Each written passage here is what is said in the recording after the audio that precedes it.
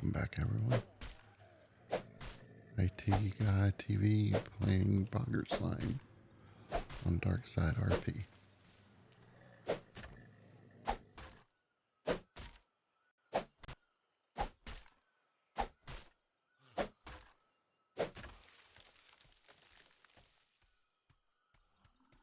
How did I miss this tree?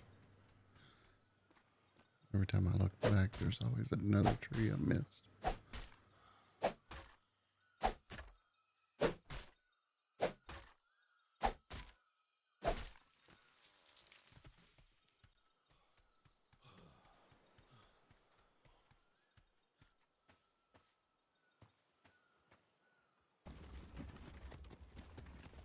Pig day.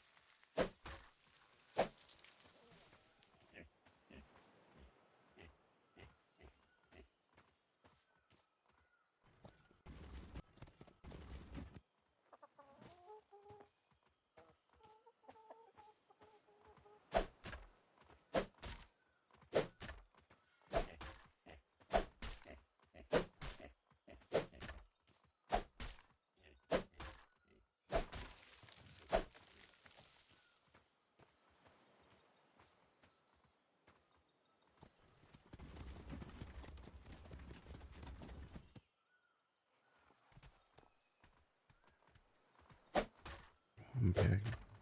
Don't stop right there.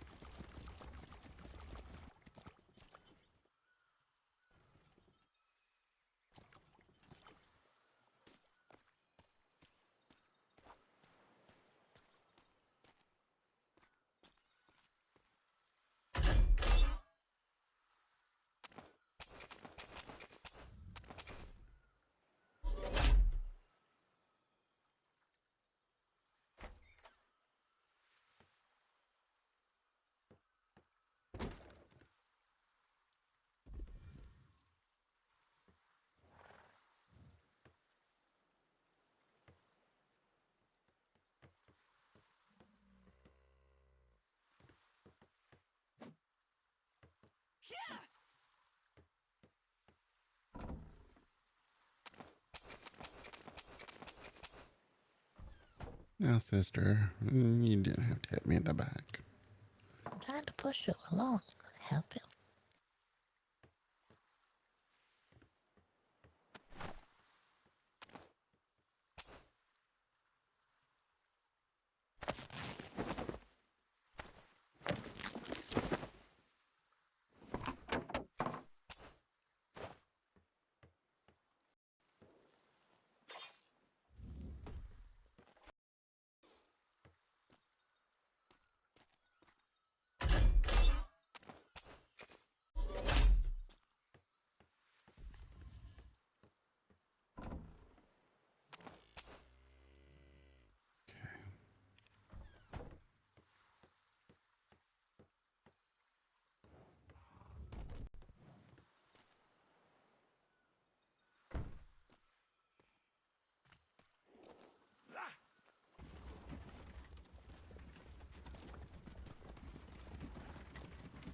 Let's get you some berries. There we go.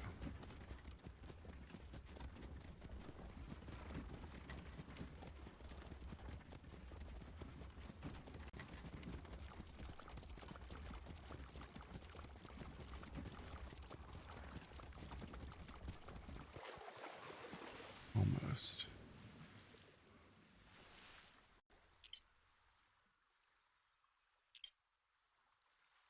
Come on.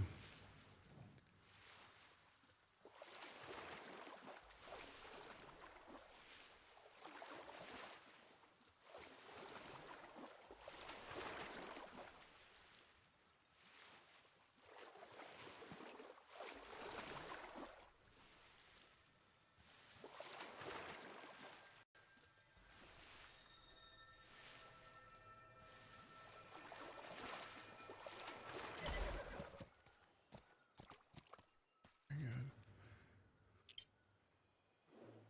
You're on neutral. So we disabled the following. And you're neutral, so you should be able to protect yourself if anyone starts to hurt you.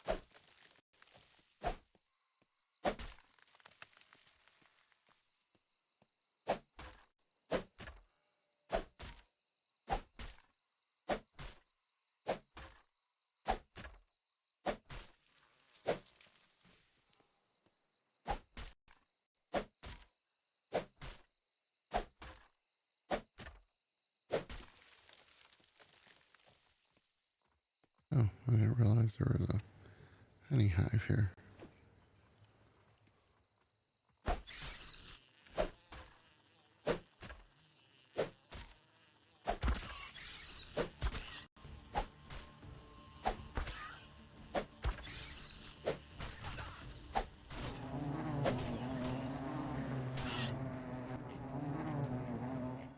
Thank you, my friend.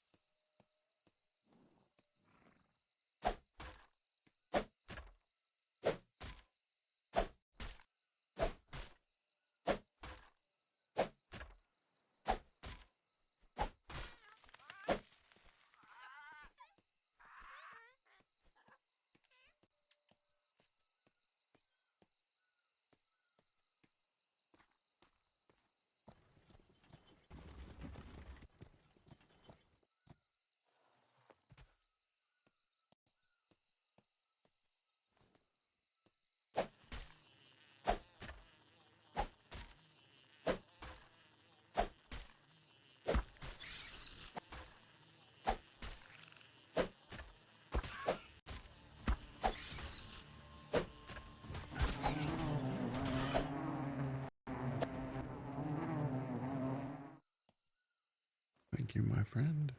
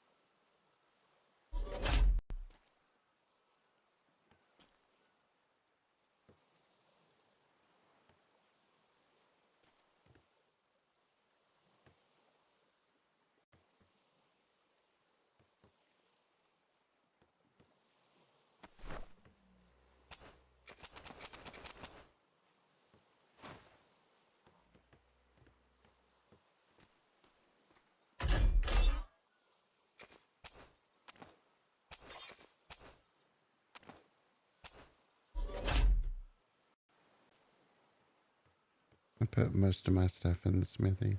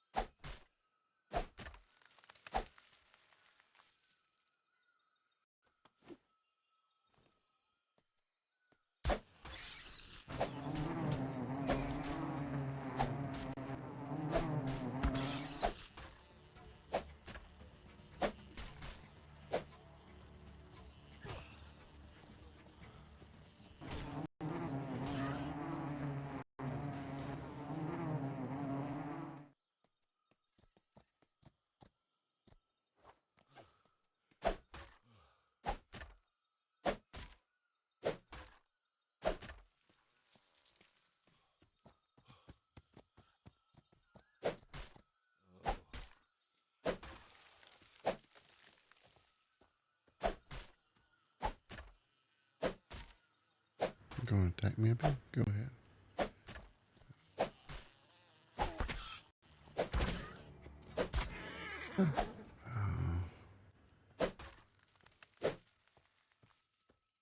Sorry, horsey. You're just in the wrong place at the wrong time. Been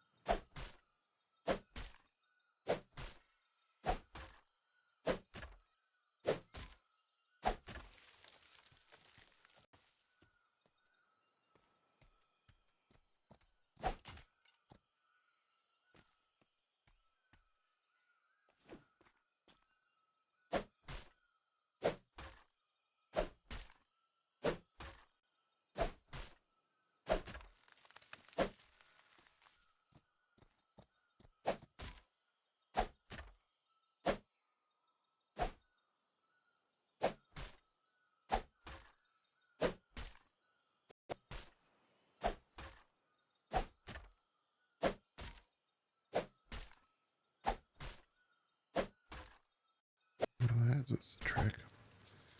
Maybe it sounded like I was hitting it, but it wasn't.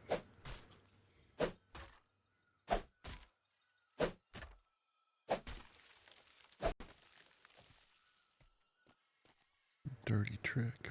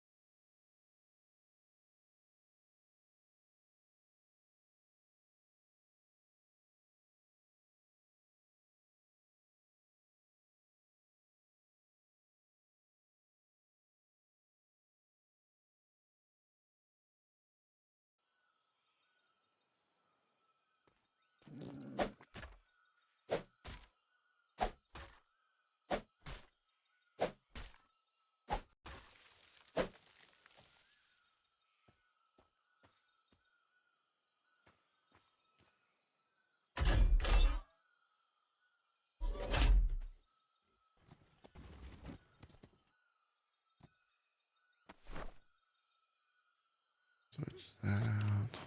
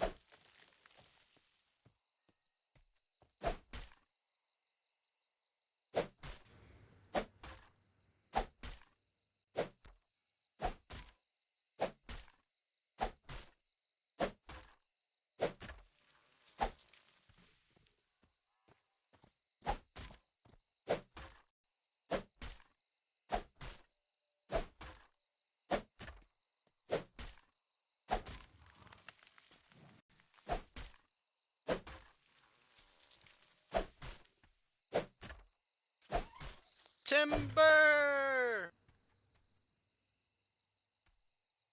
Hello? Hello? You scared me. I see you, taking all the wood. Yeah, harvesting. Did you need some?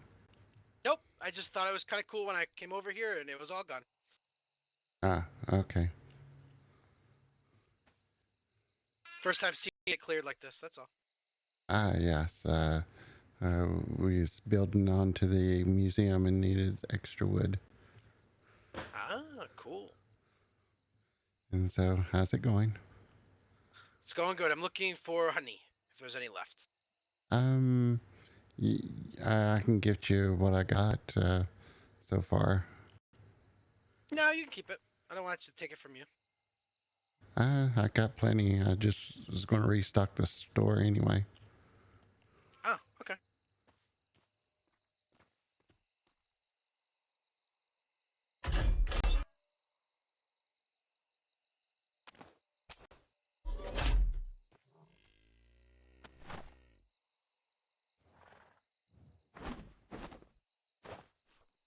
Oh, geez, thank you.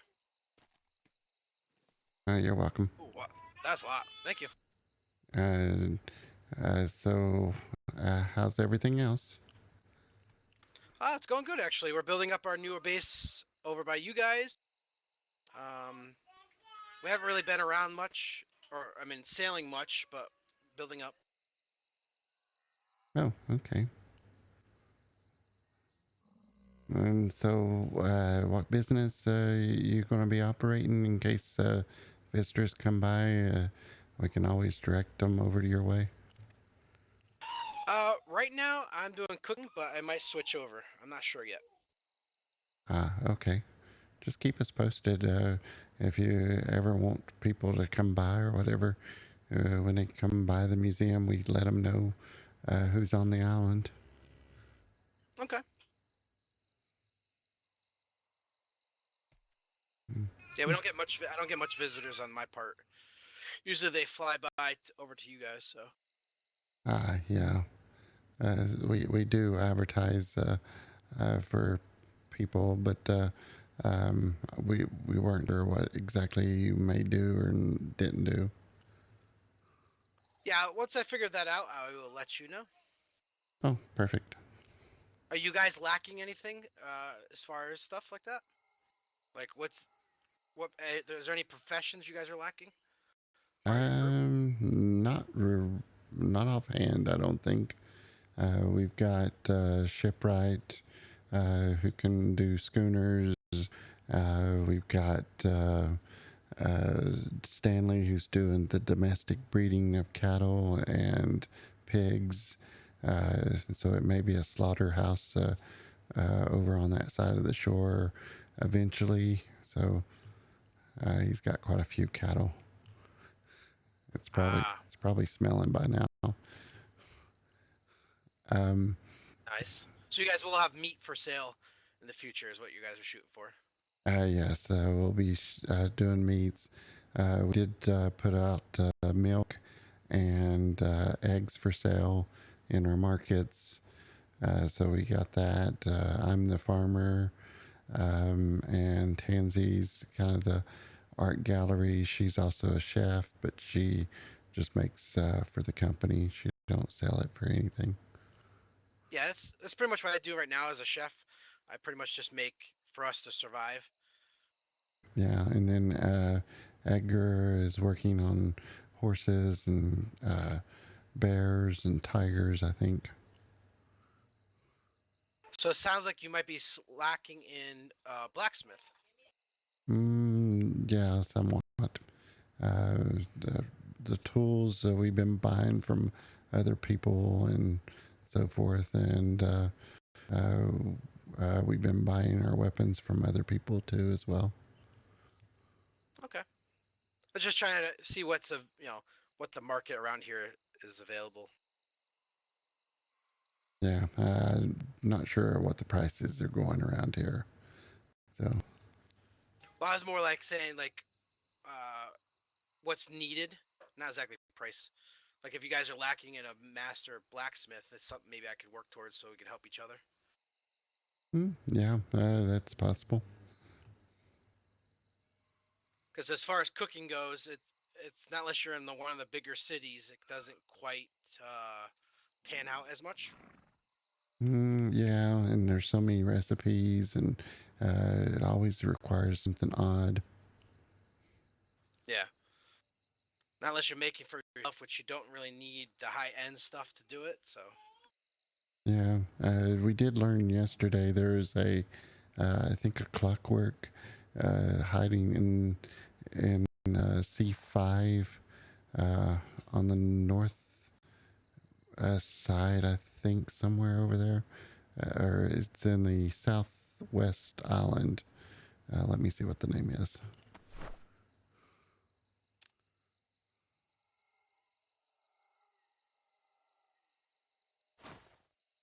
It's on Hangman's Cove. The Clockwork sells uh, different books and recipes. Someone said that possible sold fried recipes and maybe some other books as well. That's cool. Cool. Yeah, I might do a mind wipe and like go down maybe blacksmith or something like that. Due to the fact that cooking is not the benefic as much as I want it to be. Yeah, understandable. That's why I didn't want to go into cooking. It's just so much stuff you got to do. And so it all requires it. You have vegetables and you got the crops and all that stuff.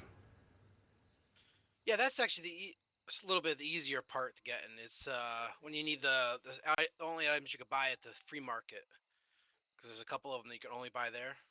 They can like for breads and stuff. So, Yeah.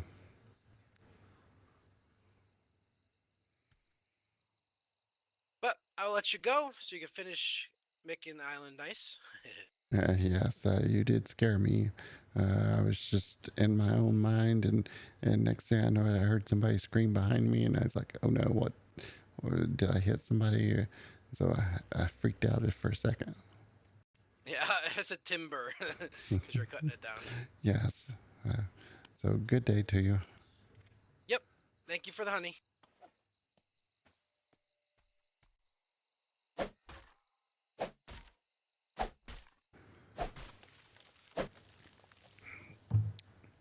He did scare me. I jumped out of my skin.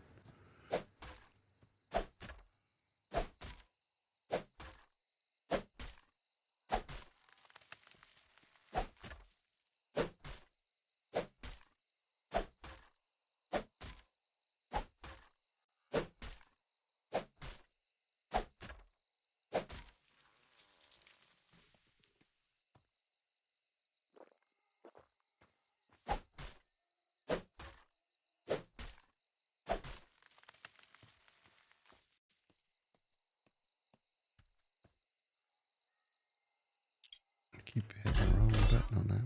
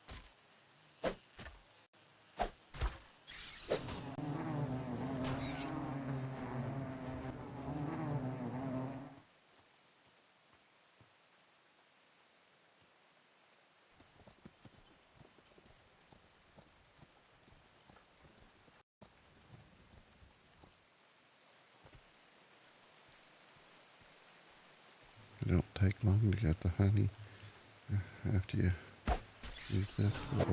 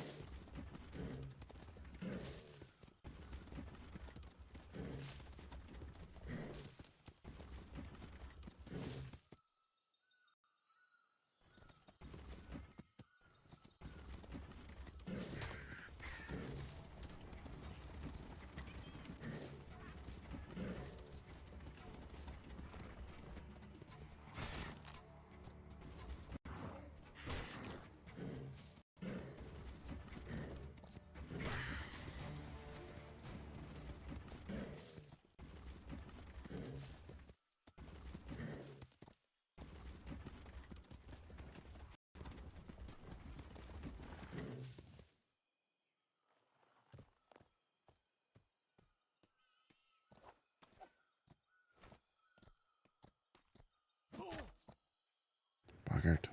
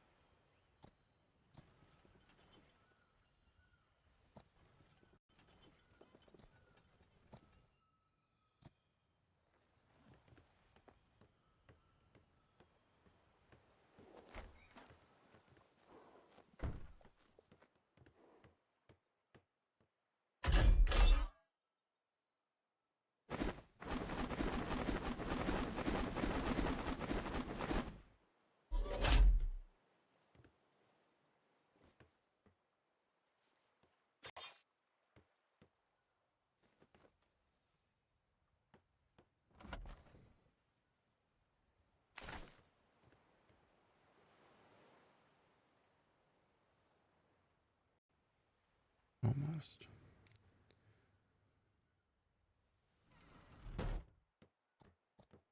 Oh no.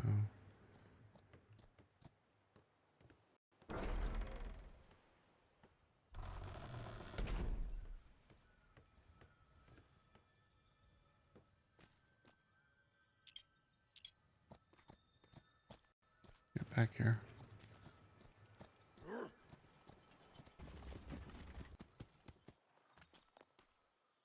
No sense in you wandering off.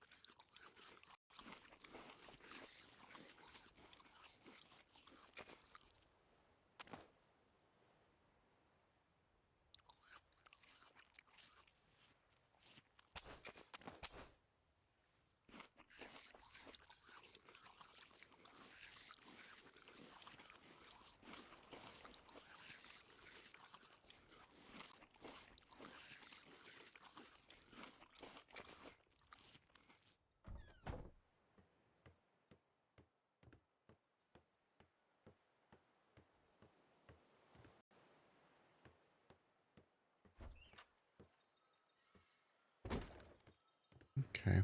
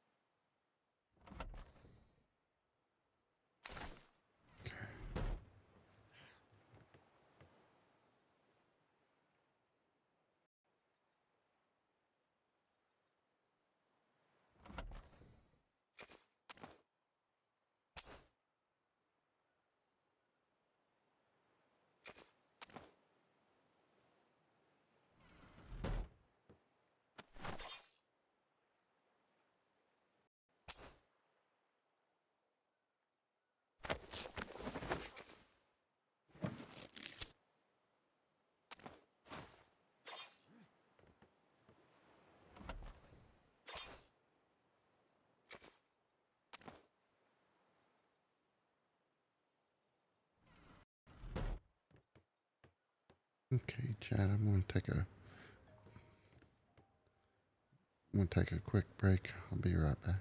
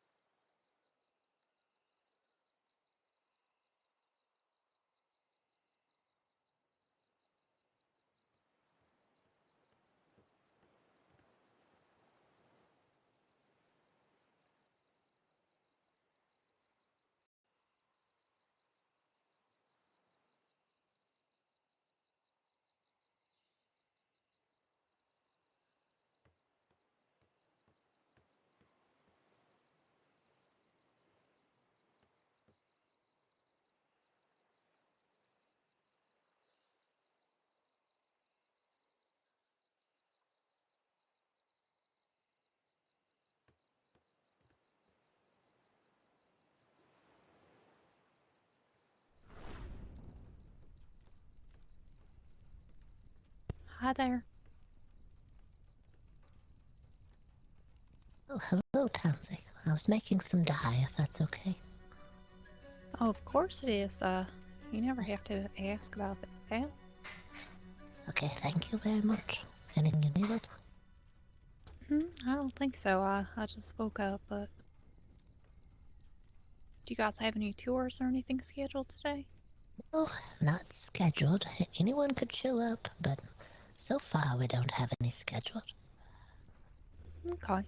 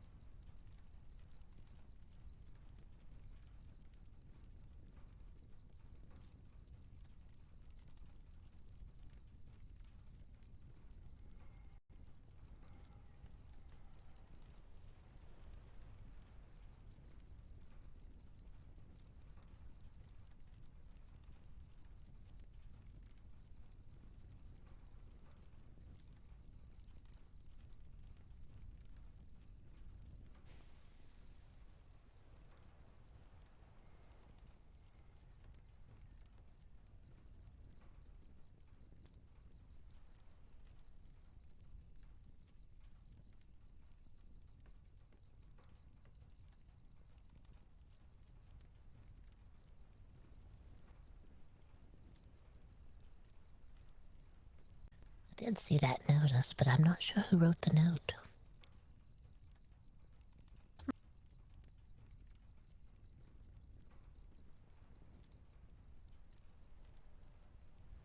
What?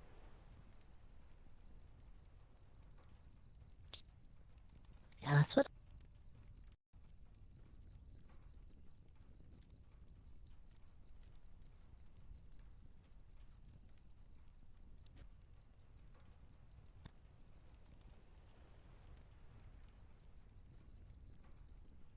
Well, Hmm.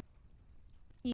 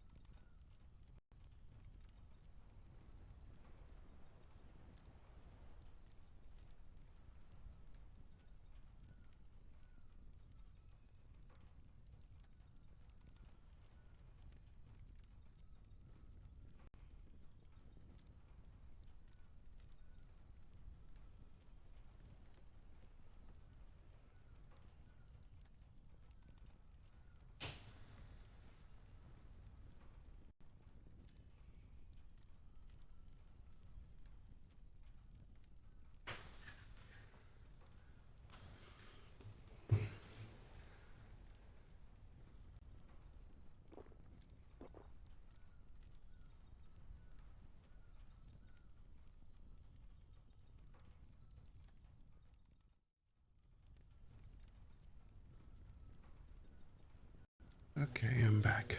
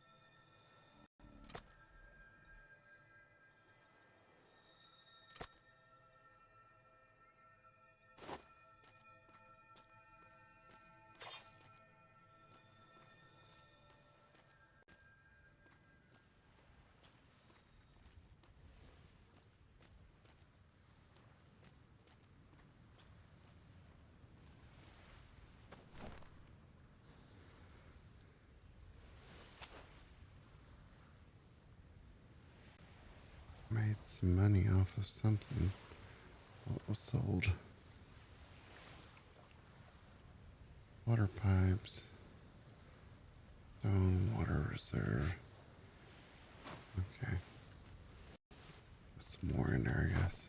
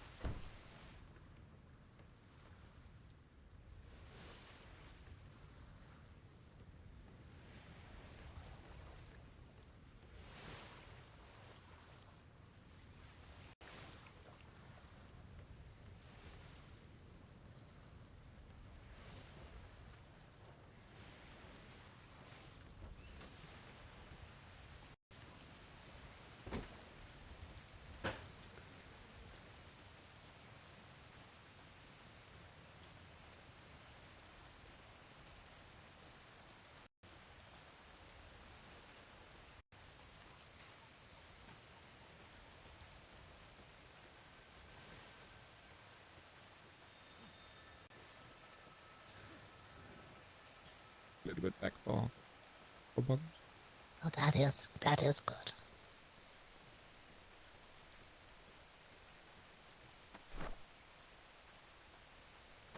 Yeah, that is good. I don't like really crawling through the swamps for it. There's too many spiders, and I'm afraid of what else might be in the swamp water. I don't want to inhale any of that or get it on. I found a dragon in there as well. What? Uh-huh. A dragon in the swamp?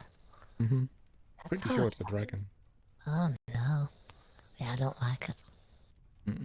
No. Hi, Boggert. A dragon. Oh no. It's a small one. Well, rather big. Yeah, I think small for a dragon, maybe. Small, but rather big. Yeah. How can it be small and rather big at the same time? Small, Oh, large. you have to see it. Ugh, Where's this I'm at? interested. Oh, we were just talking about the gum over in the swamps. Yeah. Ah, I was telling Edgar, I didn't like getting the gum out of the swamp hole. It was too many spiders, and then you don't know what you're going to inhale and get in your mouth down there in the swamp water. He said he found it in the trees somewhere. Mm-hmm. I brought a little bit back for you. I can get some more if you need it. I don't know what we need of it. Boggert's the one that was using the gum, but I don't think he needs it as much as he did. no, Okay. I can't make the bandages anymore. No, all right. Okay, well, at least we have it and we know where to find it. Yeah, we do have it, so that's good.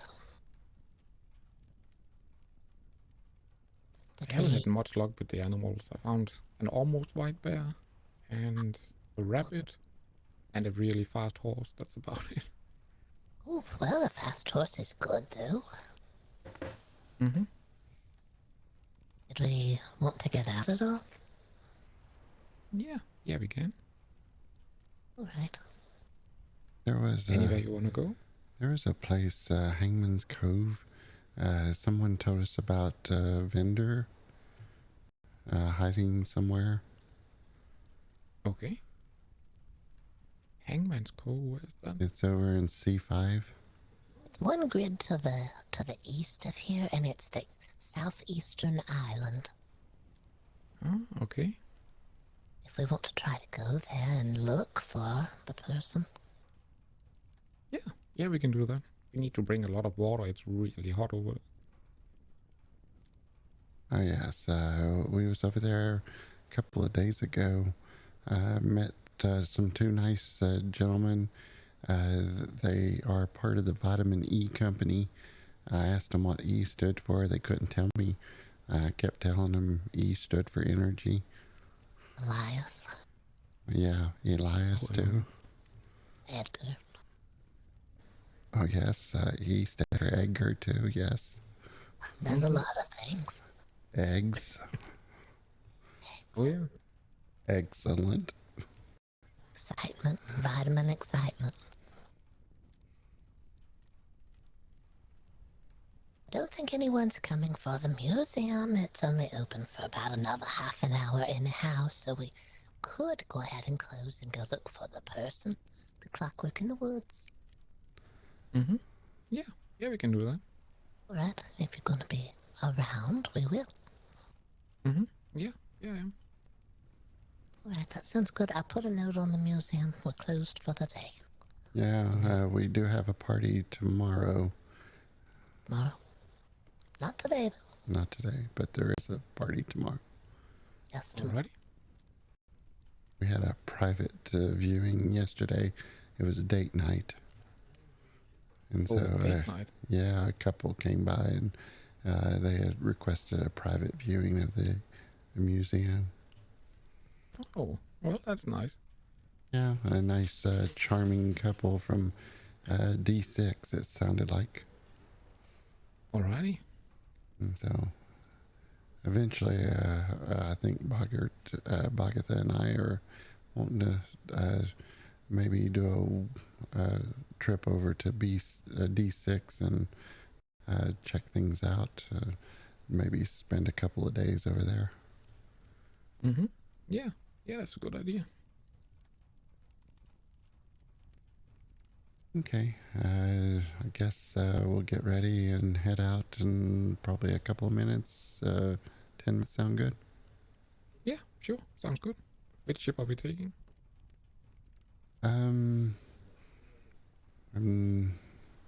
Guess the odd job, I guess.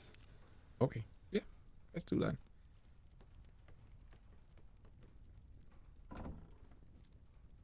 Oh, wow, there's a lot of food here. Yeah, for some reason potatoes have gone missing. Tansy was had a bag of potatoes, and someone rearranged the cabinets here, and potatoes all went missing. Oh, no. Took a little bit of everything. I don't think I took any potatoes. Oh, your feed works on rabbits, horses, but not on bears, sadly.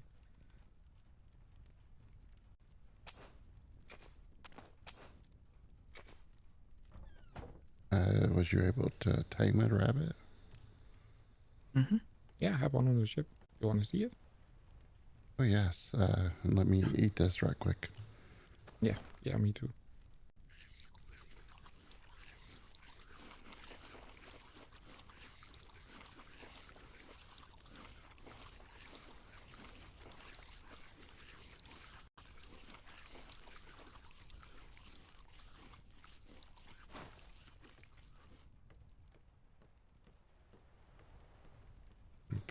away. Actually,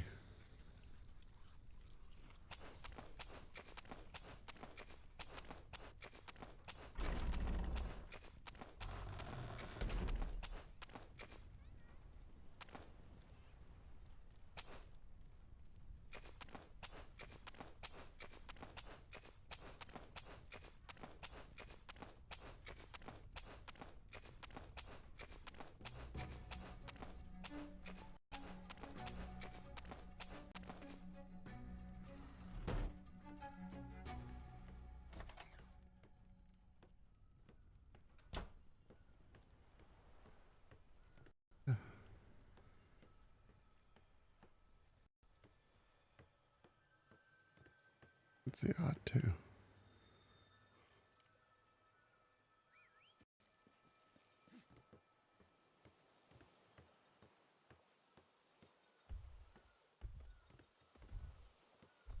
Oh.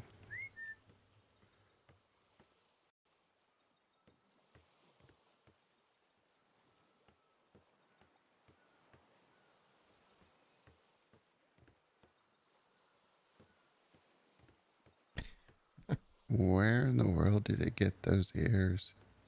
I don't know. I swear I didn't paint it.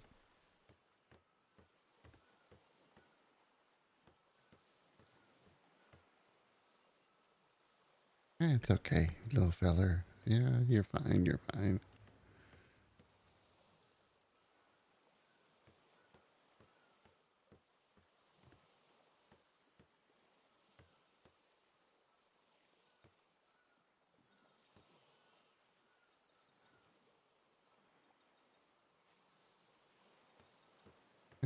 It's cutie. Mm-hmm.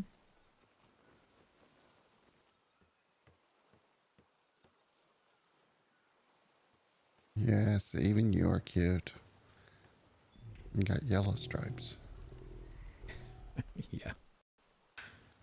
It's not the strongest bear, but the colors are just... I really like them. Yeah, turned out really good. Mm-hmm.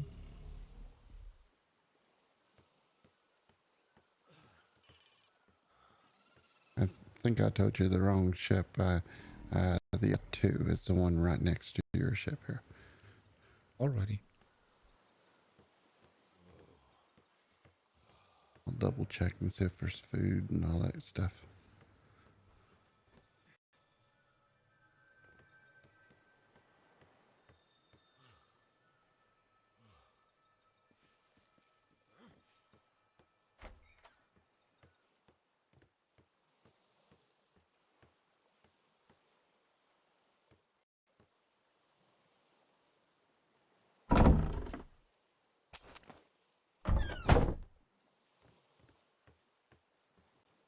Okay.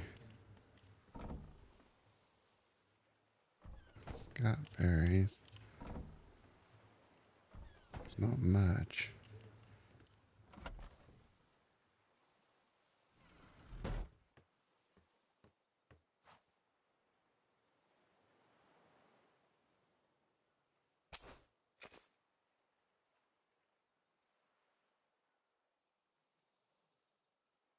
Fried fish. Where would that come from?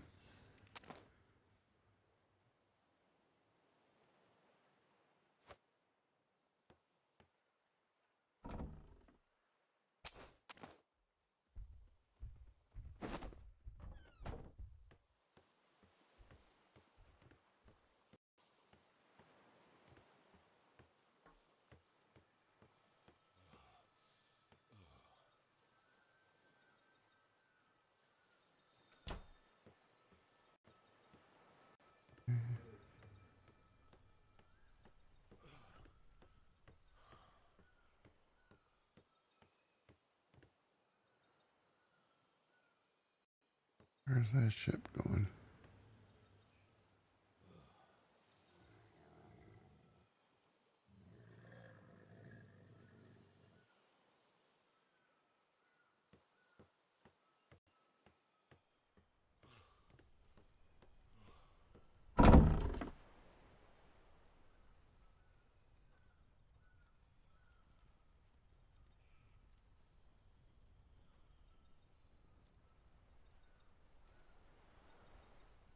that's going to go postal.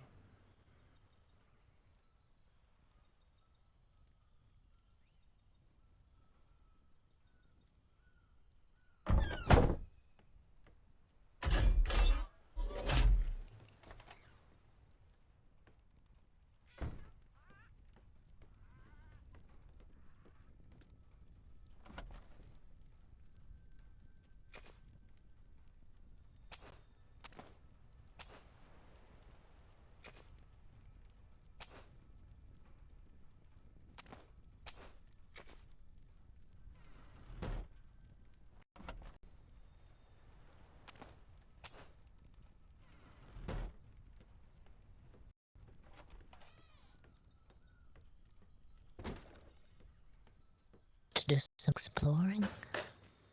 I don't know if you want to go with us.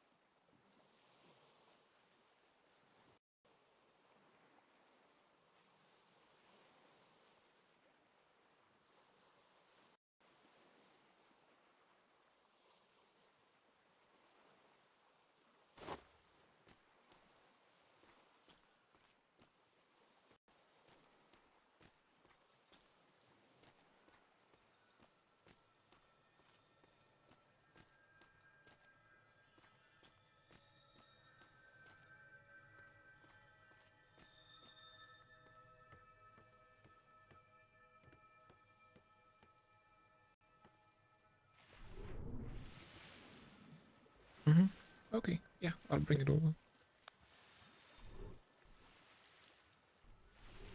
Yep.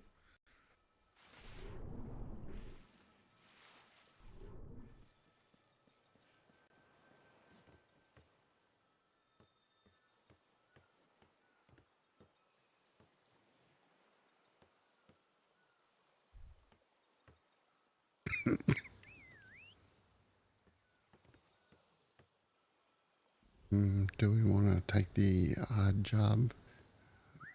It doesn't matter. I asked Tansy if she wanted to come. She said no. She was busy working on paintings. She had some she wanted to finish. I'm going to put a creature crate down on this ship, and it'll allow us to travel with Edgar's bear. But also, if we find anything, we can put it in there with the bear. Does that sound okay? Yeah, but I didn't know as far as the boards, if this one was better or the odd job was better. I think this one's better. It doesn't matter, I don't think. Okay. They're similar.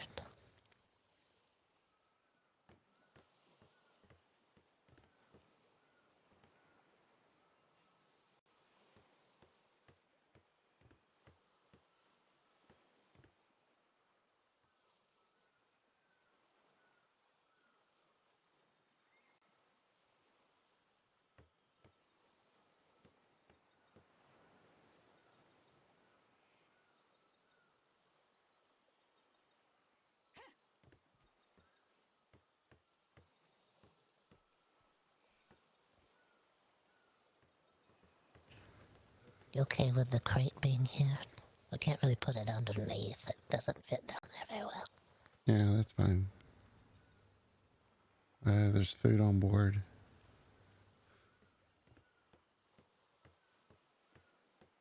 All right, food for us as well. Yes. And food for animals if we have any that aren't in the crate. I'm not sure what he needs to tame anything with. I don't know. He may make sure we have what we need, though. He's bringing the bear with us, I think.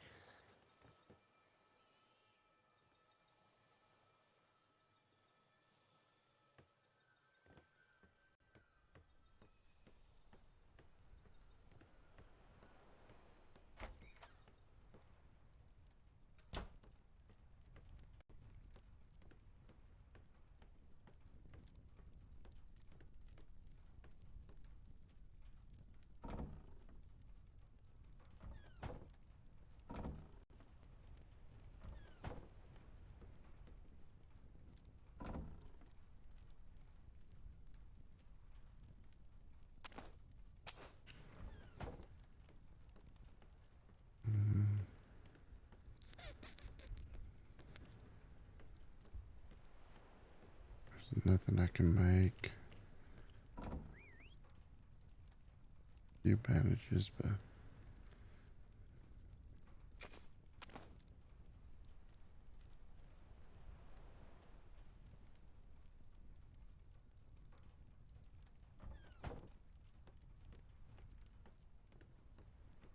later sign. Taking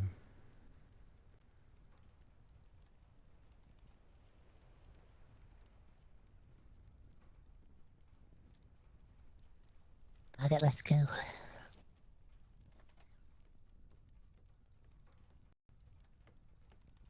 Put a note outside. There's a ship coming in. We better get on board.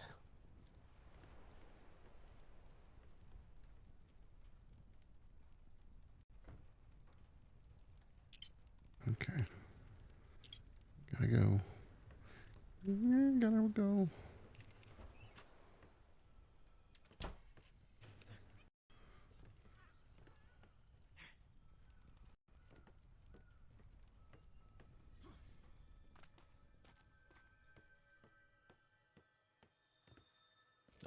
Oh, anyone here?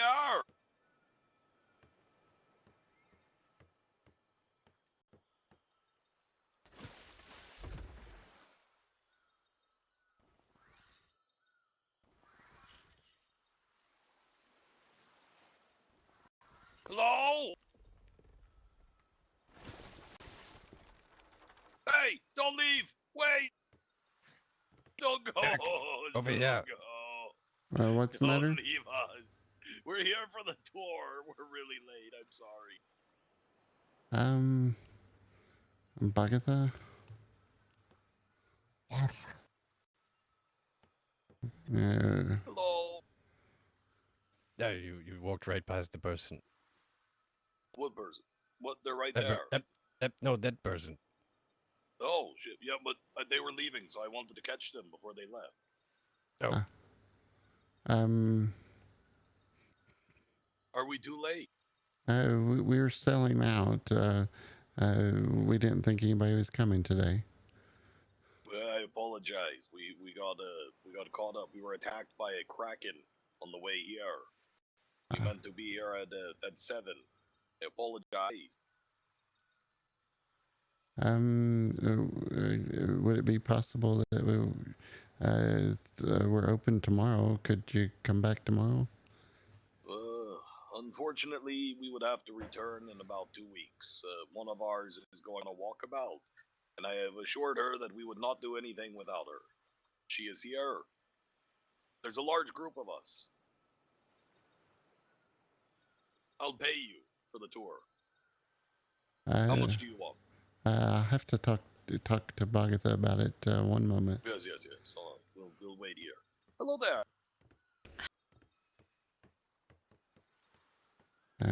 There's a large group here for the tour, and said they would pay. It's the problem. All right. Oh, can we see? How do you feel, Edgar? Yeah, it's okay. You should do it if you want to. We can always sail out. We can just do it tomorrow. Should we just check in with the museum people so that they know we're here, though? Oh. Gives me time to put some animals over in the for sale stalls. Well, No. so it's fine. Okay, all right. Okay, sorry. Does someone have 5 Don't silver? be sorry. It's okay. It's not even their opening day, Jack. Who cares?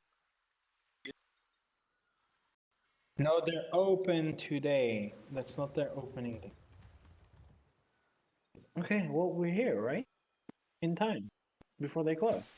Right? That might be a good sign. Okay. Hello?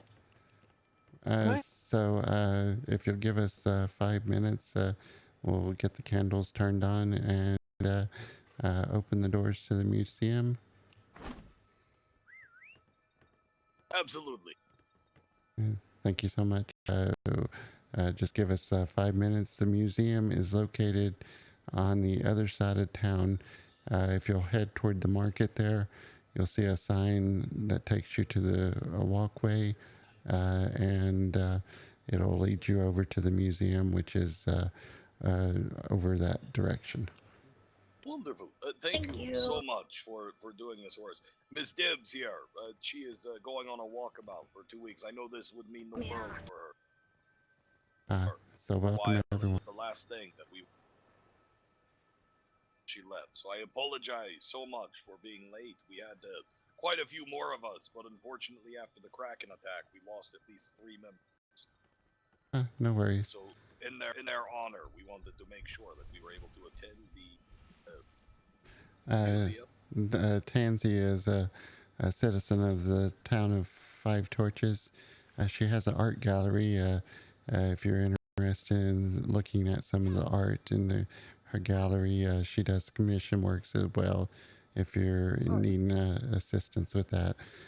So just give us 5 minutes. We'll get the candles turned on and then tour. But we'll begin the strange, the unusual, and the odd. Yeah. Perhaps we'll go see the art gallery while you set up. Yeah, it's not super big, so if you want to follow me. I do.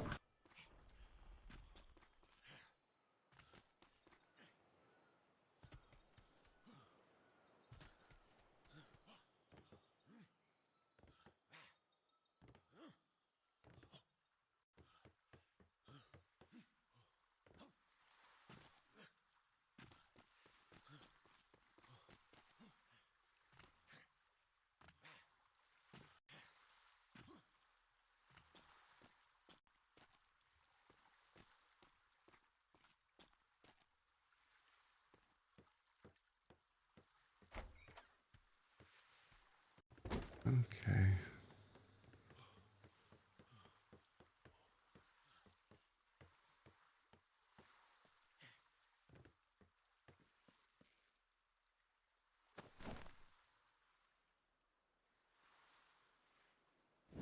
Probably need to go ahead and stock it with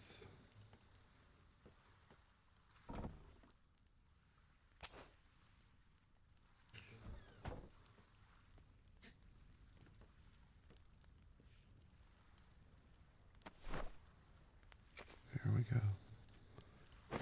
Throw that out.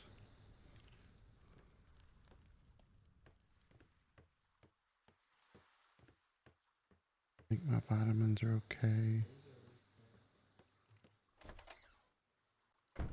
That's good. Candles. Food.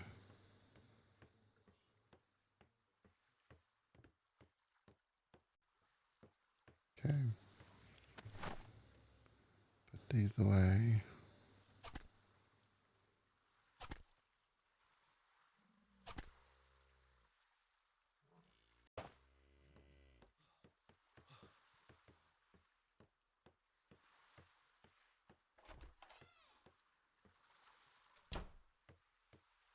I need to take this and drop this back off.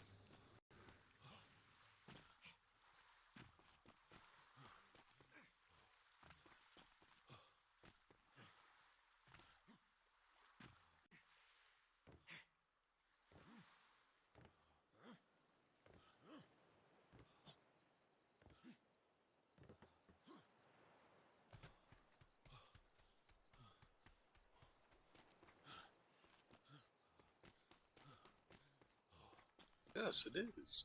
Out of curiosity.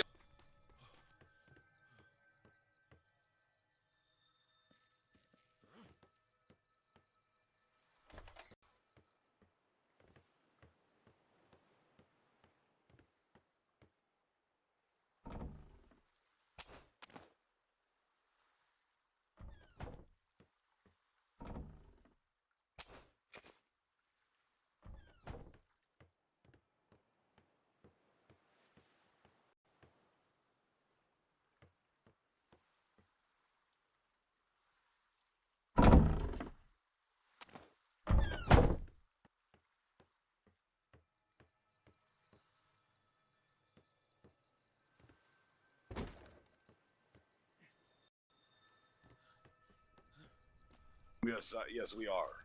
We are interrupting their plans, but we came late.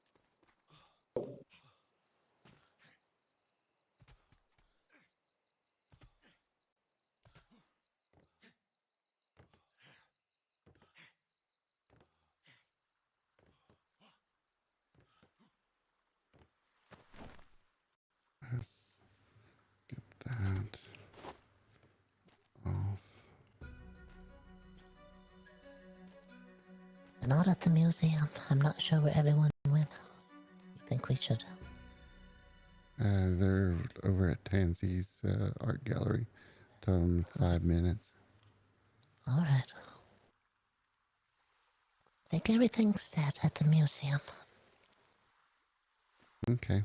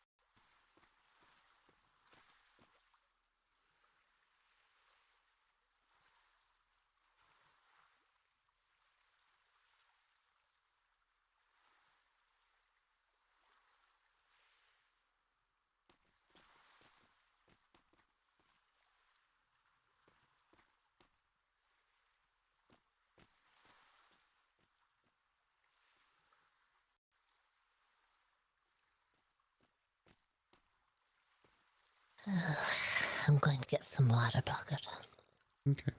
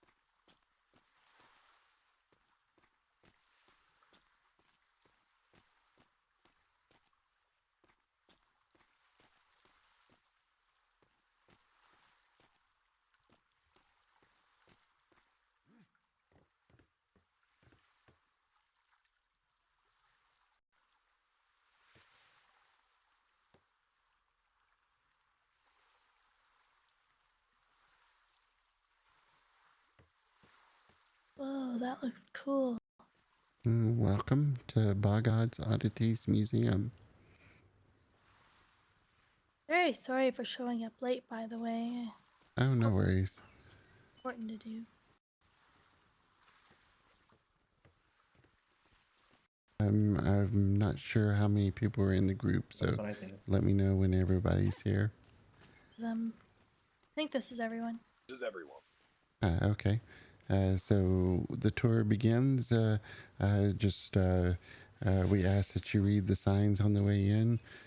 And if there's any kids in your midst, they need to be aware that the strange, the unusual, and the odd. Why did you all turn and look at me? I'm not a kid. I did drugs.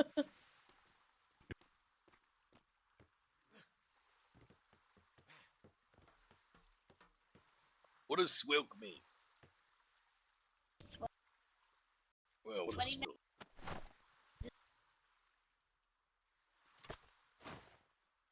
Dibs, are you sure you want to do this? I'm gonna die. 7. Try this one. Are you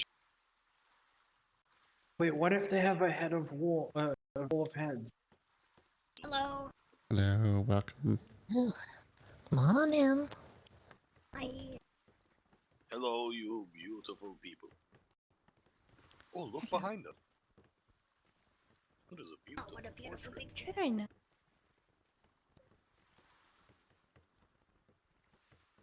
Oh, yeah, look at that. Oh, and up there, too. That is a very odd thing up there. Do you see it? Is that? Wait. That's Elias. He's the employee of the month. Oh, looks like he's one not of my part of the cousins. exhibit. I apologize. No, Elias is not with us today. I think he's out sailing with the schooner club, maybe. I'm not sure. That's Wait, I want to be employee of the month. I think you have to be an employee for that. Hey, you gotta come work it. You could be one of the exhibits, Paul. You were very odd. Yeah, that's true. Do you think Oh, do yeah. you think I could be employee of the month? You could be Maybe exhibit I- of the month. Okay, Bagatha, I think everyone's inside, so we can begin. sure.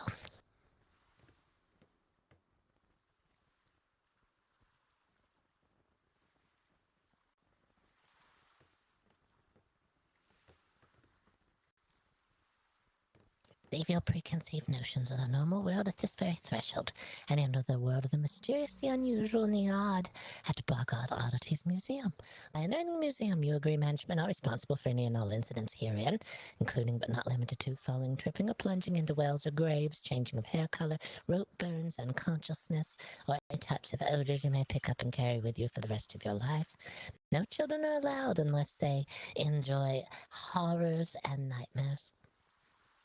Are you sure, Dibs? One last chance. We're giving you the option. Fuck you. Fuck you. We're sure. We're ready. If that was a kid, they would have to wash their mouth out with soap, right?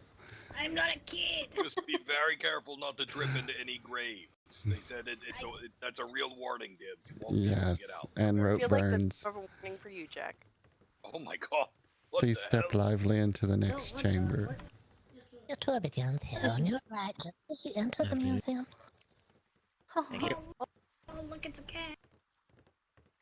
It's a cheese and apples. It's so cute.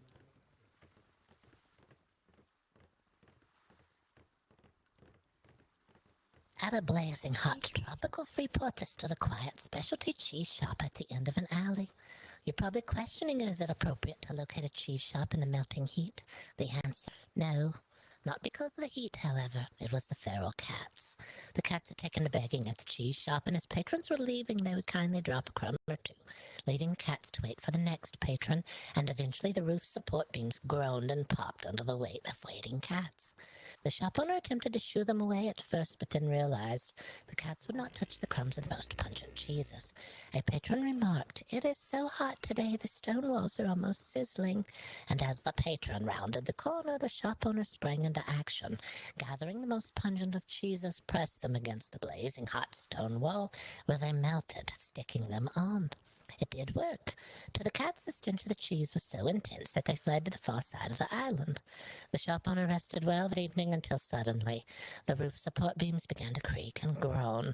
Running into the dark to chase the cats off the bowing roof, the shop owner caught a glimpse of them through the moonlight. Cats first turned their eyes and then their beaks toward the shop owner. It is then the owner realized the roof was covered not in cats, but in starving, hungry vultures. Oh my god. Oh. God. You're welcome to smell the walls there. It still has the odor of the pungent cheese. Oh my god, it smells so aged. Hey, Paul, come smell this. Smells like our bedroom. Wait, what? Smells like Dobby's bedroom.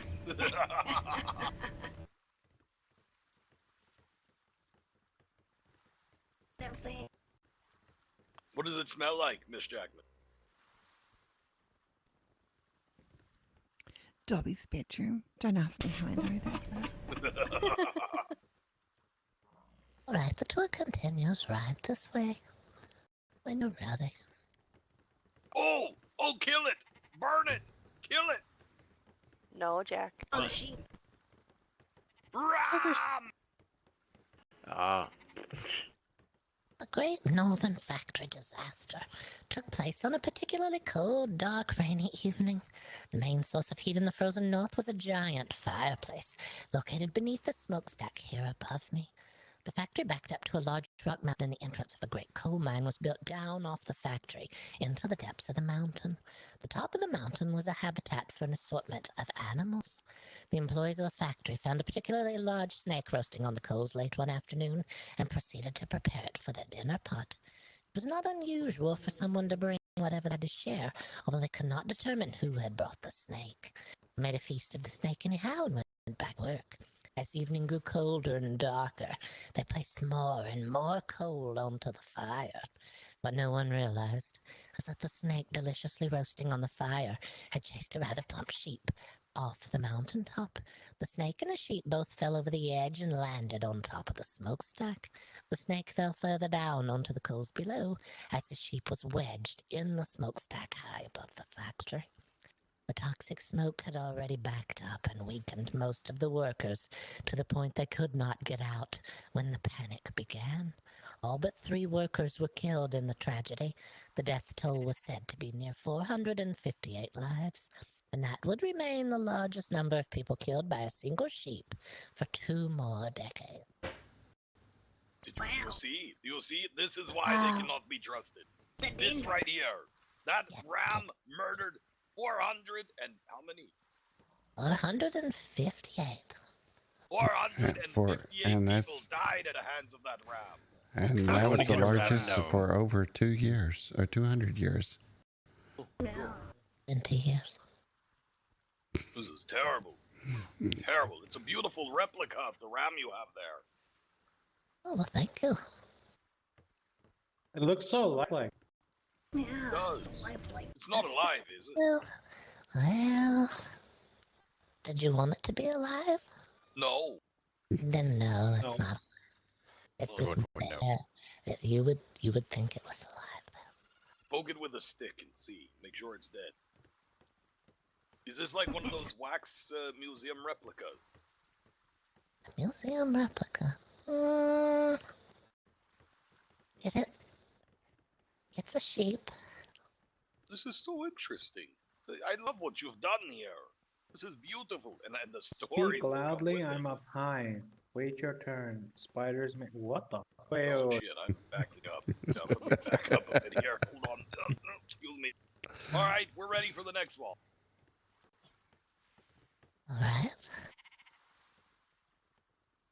Before you, here's a certified giraffe examination chair. It has been placed here as a public service by the Giraffe Handlers Association. When a giraffe needs to be examined for multiple different reasons, it's much easier to inspect the giraffe from closer to their height. The doctor will climb up the chair, and the giraffe will be brought closer for inspection purposes. What type of inspections, you may ask? Well, one purpose is to inspect whether they have the giraffe-like teeth, or whether they have the less common human-like teeth, of course. But a far more common reason is to see if the ears have been laid with spider eggs again, as giraffe ears are known to be the perfect habitat for spider eggs, laying the eggs deep within the giraffe's warm ear hairs. They lie forgotten until the time comes for the hatching. If you have giraffes, tame or wild, near your home, be sure that they are not shaking their heads frequently. This is the first sign that the spider egg laying has occurred.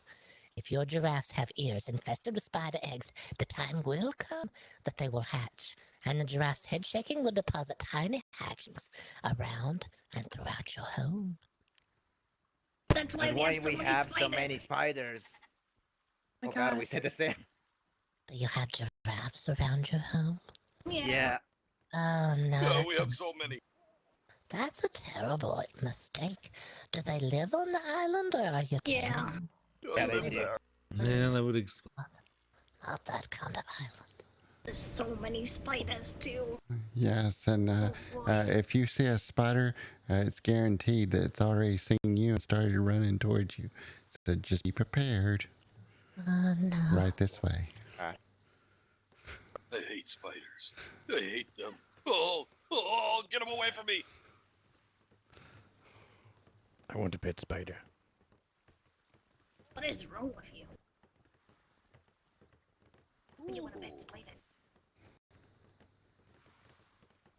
In a far-off kingdom, a rotten king reigned supreme.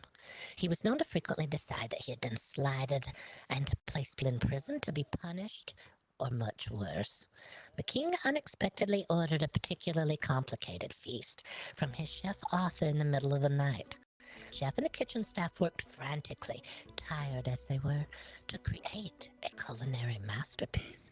The feast was a triumph, and the king later sent word to see if he may speak with the chef. Word arrived very early in the morning. The king would be to the kitchens within the hour, and the kitchen staff readied themselves for his visit. The king arrived with his guards and quietly toured the kitchens as he thoroughly inspected a great many things. Nothing was said, and the king looked at his guards as he approached the exit and nodded. The king's guards proceeded to destroy the kitchen's pots and pans and kitchen tools, and the guards turned to the chef and said, "The king would like you to know he is pleased with last night's feast. You forgot to serve sea salt instead of salt with his meal."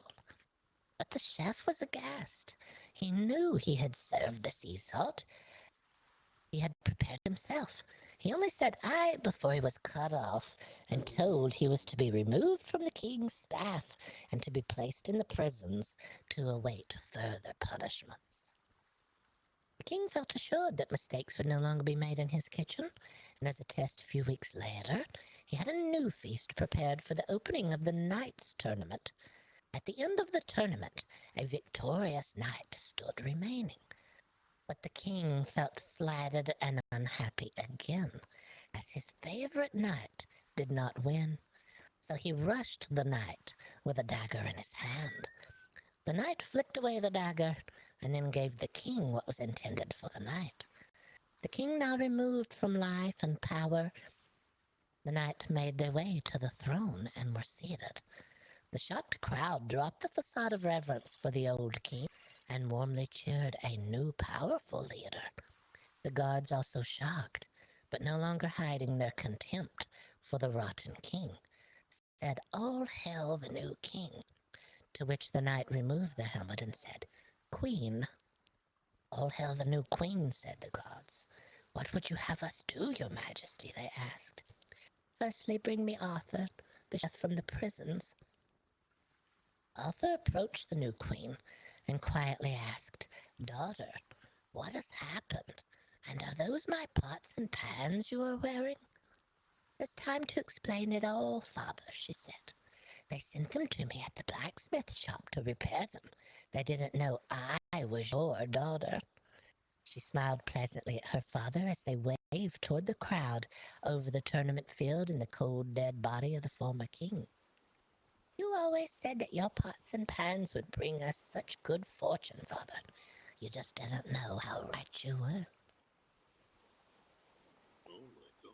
Oh my. Oh, Such an interesting story. This is very interesting indeed. You have quite a talent for telling stories and bringing them to life. This is very interesting. Well, thank you. Before we enter into the next room, please do not panic. Everything is under control. If there is an actual emergency, we will direct you to the nearest fire exit. Right this way. Oh, absolutely. Absolutely. Whoa. Fire exit? It's an There's gonna be illusion. fire? It must be an illusion. Yes, It's it's an only illusion. fire. Like fire.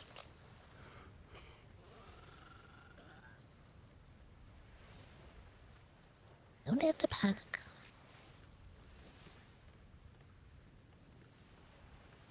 On a Jack, what are you blazing doing? hot desert island, it rarely rained.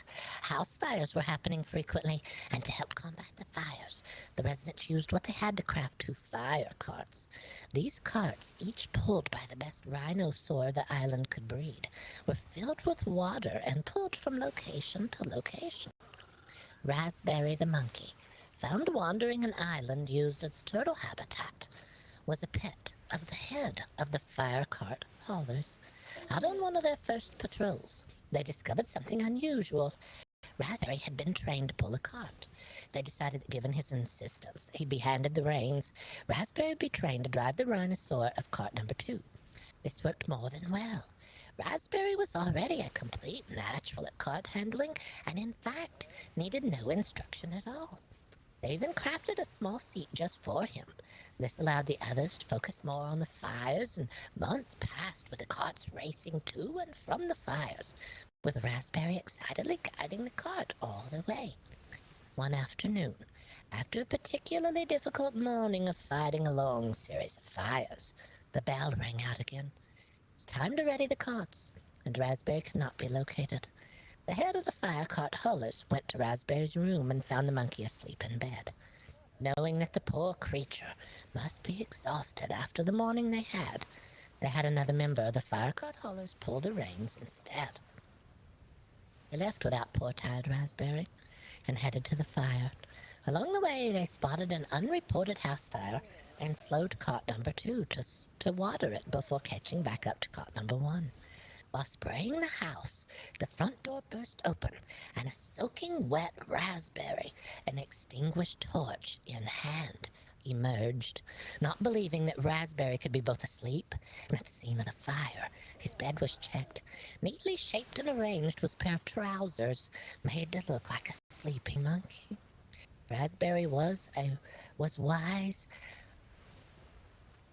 Raspberry was wise at a great many things. Cart hauling and deception were among some of his greatest talents. He was returned to the offices at the Turtle Sanctuary where he was found, so he could retire from his very busy life. The fire stopped overnight, and the fire cart haulers were quiet. But then one afternoon, a flare was fired, and a representative from a neighboring island arrived. They wanted advice on fire carts, for they had been plagued with fires recently. They also needed a small seat in the front, as they had the oddest thing, a monkey who knew how to draw a cart. Oh my god. The monkey started the fires. Yes, Raspberry had a tail dipped in charcoal. If you notice the little tail dipped charcoal tip. That's the fire starter. Oh my god. It doesn't surprise me. Monkeys have never... they're always the mischievous type. Oh, yes. Wait, is this a replica or is this the actual monkey? No, this is Margaret. Margaret is playing the part of Raspberry. We don't want Raspberry anywhere near here. Oh, yes, that would make sense. Probably burn the museum now. And that's just Margaret. She's been very helpful to us. Thank you, Margaret. Thank you, Margaret. No, this is not a tavern filled with delicious libations. In fact, if you had been here 50 years ago, you would be dead. It was not unusual a long time ago to place additives into your spirits to give them an interesting afternote, be it bittersweet or bittersweet. It was an unusually crowded evening the night before and would be again at a combination inn and tavern. The tavern keep was too busy to go for the ingredients for a top note to add to the drinks for the evening. Tavern Keep's sibling was sent instead to pick up the rare, delicious, green sweet ingredient, Magistine. The herbologist, however, was also out, and in their stead, their apprentice was working. The assistant herbologist mistook the requested Magistine for the more common pest remover, Maggot Stem. Nearly identical in appearance and flavor, coupled with the unfortunate similarity in their names, the switch was made. The Maggot Stem was delivered to the tavern and used to give the libations a smooth sweetness. As is custom, with a spirit house attached to overnight accommodations, the drinks poured heavily and quickly. The hallucinations began an hour into the evening, and the vomiting began shortly thereafter.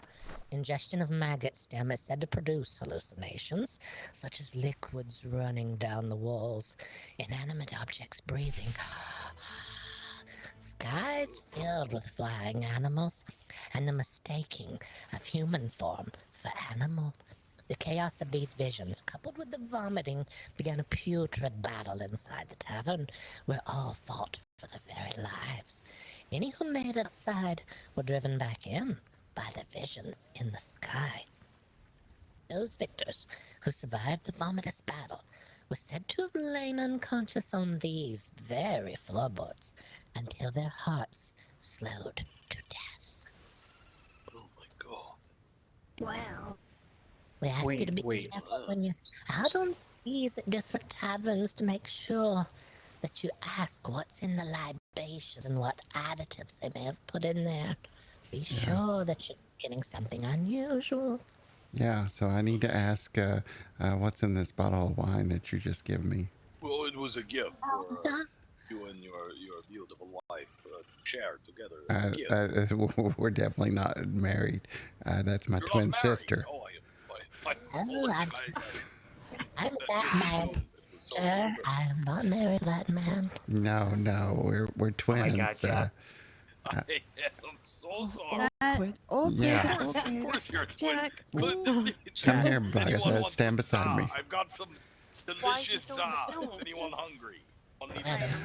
I'm standing beside him now. If you take a close look at us, we do have a slight family resemblance to each other, as well as I am taller and much younger. But I'm the oldest by 15 minutes. Wow, that's a long time. Yes, I can see the resemblance. I apologize for some. Yes, I worship the quicksand she walks on. A different kind of family business, I suppose. Yeah. Could I interest either of you in some za? Would you like some za? No, I don't want any. Does it have any unusual additives? What's the side effects? That's anchovies. Strange That's very additives unusual. around. Oh, that's pizza, I think. Pizza. No, I kind of do too. It's za. Sit in the chair. Pete, I don't know who Pete is. Stop. Please try it, bite. It's delicious. Here, I'll give you another. Please stop calling it zombies. Please, please stop calling it zombies. With my breath. Mr. Paul, your boys. Go on, try it. It's delicious, I can assure you. What? I would not try to. Boys, Mr. Paul. Mr. Paul. What about my voice? You're having issues. But I'm trying it. What do you think? Alright, now my breath is going to smell like... What did you say was on this pizza? Anchovies. Anchovies. What is an anchovy? What is that? Is it some sort of... I think it's very... Sorry, fish. Oh, Please stop calling it za. Have you tried the fishberry jam? Fishberry jam. Yes. I can't say that I have. Okay, I'll make sure you have some at the end of the tour. Ah, wonderful. I normally am not a fan of fish. God, the smackies from when try we it. were at Oh no. place. you for the fish. No. What did you call it? Za, it's za. Thank you for the fish, za. No, not fish za. Just za. Jack. A slice of za. No.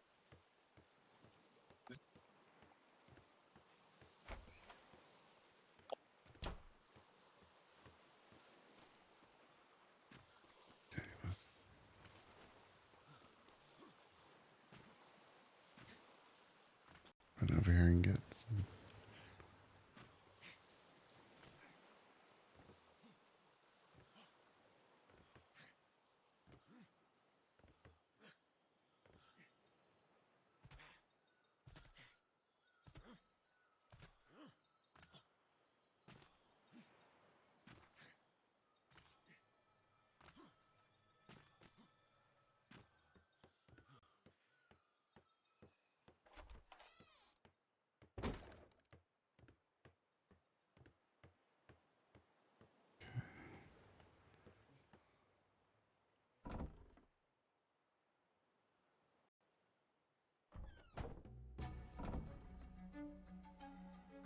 Don't tell me they got rid of this. There it is.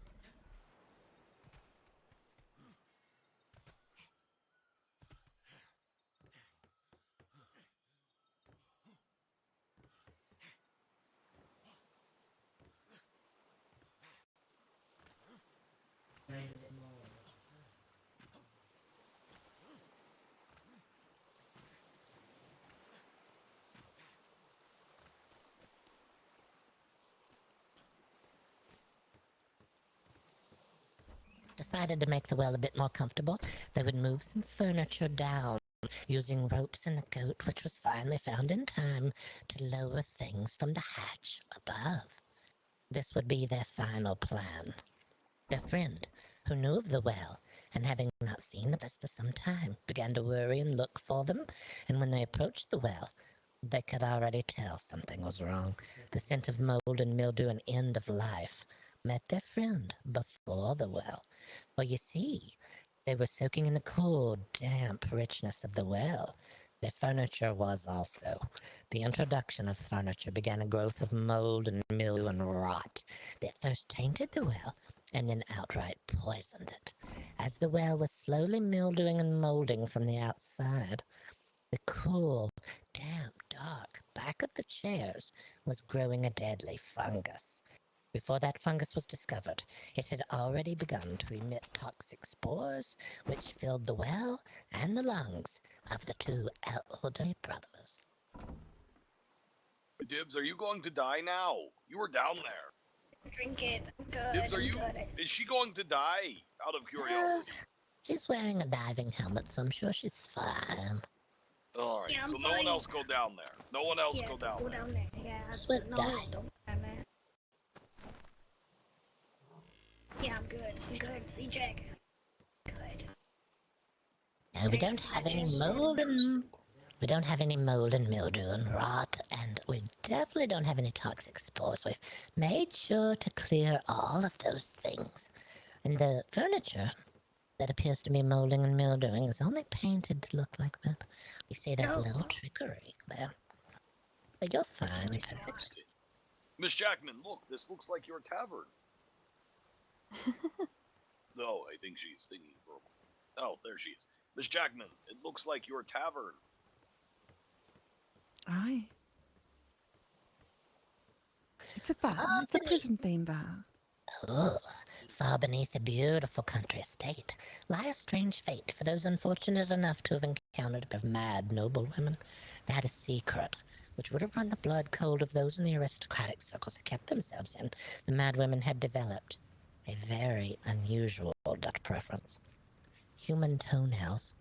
Half-hearted soldier, Ew. drunken sailor, or sea wench, they preyed upon all of them. They went out into the dark nights and rounded up victims. They would go outside tavern and dance hall for those inebriated enough not to put up a fight. Bag over the head and about 6 spins around was enough to knock even the stoutest person unconscious if they had been plied with enough drink. They would be locked into the chambers here on each side of me, the feet scrubbed, cleaned, and the toenails carefully trimmed so as not to waste any of that most precious resource. I know what you're all wondering, all of you. Why not pull the toenails out at the root? After all, that's the very most sensible thing to do. Well, the sisters were not monsters. They were only oddly hungry. So very strangely hungry. Each victim awakened dumped on the outskirts of the town, shoeless, sockless, pants rolled to their knees, but their feet had been beautifully scrubbed, and their toenails had been perfectly trimmed. The sisters were caught. They mistook a pair of sleepy officers for inebriated, and then were overcome by them, threatened with having their own toenails pulled out at the root, which is the sensible thing to do. They confessed to the entire ruse.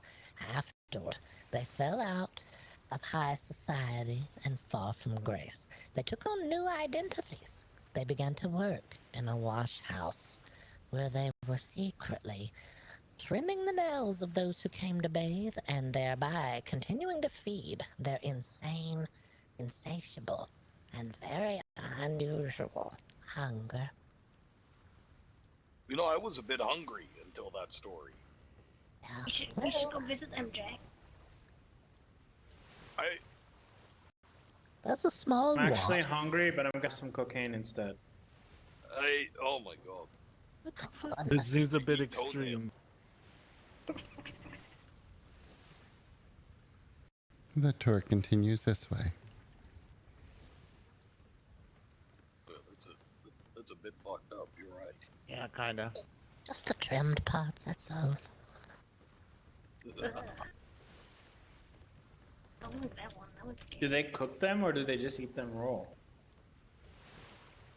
Just roll, I'm pretty sure. Oh god. Wait, I bet the toe jam adds some flavor. No! Tell me, Paul. The jam. What?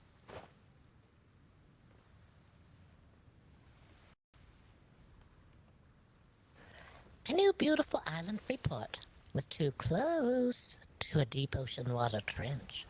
The frequent ship traffic to and from the island had angered the residents of the deep waters.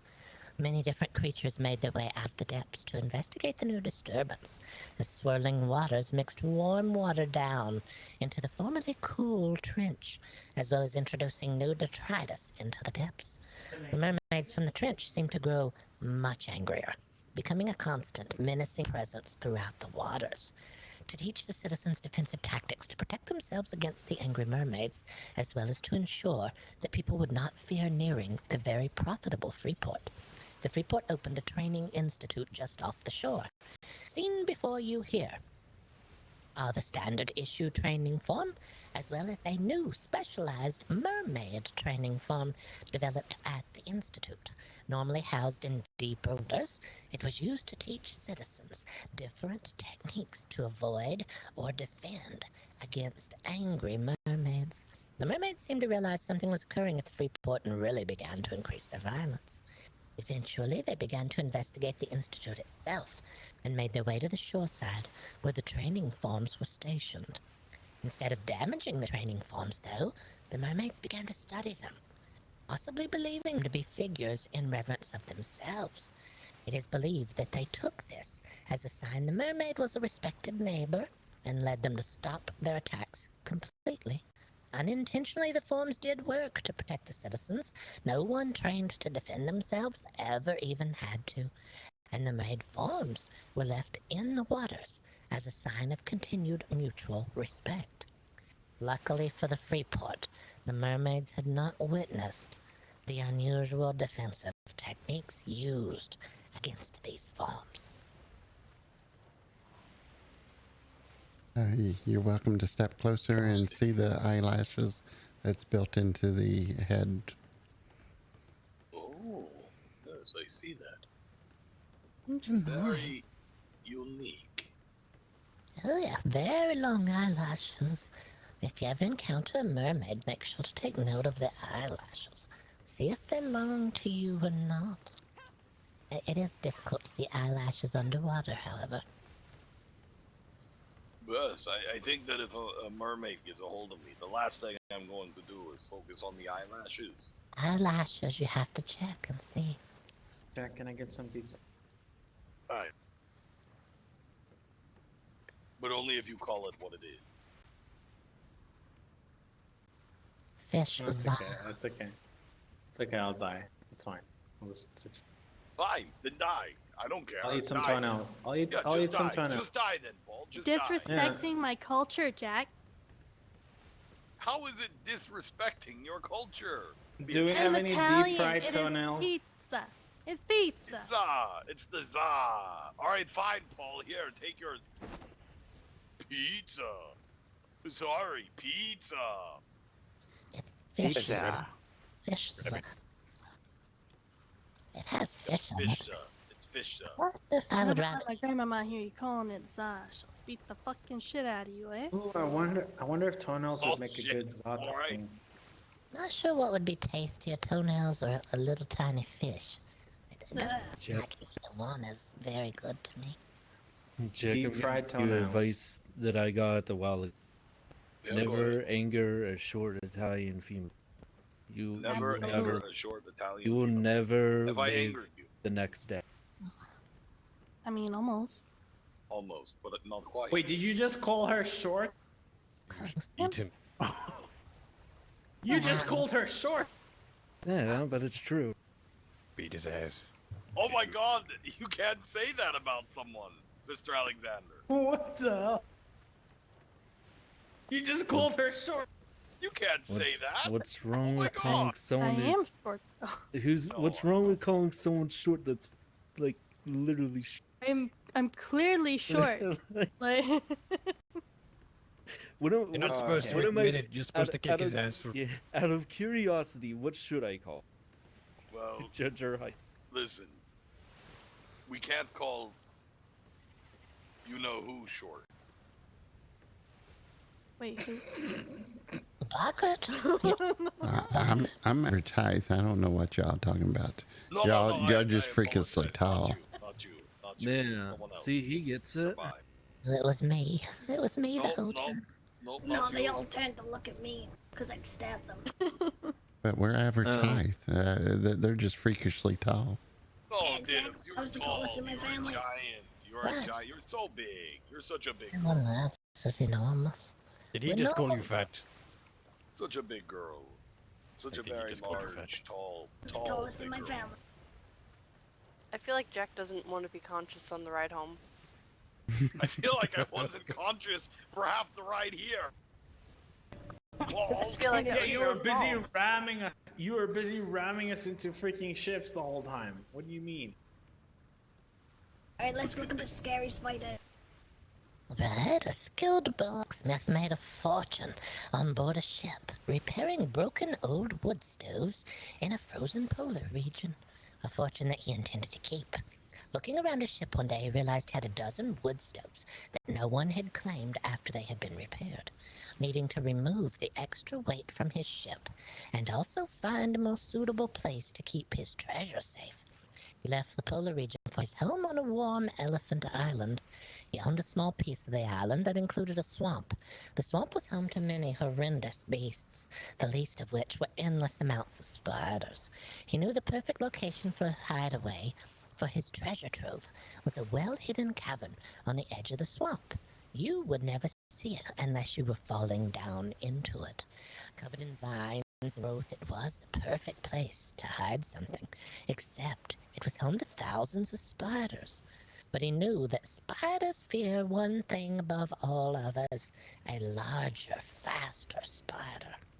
To attempt to stop the spiders from living in the cavern, as well as to add an additional shock, should an unfortunate soul stumble into the caverns, he clattered the old, forgotten wood stoves down the darkened mouth to create this monstrosity before you. Welding the stoves together and carving a stone plinth from the cavern's rocks, he successfully created a spider to frighten all other spiders, and they fled in fear, leaving him now to place his treasure deep in the delightfully spider-free cavern.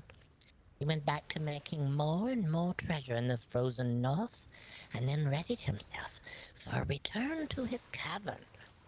Upon his return, he was looking forward to the spider cavern after having fought his way so many of them throughout the swamp. He arrived in the cavern and found it filled with elephants, bursting at the seams with elephants.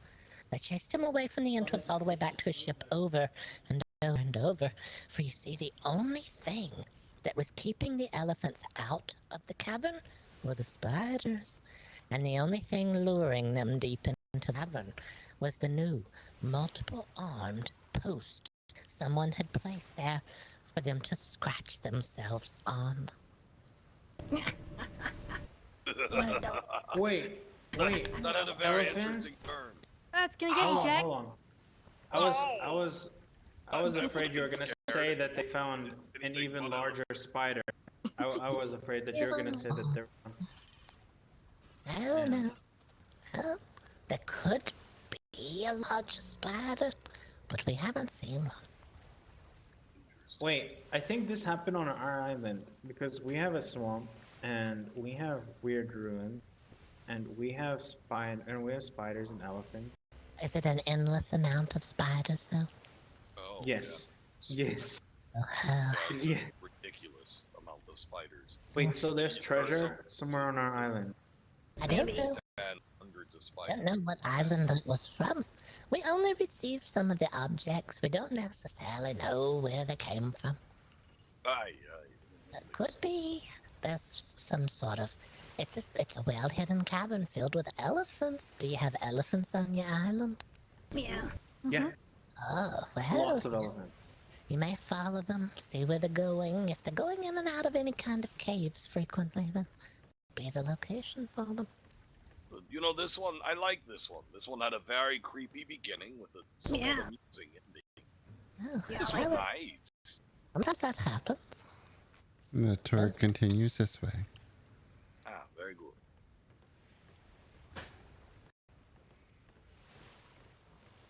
I like this place a lot, Jake. Yeah, Uh, me too. In That the was very odd in and the food interesting. pantry here is popcorn. If anybody's We should start interested, an in Oddities fan some club. popcorn. Yeah, do you have drinks? Have an assortment of, Yeah, does anyone have water? assortment of beverages and Jack. different types of food in there. If you have anything you're looking for, Water is located right here. just on the porch here beside Boggert, we have the water. If you're looking for any kind of sky water. It's right behind the door. Oh, thank Jack. you. We should start an Oddities fan club. Have you tasted the different sky waters from the different ports? It's always nice to know the different flavors of them. It's right behind the door here. No, I have not. Oh, well, it's always a chance. Interesting. Isn't this interesting, Beatrice? Look at all the interesting things Very here. interesting.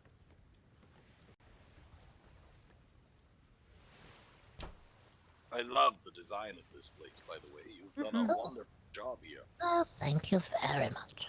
We also do our best here to make sure there's plenty of room. We sometimes have large groups, sometimes middle size, and sometimes one person.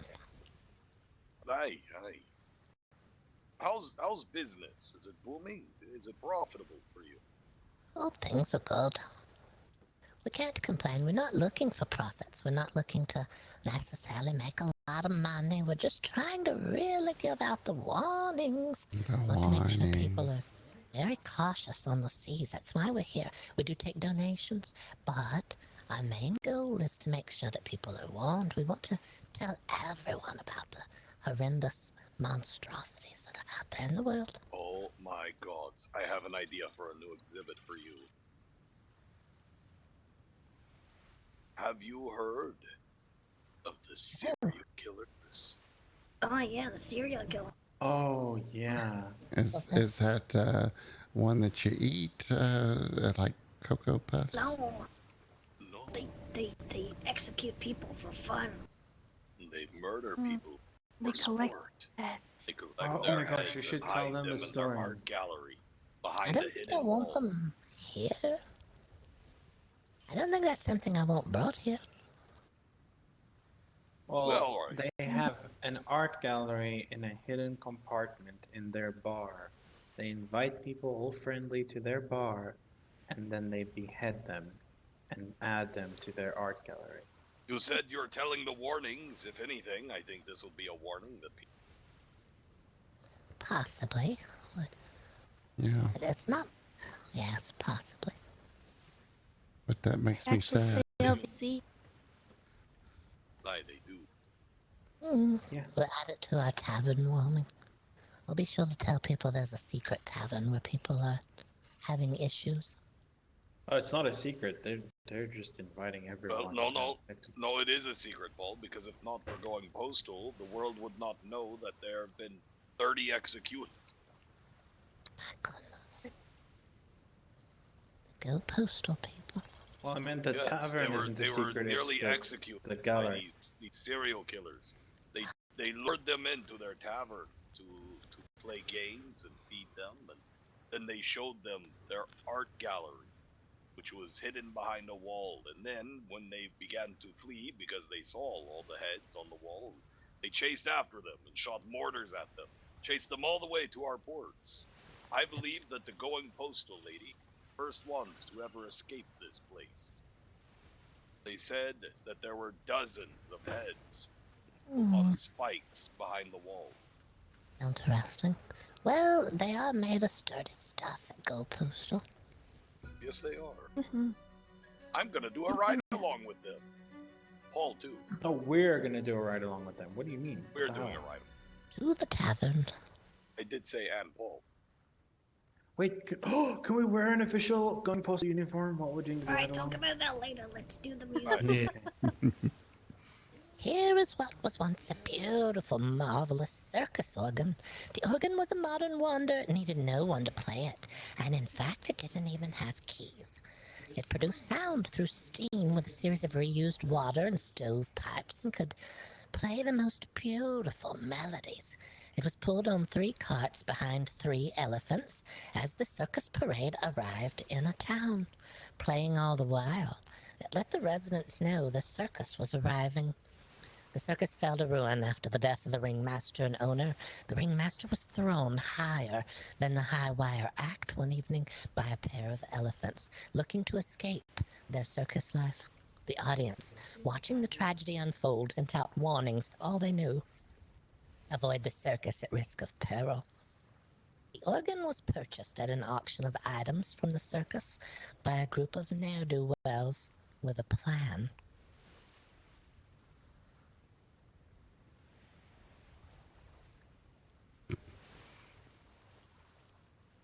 They would travel with a reassembled pipe organ from port to port, playing friendly melodies for tips throughout the day. They would quieten as the shops closed and the people headed to the neighboring homes. Then, in the late hours of the evening, they would stoke the fires of the steam heater until they were raging. The beautiful music, produced with gentle steam pressure, became a howling, screeching, clangorous noise. This caused the residents to flee their homes in terror, and the horses and animals battered their stalls, not knowing what beast was capable of such horrendous noise. The ne'er-do-wells would slow the fires eventually, but only so they could issue a proclamation. The fires would be stoked repeatedly until the township was able to come up with a predetermined fee to pay the ne'er-do-wells to leave their port in peace.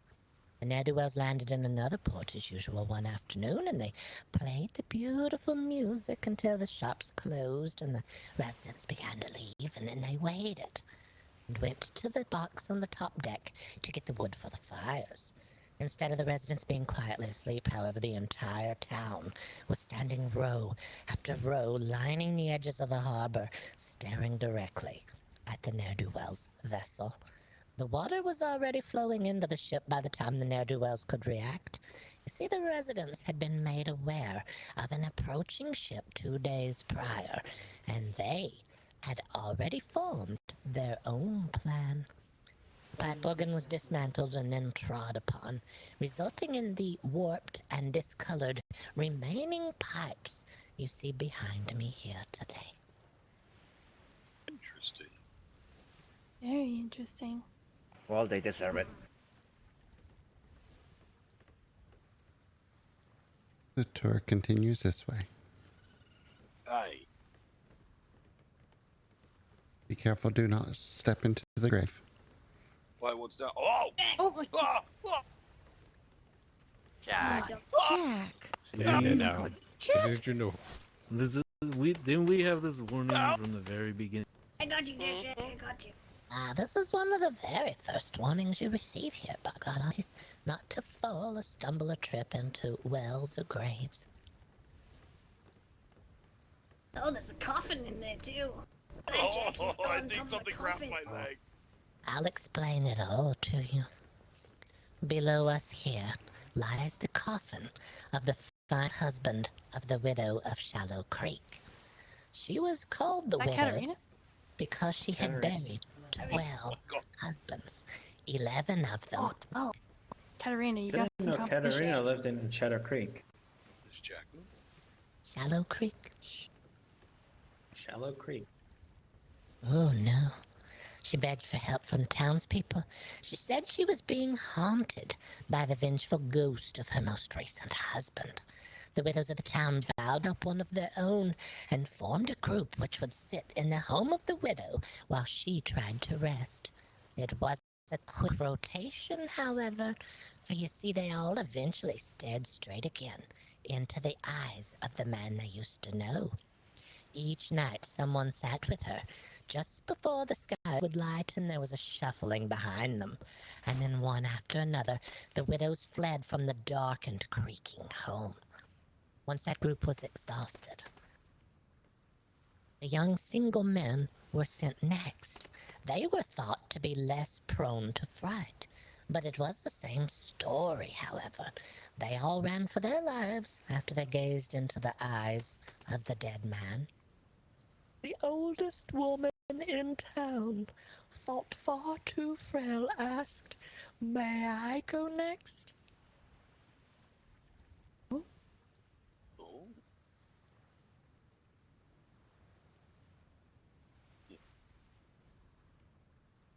She sat slumped forward, next to the warm fire in a chair, with her eyes closed and her back to the room, when the ghost appeared.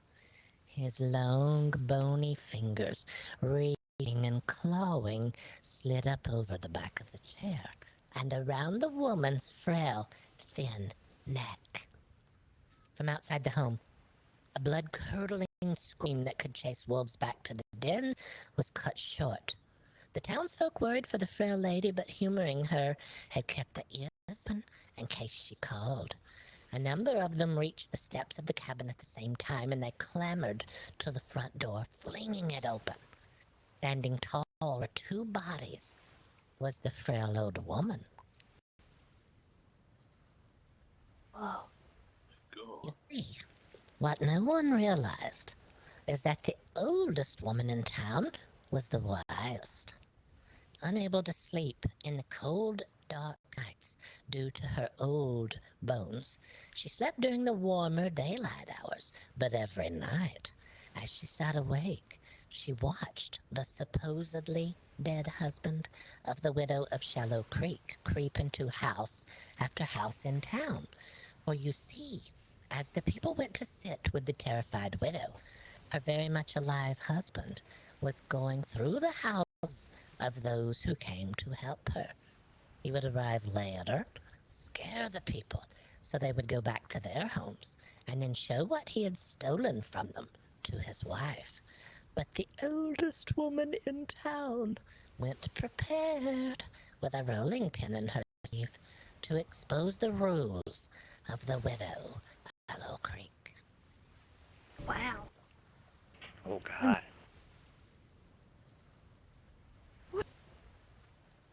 Nice.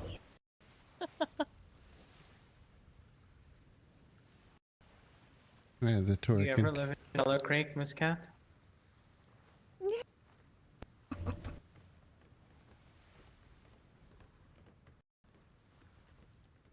She sounds completely villainous. What's that? Oh my god. It's a body. Oh my gosh. Deep in a prison-like, cold, dark, windowless cell, a guard routinely traversed the corridors. One prisoner they had not planned on having and didn't know the history of was a magician, trained in the art of lock-picking. Picking this lock would be easy, but getting out of the area was difficult. The cell was at the end of a long U-shaped corridor. The prisoner had nothing but time on their hands, though, as they sat waiting, day in, day out. They watched the guards, and they finally thought of a plan. The guards always took the same pathway through the loop, and they realized they could never go towards the guards or they'd be seen. But if they could go ahead of the guards, they may make it out ahead of them. One problem, though, their bed would be found empty as they were on their way to the exit, and the guards would raise the alarm bell.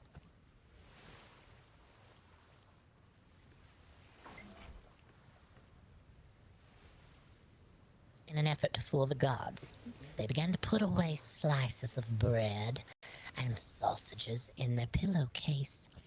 This plan was nearly ruined twice on unplanned laundry days, and they had to gorge themselves on the food that they had stashed away. Finally, a dark moonless night came, dark enough for their plan to work. They neatly arranged the old bits of breads and sausages to form a vague figure, just enough that the guards would see a body sleeping in the bed, and it would give the prisoner time to slip away. The plan went smoothly, and the prisoner did escape perfectly. But the guards eventually discovered the ruse, and knowing how the head of the guards would react to their being fooled, and knowing what they had to do to hide the evidence, the gods sat down for a most unwanted feast. Oh no. No. That's awkward. Yeah. Oh, look, it's a ship. Oh. Oh, that's so cool. How did you get the ship in here? Those handprints. A packed cargo freighter named the Sea Slicer sailed through a fog-shrouded sea. It lurched high and low in the water, crates groaning at its sides. On board, amongst the crew, stood a mere deckhand. As the ship passed through the shimmer, a mysterious event occurred. Every person, in fact, every creature everywhere disappeared, except for the deckhand, calling out for anyone else. He realized he was totally alone. In fear for the crates, the contents, and the ship itself, the deckhand began to panic. He did not understand the workings of the ship enough to get it under control, and without a crew to pull the sails and manage the ship's wheel, it seemed like a task that could not be accomplished. Hello? Hello? Help! He pleaded, and his plea was heard by the only other thing that inhabited the world. The figure stood just before him on the other side of the cabin door, but he could immediately tell it was not human. It had no facial features, and in fact it had no features at all. The ship continued to careen out of control, and just as the figure reached through the doorway, the ship crashed shore of a desolate island. The deckhand was thrown overboard and into the water beside the shoreline. While running from the ship and the figure, the deckhand began to realize he wasn't breathing normally. With every breath he took, it grew shallower and shallower. The further he made it from the figure, the less he could breathe. The world grew darker and darker until he finally went unconscious. The deckhand awakened and found himself all the way back where his journey began. But the crew, the ship, and the cargo were never seen again. They say the shimmer figure waits just over the shimmer for its next crew. Will you be the only one it spares, or will you never be seen again? I don't want to shimmers. Some additional information about the shimmer figure. They say that now, sometimes if you cross the shimmer, you see a ship that looks very much like your ship, and you see another crew that looks very much like your crew, only they're sleeping, and it has left those people to wonder which crew was which. Are you now part of the original crew, or are you now part of an unusual crew? Wait, didn't that happen to me? That happened to Yeah, you. that happened to you. That happened to me. My Happened evil to you, twin. Mr. Jack. On the way here, your evil On the twin. way here. We Happened my to God. me. We Are think you it the all real one? and by the shimmer figure. I had two ships. Educating people in order to have more people on their side. Jack. Am I real? Do I exist? Also, we're suggesting What that if you we're write a not? note and put it in your pocket. And so if you ever encounter your future or past you, you can share some mistakes or words of encouragement to those. Wait, I killed the future me though. Oh no. Wait, what? You have no future. Yeah. And I Wait, sunk the future my me future? ship. It's all over for you now. Paul, we're gonna die. Oh God, Paul. We killed my future on the way here. I was sleeping so peacefully. I'm gonna No, die that in was your my pause. sleep. Jack, that was your pause. That was your pause, Jack. You're the future Does that Jack. mean I don't exist? Maybe that was the past you, and maybe you're the future you. You'll find out eventually, I'm sure. Yes. Then wouldn't that mean that I don't exist? You can't see me. Am I a ghost? Hello. I see you now. So near the end of the tour, there will be some blank letters. You can start it out with last will, and you donate everything to the BoggOdd Oddities Museum. Boggert, don't go into that sort of thing. No, no. All right. I will heed your warnings, and I will do exactly as you have asked me to do. The tour continues here.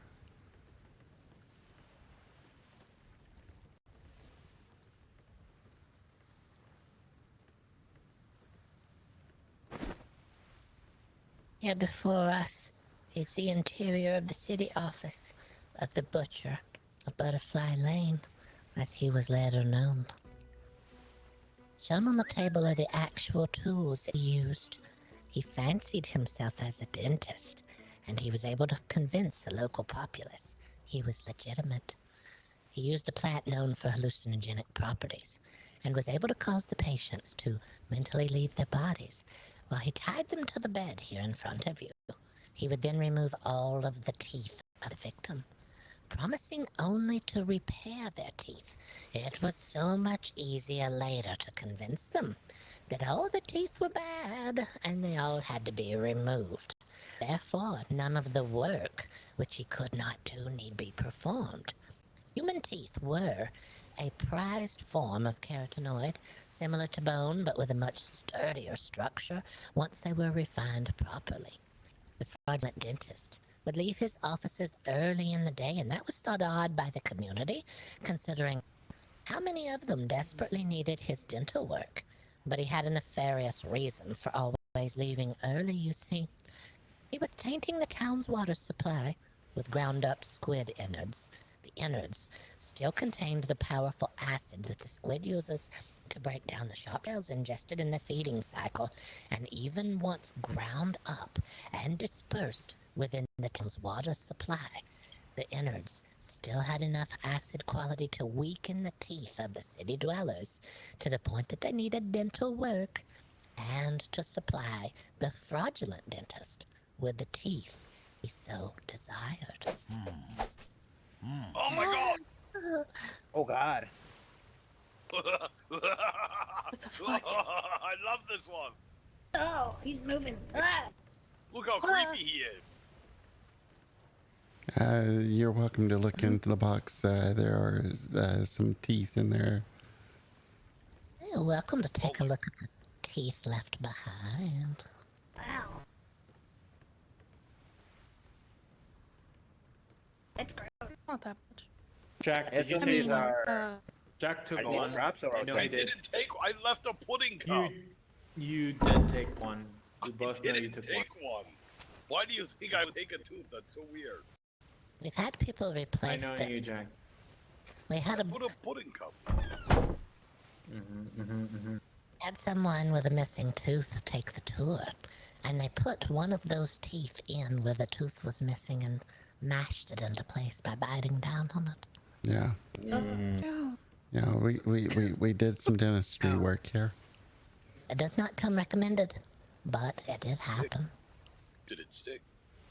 Yes, Interesting. for the remainder of the tour. I'm not sure afterwards.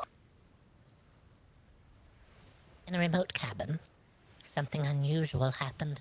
The owner of the cabin was growing older and more tired, and as the years were catching up to him, he thought he needed a way to bring life back to his life.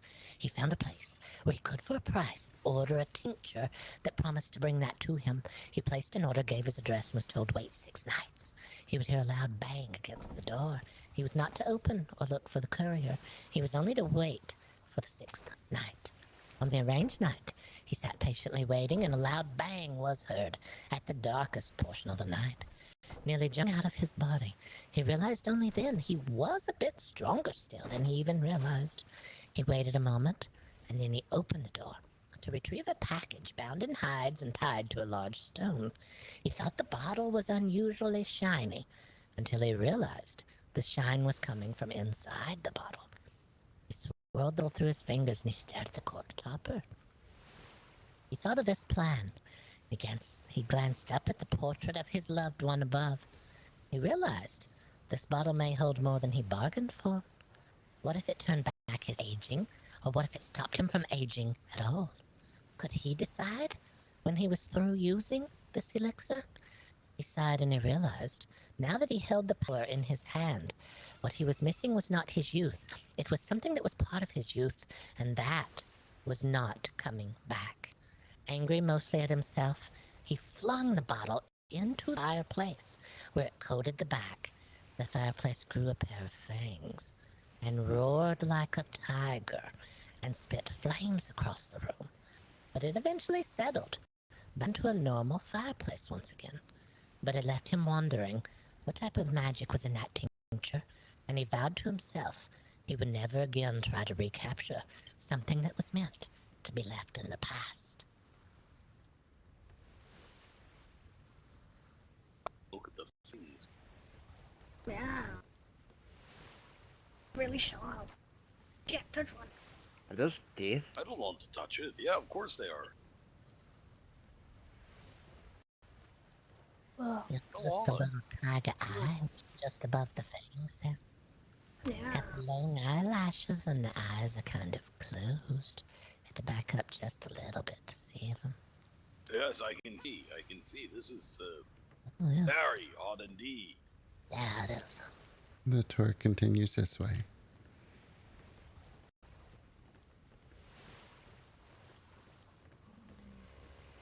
It continues just around the corner here. And please do not get too close to the exhibit in front of us.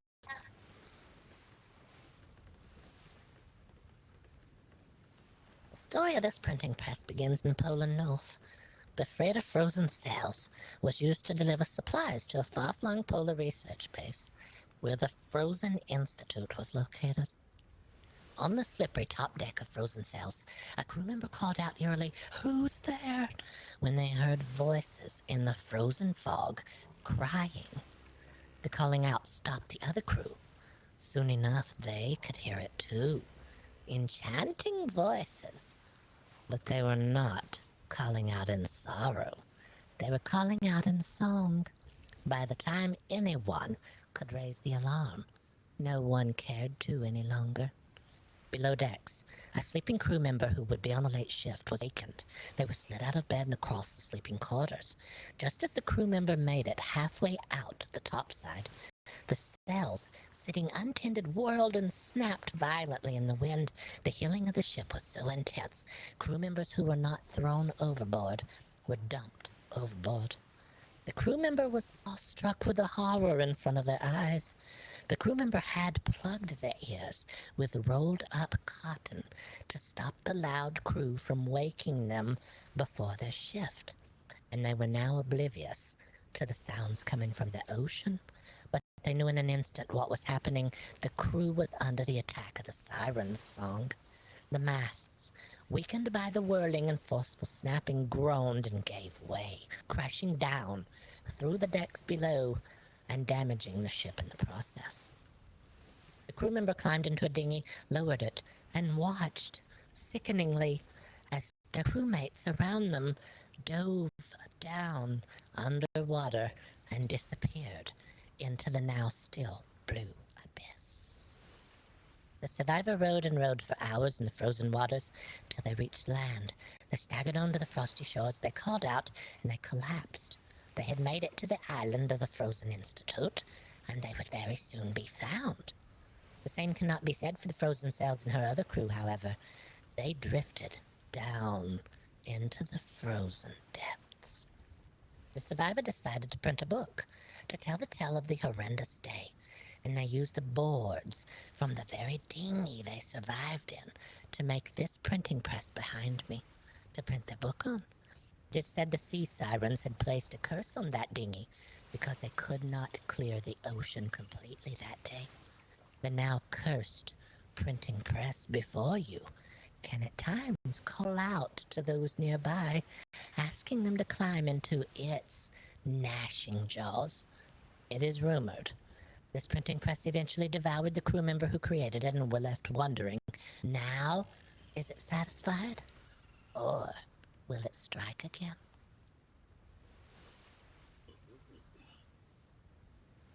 That's Makes sense why you've got it behind bars. Yes, it's firmly locked away. You can't even reach it with your arms, even if you have your arms out. That's so that it does not drag anyone through there, just in case. You never can be sure. The next exhibit is it comes with a warning if those that are a little queasy of medical may want to go into the next room. Medical? If you're fearful, are you fearful of clockworks at all? Ooh, wait. Put that on him. No. Alright, never. You hold on to that. Are you fearful of clockworks at all, however? No. Depends. What does that mean? This is a clockwork here beside me. They have the running mechanism on the inside that allows them to go through different types of motions. They can do different things. Yeah, I don't trust them. They're able to move. And we do hear people say that the clockworks are only making a little squeaking on the inside due to the gears. But I'll let you hear it for yourself.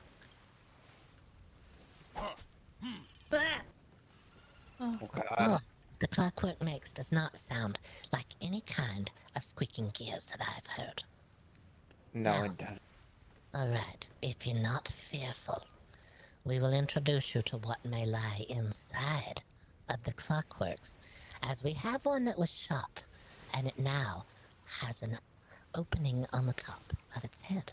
We'll allow you to step forward and gaze down into what we found inside.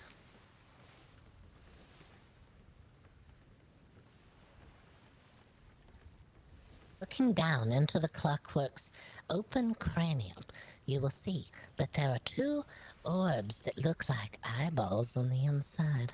There are also two rows of perfectly formed human teeth. Oh, get me out of here! I really like it. Get me away from him! And we have noticed it's growing hair as well. That's so creepy.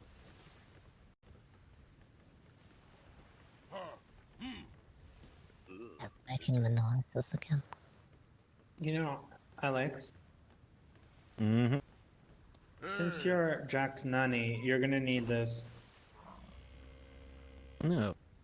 Right, you're welcome to take Yeah. a look at the back of the head of this standing clockwork, where you will see it is sprouting a tiny amount of human hair out of the back of the head. It leads us to believe there's more to these clockworks than is believed. Also, we have found numerous abandoned clockworks in the woods, painted to look like human figures, and they do have the motion. However, all of them seem to have wound down in their speaking.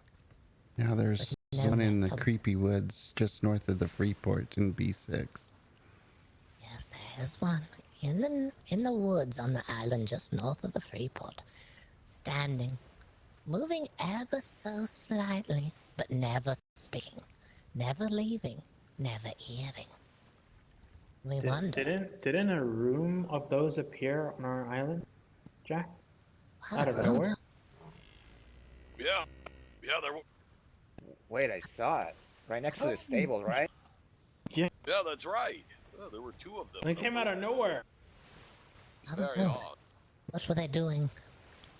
That's part of various poses. They were in one of our crew members' homes whom we have not seen in a very long time. Alva. Yeah. Uh-oh. Alva went for a fly on a glider. I mean, We haven't how long seen is him that? since. We don't know that for sure. We can't be certain that Halvar's dead. We've not found the body. However, a couple of those clockworks have appeared in his home, doing various poses. Just think of all these clockworks floating in the water as you go through the shimmer on a foggy evening. Right this way for the next exhibit. We don't believe that they all move all the time when you're not looking at them. They only move some of the time when you're not looking at them. This brings us to our final exhibit here at BoggOdd Oddities Museum.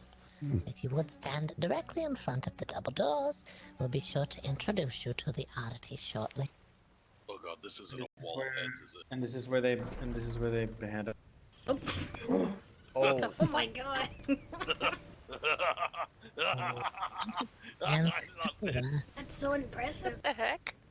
this is the oddity of Itch Meadow Farm. She was born during a hurricane, and it is believed she was born in mid-air the wrong way around. She is now utterly convinced that she is the right way up, and we cannot correct her. She does not use her hooves, and instead, she drags herself along the ground with her horns.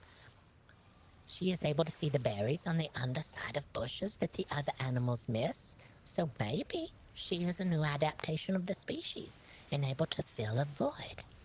Her hooves must be fired down regularly. She does not wear them down naturally. She produces what her original owners at the farm referred to as the wrong way milk, but we here at BoggOdd Oddities refer to it as swilk. It is said that by the milk not hanging down into her udders and cooling, it stays hotter for a longer period of time. This produces a sweeter, more mature milk with a caramel flavor undertone that is prized over regular milk. Boggert will have a sample of swilk out for you if you would like to try some. That's really tasty. That's very tasty. Look how erect its tail is. You're welcome to take a closer look, Sarah. We ask that you do not stroke the udders. We've had issues here in the past. And we do clean our milk. Don't fall down the hole, Jack. Fuck you! I mean, you've fallen down 3 of them so far. Oh, you're a good girl. You are. Oh, yeah, Look, you can see right in her mouth. oh, yeah, you are a good girl. Look at you. Ask also here at BoggOdd Oddities that if you're consuming the standard regular milk, that you make sure to wash your milk frequently. We hear that people have been consuming unwashed milk out on the seas. How do you wash milk? There's many different ways that you can do it, but you can rub it against itself until the dirt gets out of it. You see here the udders are in a different position, and they're not so close to the foul stuff, but on the standard cow, the udders are hanging in a very much lower position. That's true. Yeah, you want to Everybody wash your milk. Wash your milk. That's one of our warnings here. And that concludes the tour. And the writing desk is a guest book and some blank letters. If anybody would like to write a review, you can deposit in the deposit box here or outside the entryway.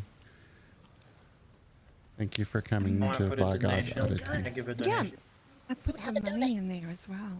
No, I just gave you my donation. Fine, it's all right. But you can drop in whatever you like in there. It doesn't have to be coin, and we don't ask for any donation at all. We just want to be able to spread the warnings, and we ask that you on the seas tell other people that there are warnings here that they need to hear. Do you have a pamphlet or a flyer that we can give out to people? Yes, there's a flyer just right outside the door on the notice board. You can take as many copies as you like. No. There's a stop them hanging on the note board outside. If you just pull down on the little arrow out there, you get an extra copy or 10 or however many you like. You should come and put one of your flyers up in our town. That'd be amazing. Where's this at? Contracted with Go Postal to hang up posters in many different ports. Go Postal is out there hanging up notices as we speak. Oh, yeah. I'm going on a ride along with them on Sunday. Ooh, all right. Definitely asked how Doris is doing. Doris. Will you be adding more to the museum? We have thoughts of maybe adding more. We're unfortunately waiting for deliveries, and until things can be delivered, we can't really add them to the museum. But we're trying. It's really, really good. You know what? Thank you very much. We could probably ask the serial killers to donate some of their art. No, I don't want them here. You keep them where they are. Oh yeah, you know what? No, they'll probably try to behead us. Oh, we try to speak to them. Never mind. Oh. Yeah, this was amazing. Yeah. Yes, this was fantastic. Thank you so Yeah, much for Yeah, taking thank time you. out of your busy schedule. I know I bought a ship out. we showed up almost an hour late, so I apologize that we were Well, so late. Thank you very much. We do appreciate you coming to hear the warnings here. Yes, this is a very, very interesting stories Yeah, and so warnings. we were out, we were going to check out a possible vendor maybe over in Hangman's Cove. Kind of looking for some books of some sort. What books are you looking for?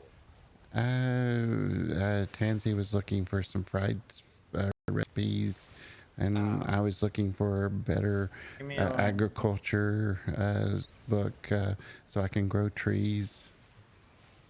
Yes, we well, I don't think it's a secret anymore. No, Jack. Let's just. We can. I really don't. I don't think it's a secret anymore. Yeah, well, the thing is, how about we just donate a bunch of trees to them, and we donate a few books that they want. There's a storm outside, I think. Could absolutely do that. Yeah, there is. Do you have a list of things? Could you make a list of what you're looking for? We would love to make a generous donation towards your museum. Tansy was looking for better recipes, I guess. Not sure what books. She can't find a lot of them that's not at the Freeport. Yes, well, we have Does she access. have So culinary please take arts this, too? Take this and write down what you're looking for. Everything. I mean, or you know what? We can just tell them about the person as well. All right, there we go. That's so much easier, Paul. You see what I'm saying? Yeah, All right. yeah. Very good. If you travel to Twin Rivers, we have a merchant that is nearby our home who will sell you all the books that you're looking for, as well as a way to perhaps grow some trees. Where's this Twin Rivers located there? B4, Northwest Island on the northeast corner. You can find us. B4, Northwest Island. What side? You will find the merchant. Do you know who the Honeybee Adventurers are? Never heard of them. I'll tell you what. We are about to travel back to our port. If you follow us there, I can show you. They hopped off. I think this is only fair, seeing as you were about to travel out to look for such a merchant, and we held you up. I think this is beneficial to both of us that this happened. Okay. Yeah, we could. How much coin does some of these things cost? Some of the books can cost as much as 10 gold. A lot of them are anywhere from 50 silver to 5 gold. The plants are 15 silver per. Alright. Okay. I'll have to get some more coin out of the chest, I guess. A lot of the you know what, Paul knows the exact prices of everything. You know exactly which book for. Okay. Alright, we can check with Edgar, see if he wants to sell out. Okay, let's check. Hi. And then we'll go to our port. I'll show you where it is, and then we're heading towards the trade fair immediately after. Alright. Okay. Thank you so much for the tour. It was wonderful. Come on, Mr. Absolutely William. wonderful. Thank you very much. I think he's just writing a review, so we'll give him. Yeah, paperwork can be fun. Yeah, I'm done. It was Really so amazing. wonderful. I had to write Was- my review 3 times. Do you know, Was I wonderful, feel amazing. like my bit of paper was cursed. It's as if the ink wouldn't stick to it. But I managed in the end. Should have given it to them. That's an oddity indeed. Well, I mean, Uh-oh. I thought it was This is just very me. creative. that their ship? Fish and chip, like 50 pizzas, and like a lot of other stuff. I was surprised to see Animal not like actually sailing because I thought he.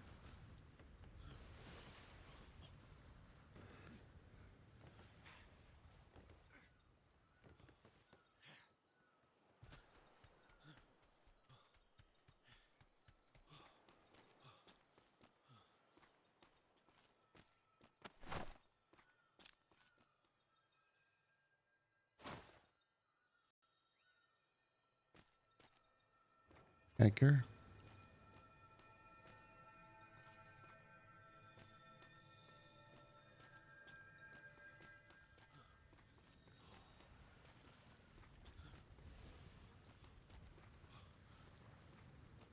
Edgar?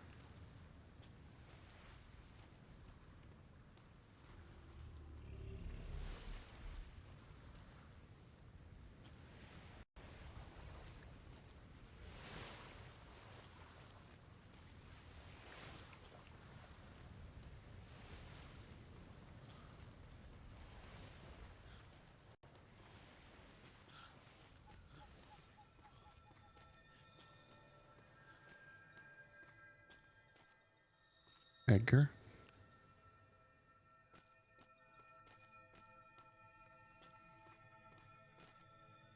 Twin Rivers is going to show us where the vendor's at for some specialty books. They said that the vendor sells recipes and stuff like that. Okay. You interested? Yeah, sure. Okay, we're going to sell up there and they're going to show us where it's at. And then we can make our purchases and so forth. Okay. They said how that much I should... they said that some books are like 15 gold, I think, or something. Oh my. That's a lot. Yeah, I think so.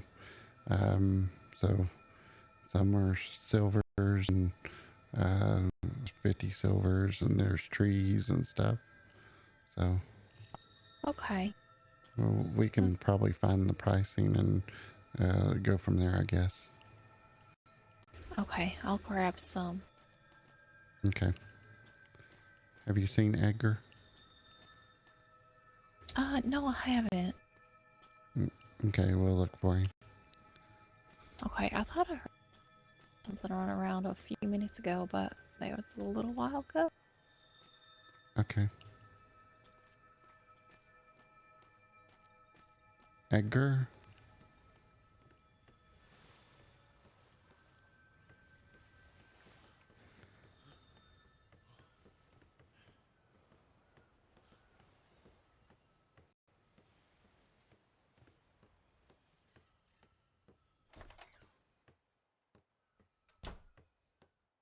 Edgar?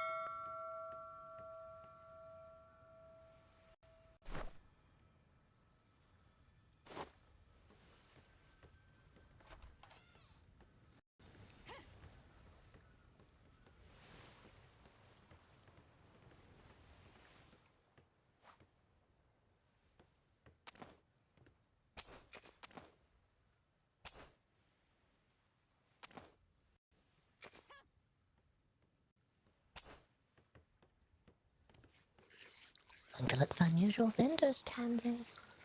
That's what I heard. I'm excited. Me too. We'll see what we find. Got something here.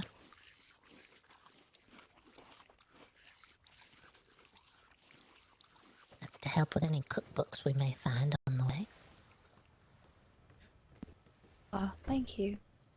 You're welcome. That was one of the donations today. I think Boggert got some more coin for us. We have plenty, I think. Okay. If we know where they're located as well, that will help us. Yeah, I grabbed some coin, but not all of one. And they're not far. They're just 2 islands north of us, so... Okay.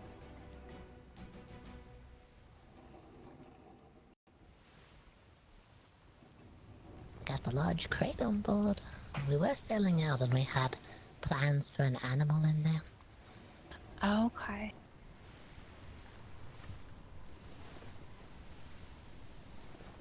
What's that then? I don't know. I definitely hope that it's not pirates. Well, they just have to catch up to us. Let's shoot a flare or something. How would we know?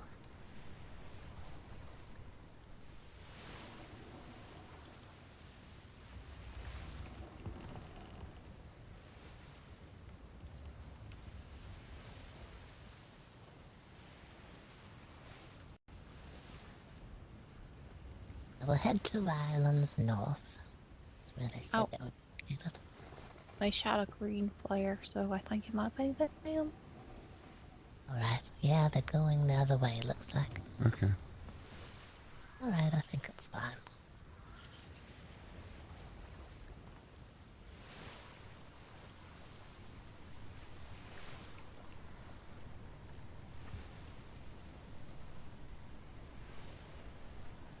So are we going the wrong way? Is that now they're coming this way? I'm not real sure. They said to go 2 islands north of where we are. Northwestern Island.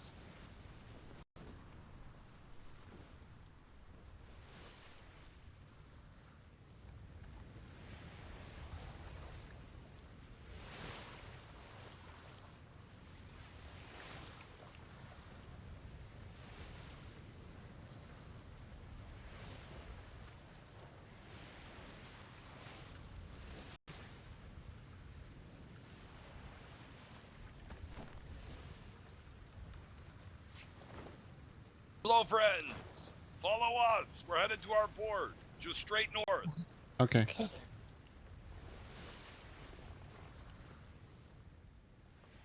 Alright, they're following up.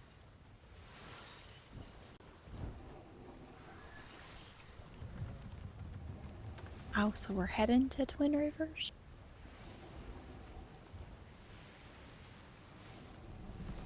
Yes. Yeah, that's where we're going. Oh. Well, Okay. I probably should have grabbed that painting, I guess. Whoops. Oh, what? What? Mr. Jack had, asked about buying one of the NFT paintings. He asked if I could deliver it, but I didn't realize that's where we're headed now. Oh no, I'm sorry. It's okay, I'll get it over there sometime.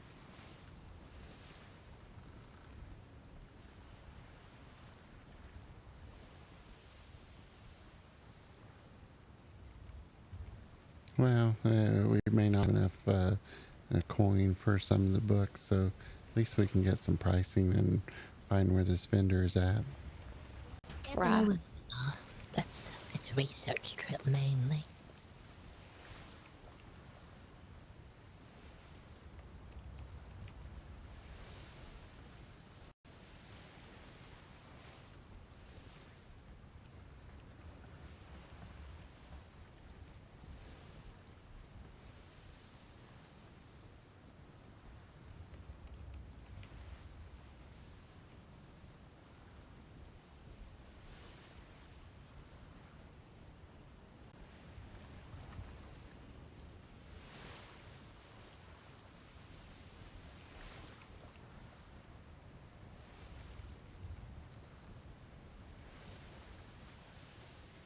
if I was to sell that right behind them, the winds would be very in the wrong direction.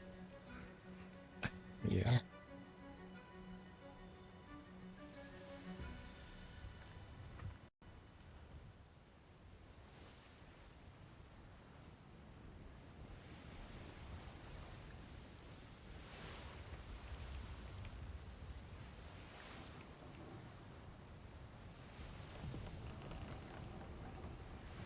Must have some interesting cells.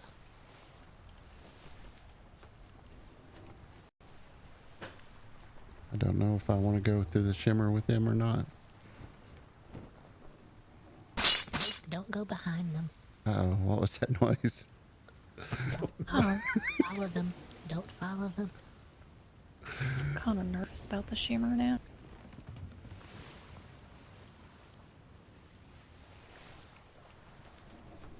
Don't go the same path they took, please. I'm trying not to.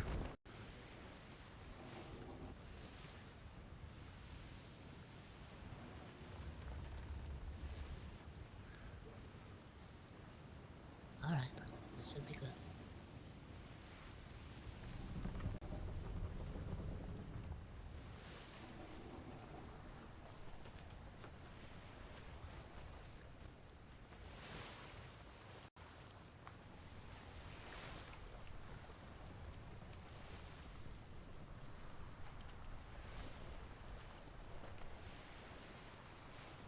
Maybe on the port side, between us and the island.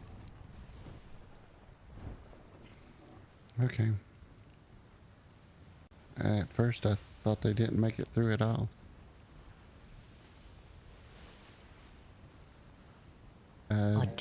Probably need to do a buddy check. I'm here. I'm here. I'm also here. Okay, good. Stanley? Where's Stanley? No. It's got Stanley again. It took him again. Oh, no.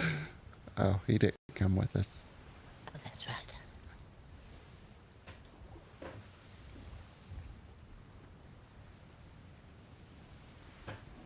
Yeah, it sounded like he's a bit sea shy now.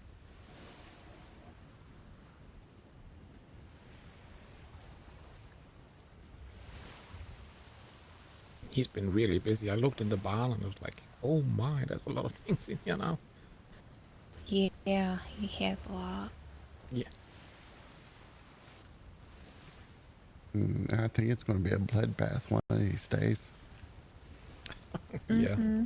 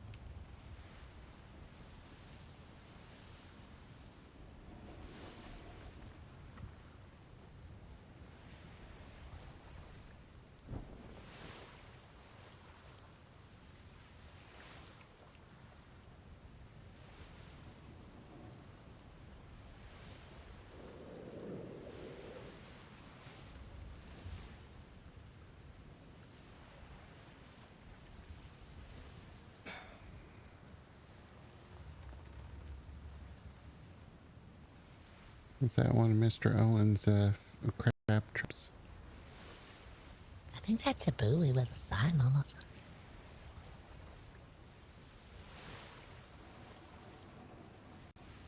Can't tell you what it says though.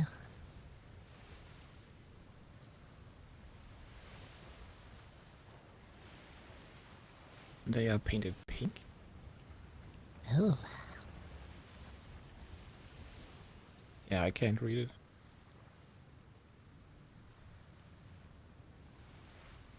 it's close to red. Yeah.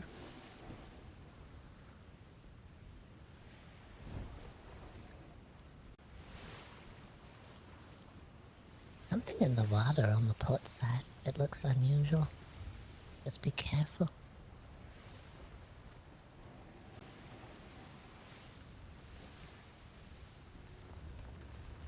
I think that is a crab trap. I can't tell though. Those are not crab traps. Those are flag snatchers. They're going to go for the awning again. I'm staying under the awning. It's a good idea.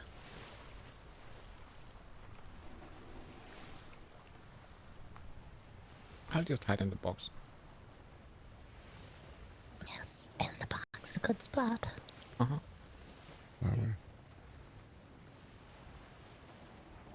Come on, give me some wind. Are you in there, Edgar? Mm-hmm. There's a lot of air holes around the top. It should be fine. Oh, yeah.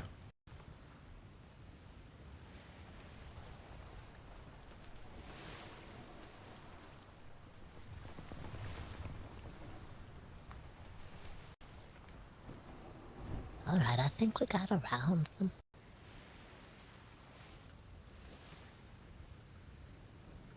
Ah, there you are.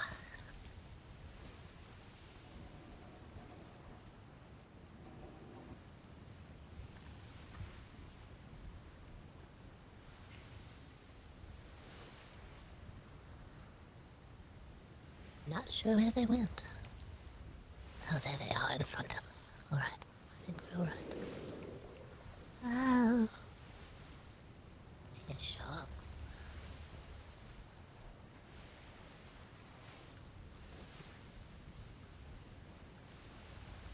Uh-oh.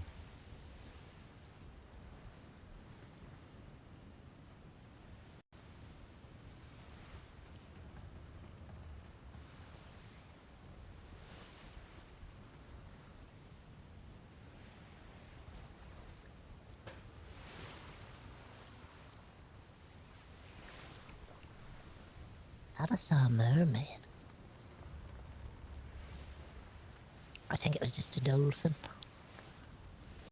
Hmm.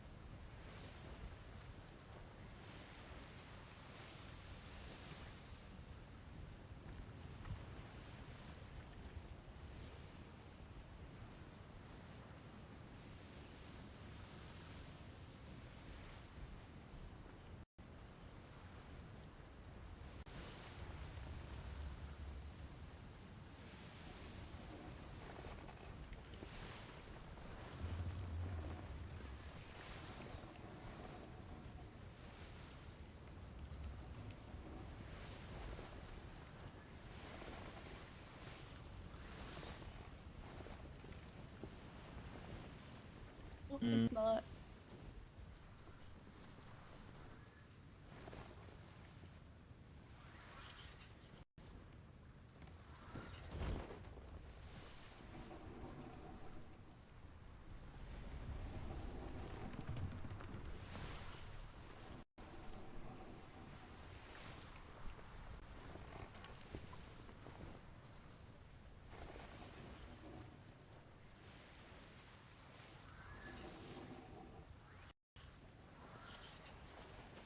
I'll get him.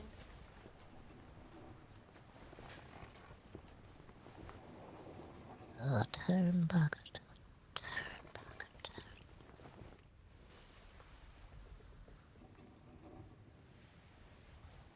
Ah! Oh, Boggert. Just drop the anchor here, it's fine. Jack. Jack, where are you? I see a person out in... I see a person in the water.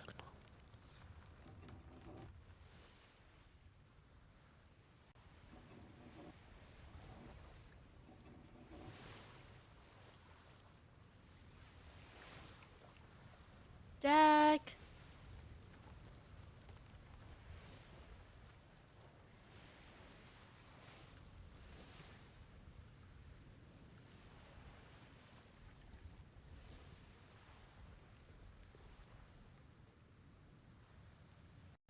Jack, where are you? Jack.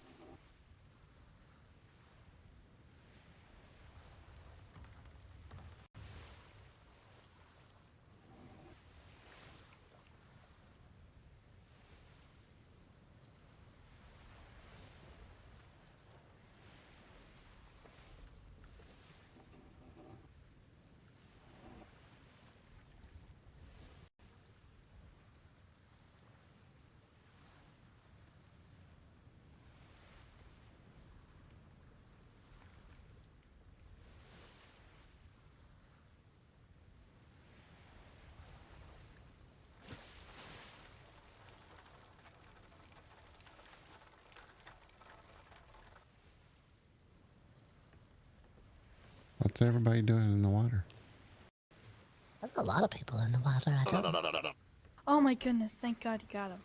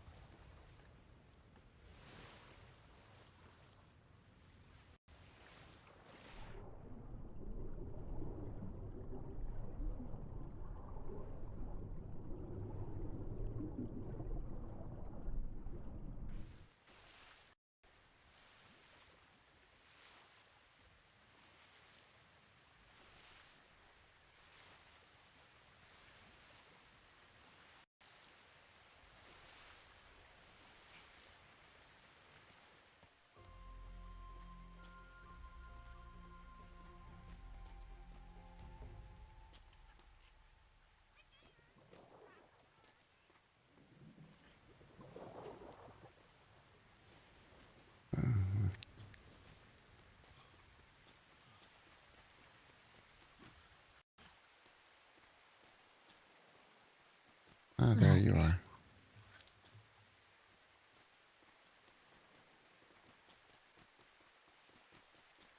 Okay.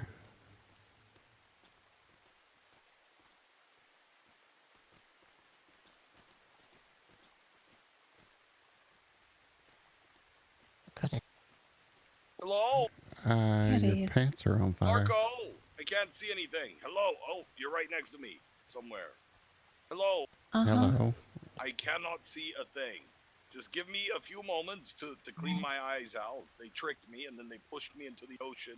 Yeah, and your pants are on fire too. Uh-oh. My pants are on fire. Yes. You might need to get in the water. Your pants are on fire. I don't know where the water is right now. Ah. Oh, hello, I can see again. Hello there. Alright, very good. Come with me, please. Your destination.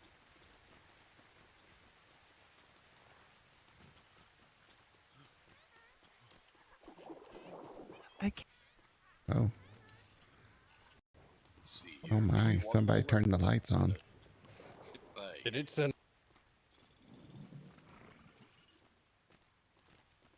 I'm just gonna, we're gonna do this. Take.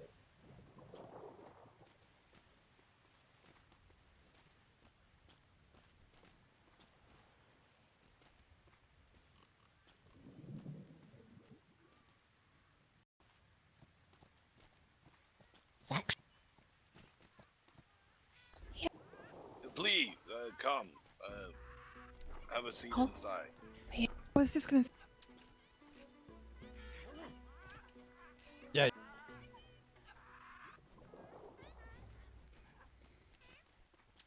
One of you may have to ride on the roof. Good night, Dev. I miss you too. You try it. Dibs, Dib. I love you. Good night. Love you, smooches. Smooches. You have a fun Good walkabout. night. miss Love you too. Night, I'll shower Dibs. you and Have Dibs when you fun. come back. Be safe. Bye, Dibs. Bye, Dibs. Gonna miss you. You're gonna miss. Travel safely. One of you is gonna have to I'll have ride on plenty the of roof. drugs for you when you get back. Okay. I want you to draw lots of pictures of what you're thinking about on your walkabout. All right? Yeah, yeah, yeah. Good. You better. Come Yeah, jump on the I'll roof walk, here. I'll walk. I'll, Yeah, you I'll better, move you to better. the stairs, Yeah, and then you yeah, can yeah. ride on the roof. Okay. Alrighty. Good night. Good night. Love you. Night. Yeah. All right, try from there, jumping on the roof. Like go around no. and then. Jack. I bought a ship bell at the other place as like a souvenir. The death wagon. All right. I miss you already. I love you. Bye. Hey, that All right. reminds me. I'm just do gonna we run have them paint to the now? location, and then we'll head back to the trade fair. Oh god. Oh god. I Big gotta be kidnap. very careful. I gotta be very Oh. careful here. Cat, I'm just gonna wait on the ship. He's got a William. You can't grab onto it. Oh. We've tried. All right, you're gonna get knocked out for a moment. Let's try this Oh, again my. here.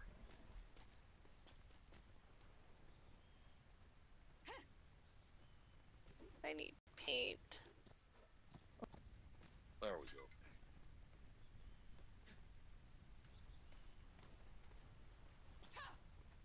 I apologize. All right, we'll be right back, everyone. Riding in Better not be your style. life savings again, Cat. All right, very good. Yes, we have exactly.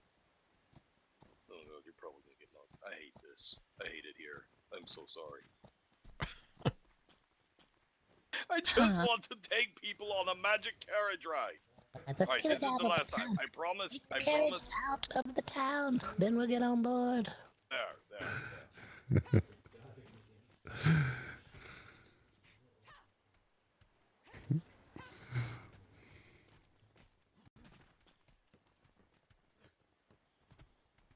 It honestly might just be easier for all of you if you ride on the roof. Yeah. I fucking hate carriages. I don't know why I thought this would be a good idea. Oh, I think I'm stuck. Oh, there we go. Nailed it. How'd you jump up there?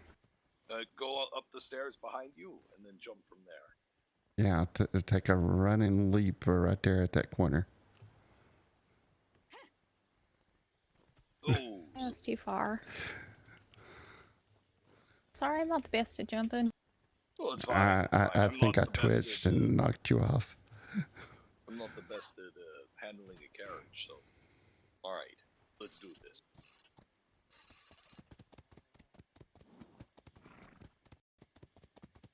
So, yes, whenever you have need of one of these merchants, we have one on our island. All right. Thank you. We In appreciate a way. having the knowledge. Yes, well, we are very grateful that you took time out of your busy schedule to give us a tour of your museum out of museum hours without a notice. I apologize. So late. Well, it's fine. We're just glad to give out the warnings. To be truthful, we had some arrangements with the trade fair that we needed. We tried to get away from there as quickly as we could.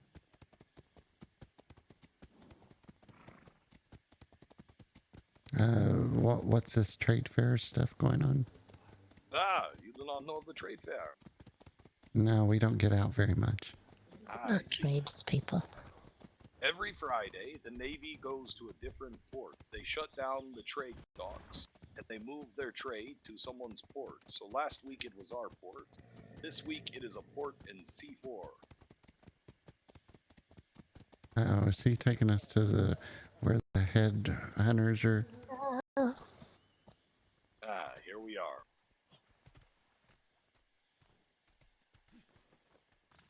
Please, have a speak with her. Now, what she sells What is on not earth are always you what she doing here? has. You see, she sells out of stock, and when she sells out, she doesn't tend to tell you that she's sold out. What? So if you check back here every few hours, she may perhaps have something different.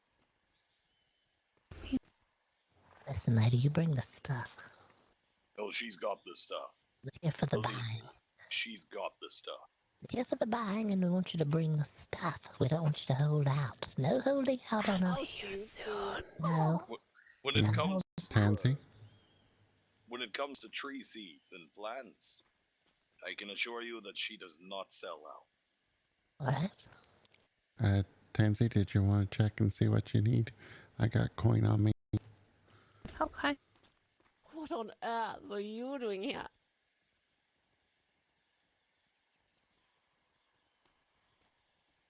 Is there anything else that you are looking for that perhaps I could assist you with? Not offhand. Very good. Do There appreciate is the also, offer. I don't know, you probably didn't know that, but as you have noticed, some of the things take silver instead of gold. If you have need, we have a banker within our town that you could exchange your gold for silver. All right, we appreciate that. Thank you. Aye.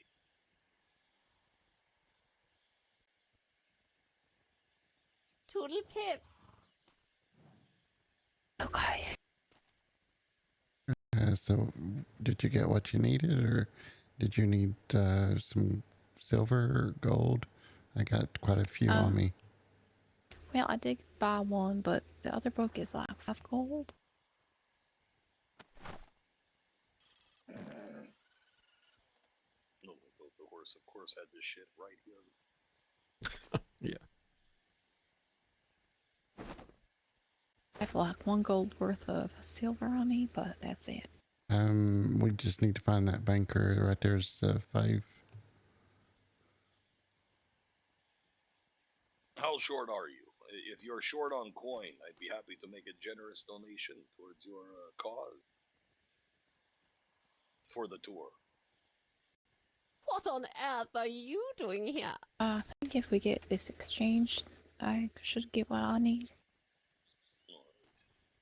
We'll take you to the banker. Just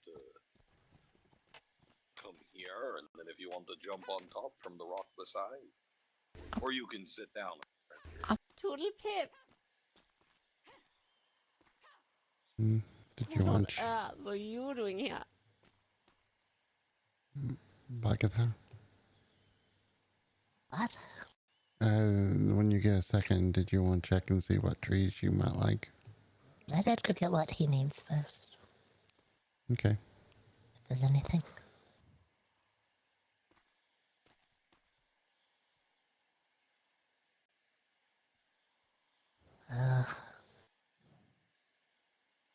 We don't go looking for the oddities oddities come looking for us. Aye. Yeah, they do. It's very interesting. I very much enjoyed your tour. You're very skilled at what you do. Oh, well, thank you very much.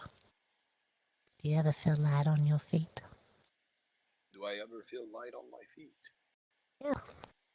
All the time when they hit me with a damn bat. Oh, well, all right. I'll see you soon. Actually, that's more lightheaded. Did you say anything that you needed? No. She's selling a snake? Definitely don't need that, do we? Nope. Have you ever seen an emotional support interrogation and execution rabbit? Oh, I have not. Is that what's on your shoulder? Aye, it is. Oh, interesting. It emotionally supports you while you interrogate and execute your enemies. Does anyone else see the oddity? Am I the only one? Well, what are you seeing? What do you see? I see Jack floating above the horse. He's trying to ride side saddle, it looks like, but he's not making connection to anything at all. Hmm. Ugh. Yeah, it is interesting. Did we leave Tansy? She's inside. Inside. I remember you told us. Sorry, I just get nervous.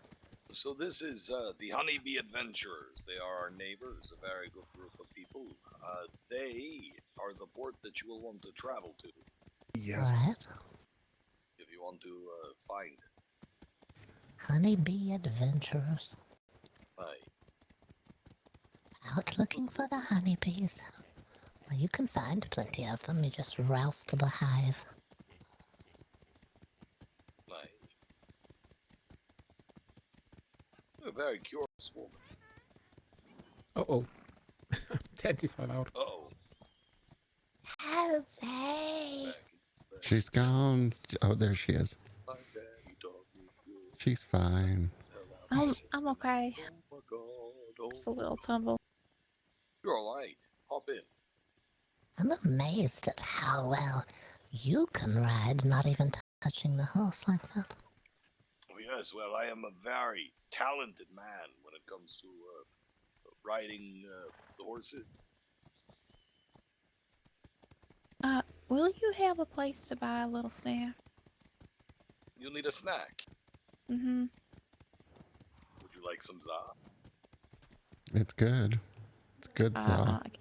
What that is? It has little dead fish on it. It's a dead It's fish crab. delicious. So from this side, please. Get some za.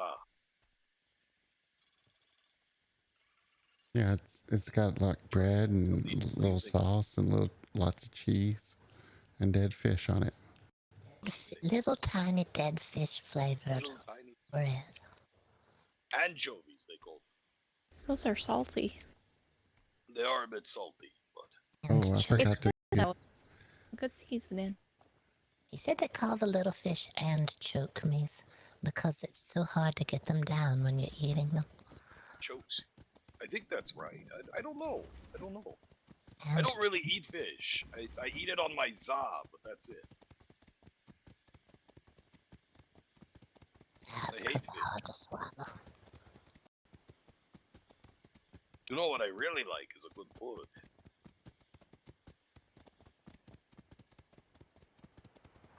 Oh, I think someone fell off. What? Who? Oh, they're all there. Oh. It's just my eyes, never mind. Alright, it's good. This wide and we're good. We did it. We did it. Well, we did it with absolutely no casualties. I think we had a casualty. Nope. I'm still alive. Alright. Oh. Your banker is right there, just in front of you. Thank you. Where's the banker? Just got locked, turned around out of nowhere. I fucking hate carriages. I hate them so much. Miss Jackman, help. Save me. Help me. Help. Help. Help me. Oh my god. What's going Help me. Okay, Jack. Hold a minute. Stay there. I'll get you. Hey, come back again. Help. Oh. I hate this. That went so well, didn't it? I can't even ride. I'm just stuck here. Pull hard. Yeah, you did say it was an oddity, didn't you, Boggert? Yeah, it's really wedged in there. No. Get me out of here. Help. Oh, I'll get you out. Hold on. Celine, can you move the horse? Hold on, Yeah, I know how to get Celine, him out. Why don't you mount the horse? Just move the horse. Celine, just That move just the sounds horse. rude. Just move the horse. What'd the horse Celine. ever do? Move the horse. Move the horse. Celine, just get on the horse and move it, please. Save me. Just ride the horse towards me, and it should be all okay. Which Yeah, it'll be completely fine. Uh, Don't just stand there. Get me out of here. She's inside did the she go? carriage. You're in the carriage, ma'am. You're not getting stuck. What is going on? What are you doing? No. You're gonna want to get out of the carriage. Gonna go and sir. get Come her. on, I'm free. I kind of Wanna feel like get that help? might be a cursed carriage. Wait, All you right, do. good. We're good, Move the horse. everyone. We're good. All right, everything's fine. It all worked Jack, out. come back here. Are you okay, Jack? Yeah, I'm good. I'm good. Thank you. All right. Hey, I'm going to say goodbye to these people. I'm going to wait on the ship. All right. Move the horse. Goodbye, lovely people. I'm going to go Goodbye. and wait on No, the I ship. I can't don't. move. Nice Got to think meet you. about some songs to sing at the trade fair. Jack, I'm gonna make sure you drown in the spread the water. warnings. Thanks for coming to this tour. Yeah, spread the walls. Thank you. Yeah. Oh, well, thank you very much. It was glorious. Bye-bye. Bye. Bye bye. What are you doing over here, horse? Come on, let's go. What the hell was that? Yeah. After us, they're trying to kill us all. Kind of exciting. Jack, I was free. I just. Oh my god, they're shooting. That's a lot I of. think A they're lot ready of to go. Ow! Ow! I just wanted to give this to you for the tour. Here's another donation. Please enjoy your time here at Twin Rivers. If you have not seen it, I highly recommend you visit our art gallery. It is at the end of the road, behind the tavern, past the mansion. Oh, But thank you very much. mansion. I cannot give the tour as I have to get Miss Jackman back to the trade fair to perform. Thanks for your help today. We appreciate Well, it. we'll try to No, come thank back you. sometime, and maybe you can give us a tour of the place. Absolutely, I would love to. I need to get that painting over here too. Yes, I want to purchase that from you. So just the next time you're here, find me, and I will purchase that from you. Just make sure no one else gets it. Okay, I'll hold on to it for now. That's my very exclusive NFT. I want that. Okay. All right, thank you very much. Safe You all sails. have a lovely day. Bye. You too. You as well.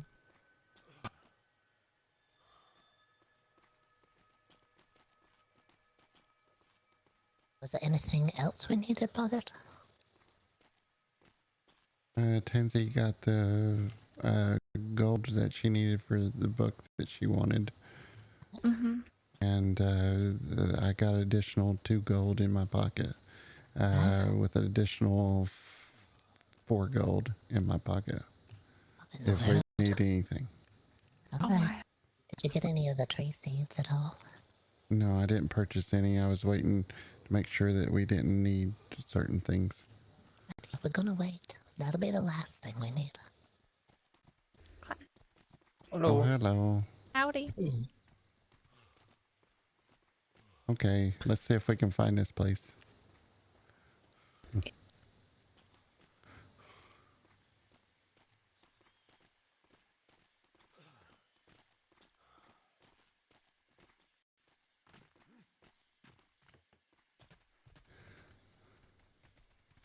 All right, here we go. It seemed calm on the way back, so it's probably going to be beasties on the way over. Yes, all of the monstrosities are gonna crawl out of the woods now. It's time now.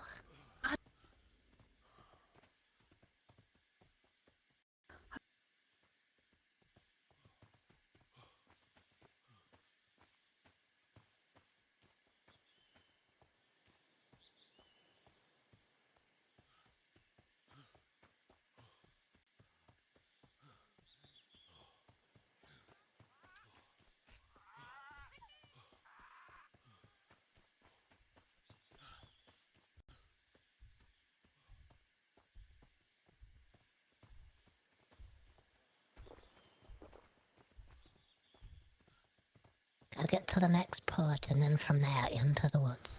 Look at that giraffe there. Don't it look beautiful? Just watch for the ears, the head shaking and all that. We don't need any giraffes around. Yes.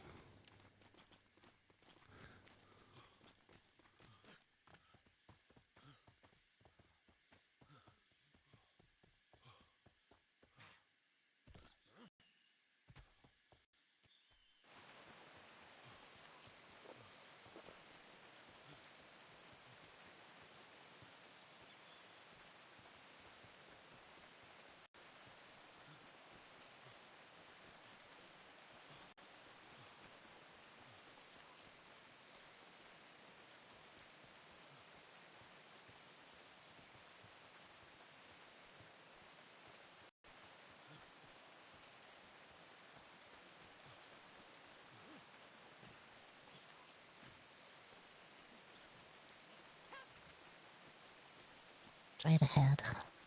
To the left.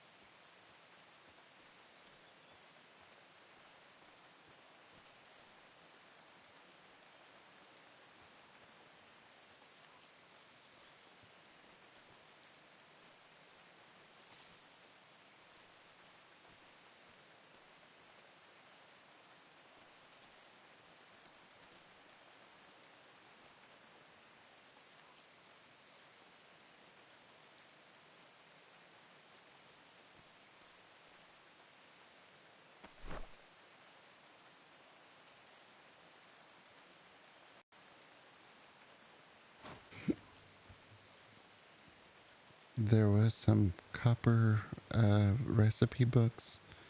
I do have copper on me if you need some of those. I'll double check. I think I only saw the 2 that I didn't have. Okay. Brigadier Tim. Are some animals for sale, Edgar, in the little book that she's holding? Some camels, some unusual snakes. Mm-hmm. Snakes, ugh. Yeah. You don't want the snakes. No.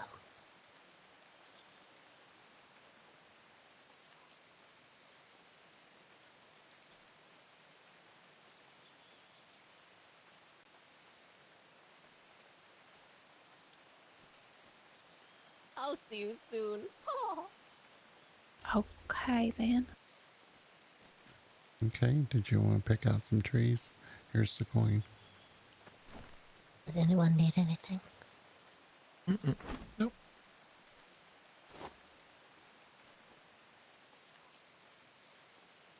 Oh, there you are.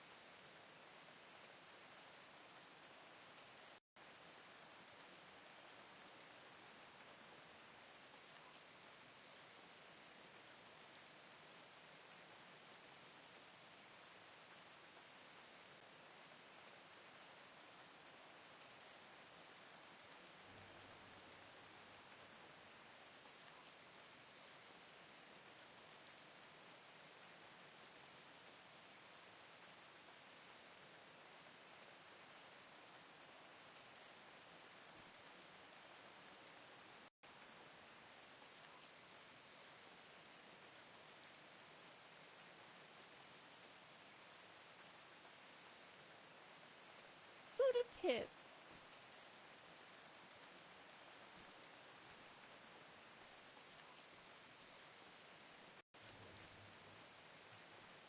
Brigadier Tim.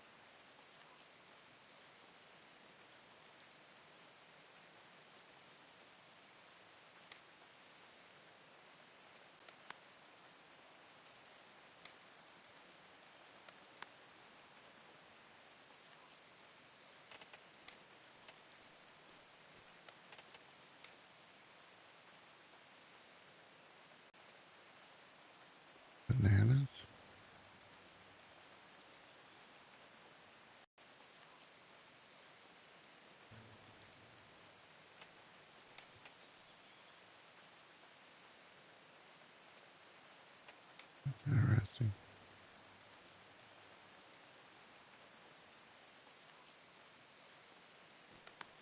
Farewell. They had bananas in there. Hello there.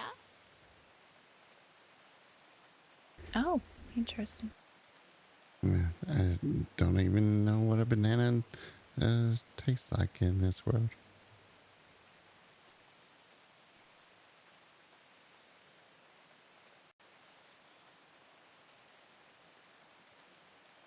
Break it, Tim. I think I just got a recipe for a banana pudding.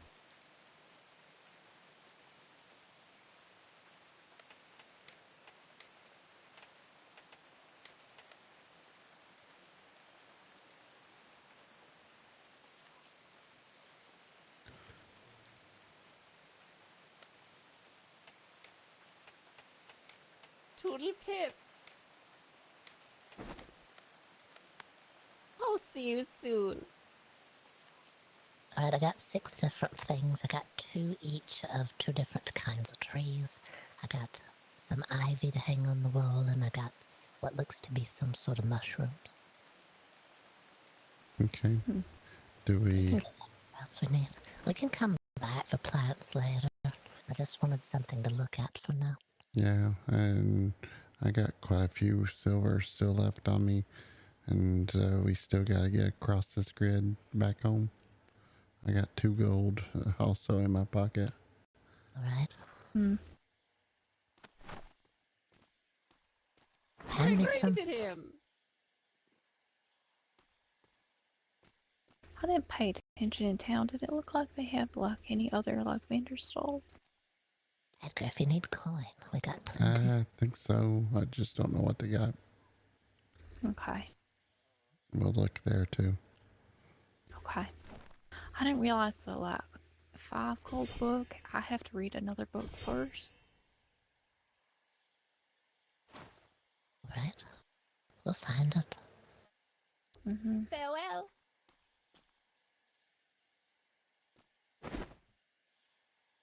Edgar, there's coin if you need it. Oh, no, I don't need it. But thank you.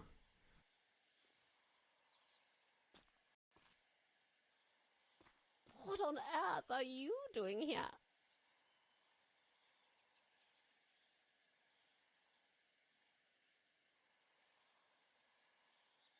I do hope the pirates are at the trade fair, yes. Yeah.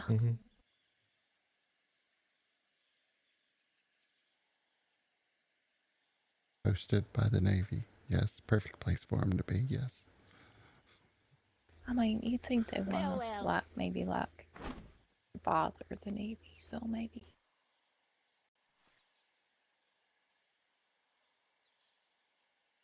Okay, we can swing back by that port on the way. What was the honey place? See if they have any shops. And then we check out the shops getting back to the ship. Okay. Okay.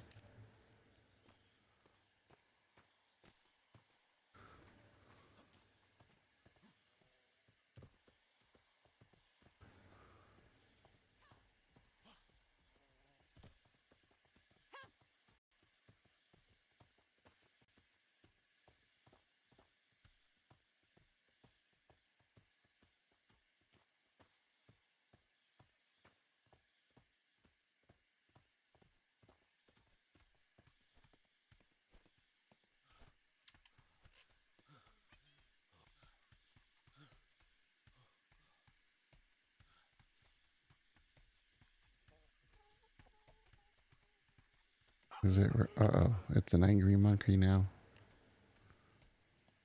An angry monkey. Oh, not the angry monkey.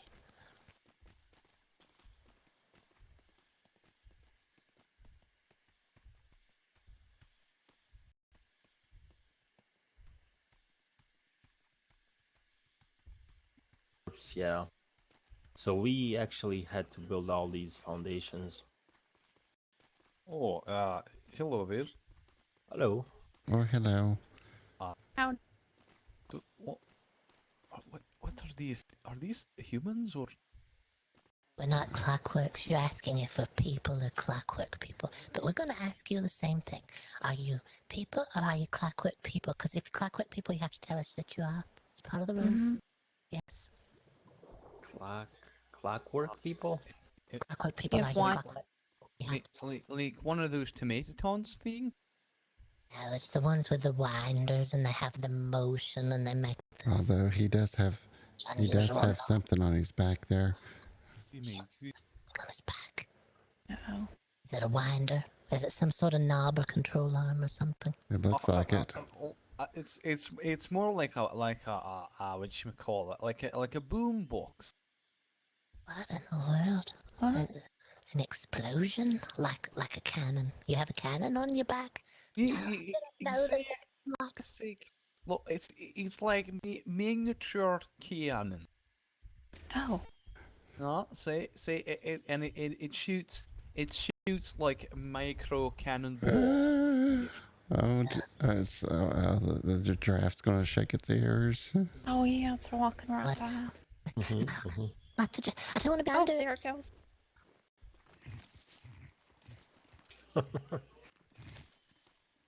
Don't worry, she's nice.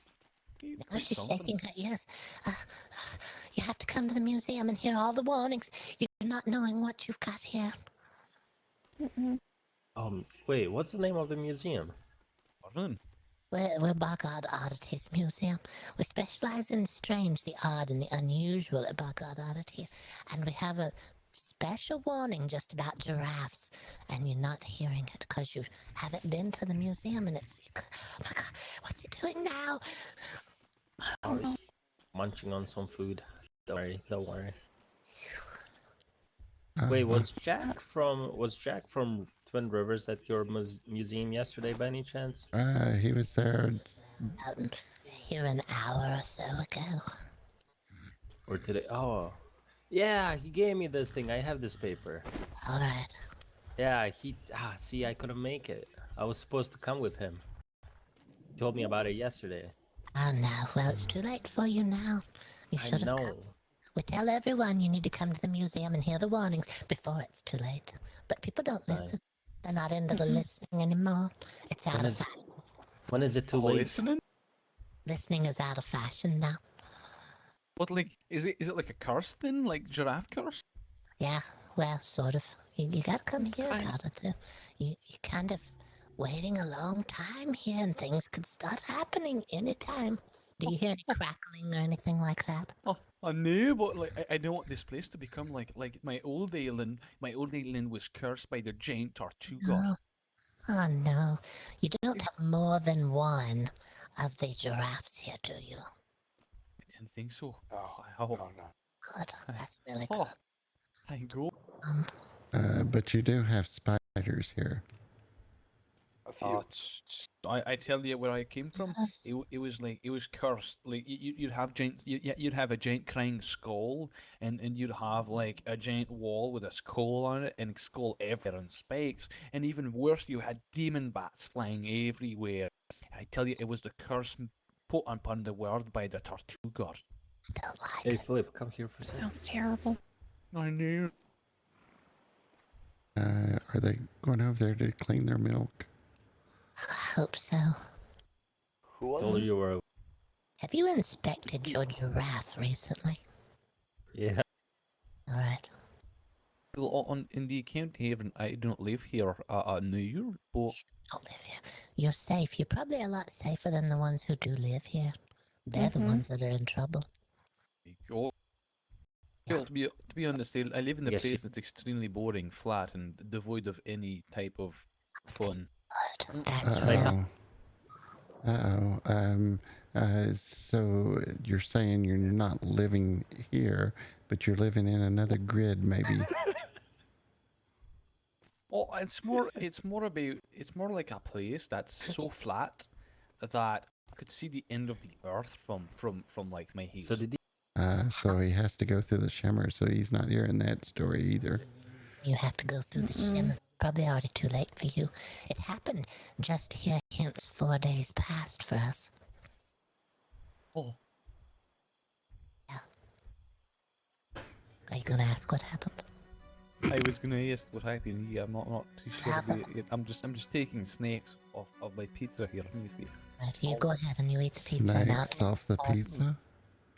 Oh, snake on pizza. That doesn't sound good at all.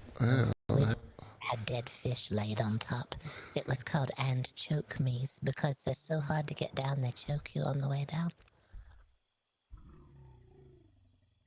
But yes, here not 4 days hence, we crossed the Shimmer, and on the way across the other side, we were missing one of the crew, and it seems like we had to sail back and forth through the Shimmer numerous times, circling the ocean looking for him.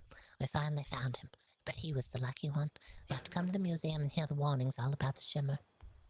Yeah, I lost my parrot. He died at sea. That's because it hungers. And that's all I can tell you until you come to the museum and for yourself. We're not into giving out the warnings away from the museum. We don't want to terrify people's cities and towns and frighten anyone. Oh my god. Also lost a cat. Also lost a cat I'd say, and the Navy found it, but you know. What's that? The Navy? Well, we lost a cat I'd say, and we spent hours searching for it, but then the Navy found it. It's like they knew exactly where it was. Like, where it was. Like they're in on it.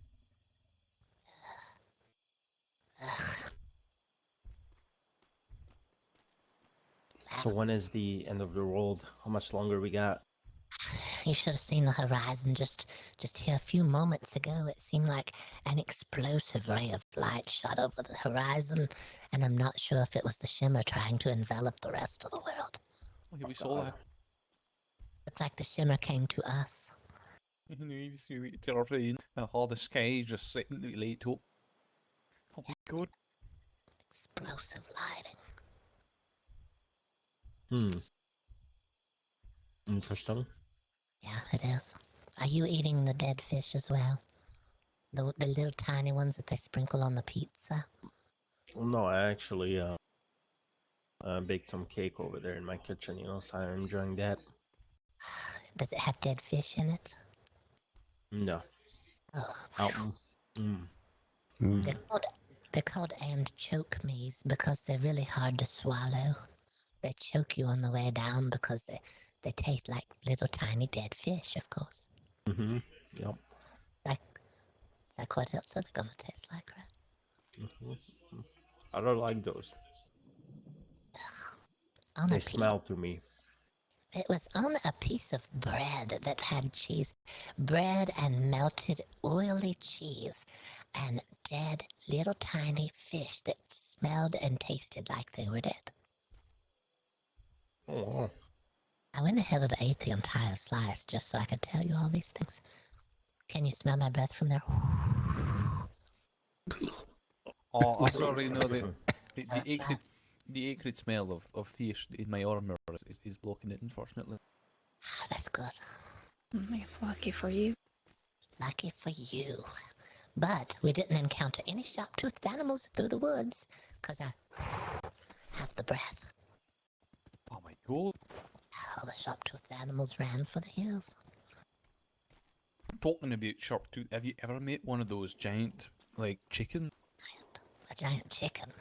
No. Yeah, I haven't seen any such thing. Oh my, yeah. Oh, it's so terrifying. I was in one of those islands, like on the map that has like a skull written next to it, and I tell you, I went on the island, and then at night I saw two glowing white eyes staring straight at me into the woods, and I heard it stomp, walking just straight around. Does it have ears that stand up on top of its head or anything? Oh, no, just like giant feathers. It's like giant chicken with teeth as big as my hand. Oh, no, I don't like it. Horrible.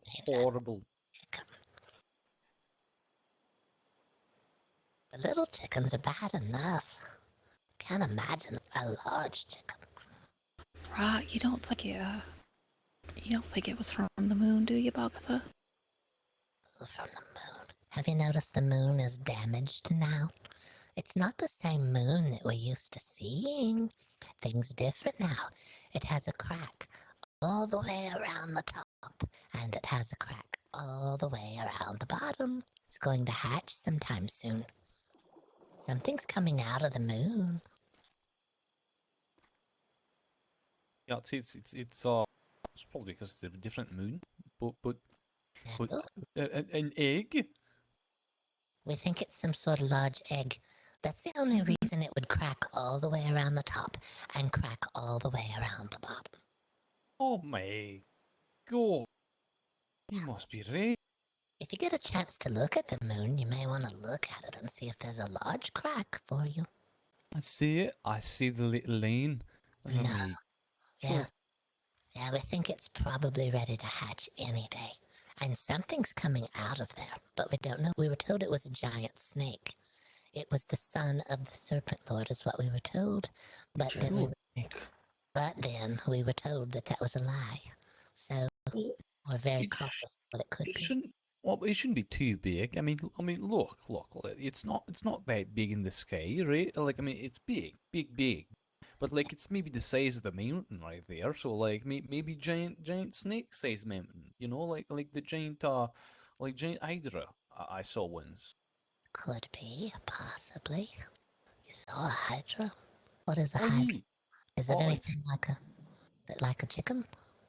No, it's like imagine a big old lizard, but with 3 heads, and one spews acid, the other one spews fire, and the other one spews like a black poison of doom and destruction that gives you curse, and renders you infertile the rest of your life. And if you cut one ahead, 2 pops out instead of it. And like it's practically immortal, and it just walks, and it's bigger than a galleon. That just doesn't seem odd at all, does it? No.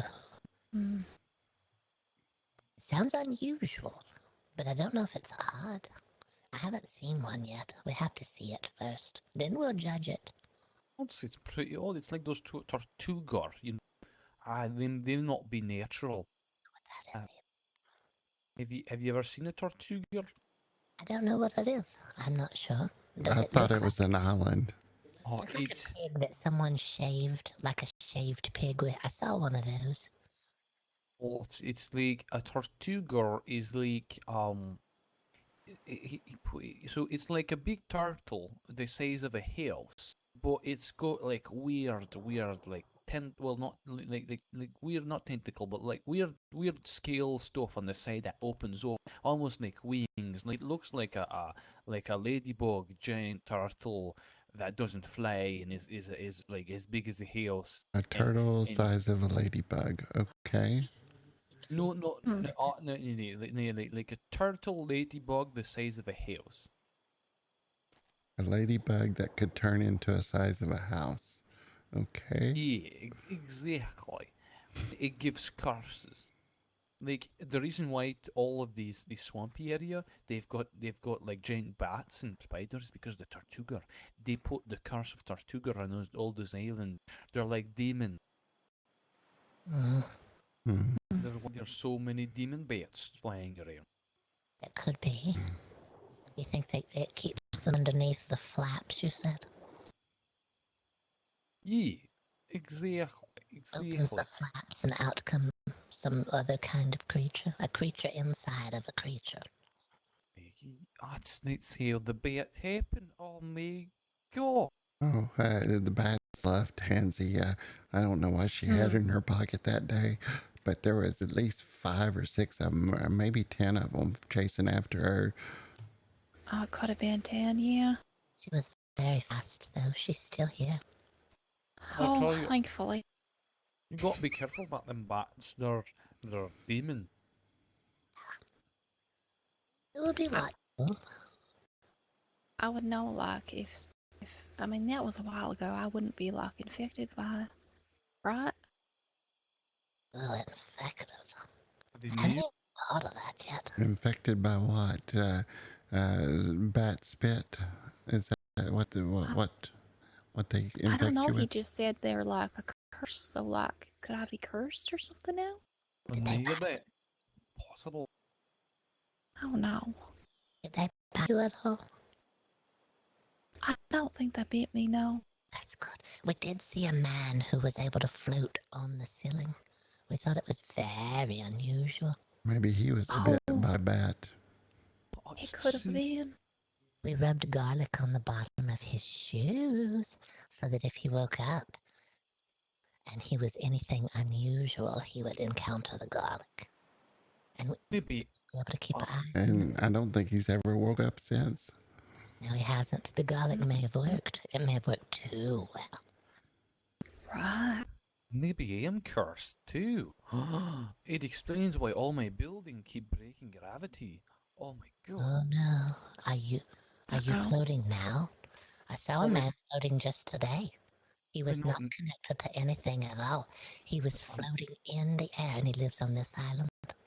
I'm not floating. Well, I built houses that were floating. They were like in the air, not touching the ground. Oh no. Maybe the curses has like different influences. Maybe it affects what you love most. My building. It very well could. Are they getting any higher in the sky? I think so. I mean, Making their way higher. Maybe they're going up to the moon. Maybe it's getting ready to hatch and it needs somewhere to live. Yeah, you're on to god, something. I'm building a house for a snake god. A moon creature. No, we were told that was a lie. But you know what they didn't say was a lie? Was that the moon was going to hatch. They didn't say that part was a lie. They just lied in the moon. And didn't the people say blessings, blessings? Something like Yeah, that. they did. They were handing out some sort of blessings. They said that they were with somehow they were associated and aligned with the Serpent Lord. And they said that when the moon hatched, the child of the Serpent Lord would be born. And we said, that's what's in there. We knew something was in there. Everyone tried to tell us it's not hatching, it's not cracking. But we knew something was in there. And then they told us later, no, they had lied about that. We don't know why. Maybe it wasn't a lie. And it was like a ruse. Like they don't want people knowing, but they slipped up and like they thought, oh, they can't know about it. They'll ruin our plan. They'll get the artifact or prevent the moon from hatching. Well, we know where they're getting their home. Dragging it closer and closer to the moon every day. When it hatches, it doesn't want to stay outside very long. It's going to go straight from inside the egg to inside of a domicile of some sort. My house. He's not even gonna ask for rent. I can't even ask it for rent. It's like it's gonna be in the sky. That has it now. Mm-hmm. Oh my god, that's so disrespectful.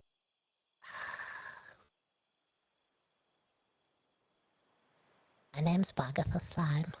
We run a tiny oddities museum where we'll introduce you to the strange, the unusual, and the odd at BoggOdd Oddities. Want to make sure that you hear all the warnings before it's too late. A lot of things out there you gotta be cautious of. Things that you would think are not things you have to be cautious of, such as giraffes. You have to be cautious of them. And elephants, and spiders, and shimmers. I did notice as soon as the people with the giraffe heard that the giraffe could be dangerous, they disappeared with the giraffe. So they don't want to hear. Yeah, they don't want to hear. They don't want to know. They want to be ignorant of it. Yeah, even told us that they almost came to the museum and then decided not to. Oh me. Yeah, they almost heard it. And they thought, oh no, they probably got something dangerous to tell us. We better stay here. Yeah, there's that kind out there. They don't want to hear anything of the sort. They don't want to hear the warnings. Well, maybe it's the giraffe being responsible for it. Maybe they manipulate him. They change their mind, brainwashing, and then so that they can do their maleficent stuff. Well, if the thing that live in the moon is trying to reach down to the creatures to imprint some sort of thoughts into the mind, which creature's mind is the closest to the moon? Oh my god. their giraffe. That's right. So where they gonna start at first? Well, I mean, actually, I'd say maybe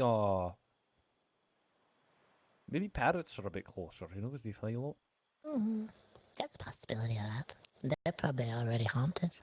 I don't really like the parrots anyhow. They're already haunted because they talk all the time.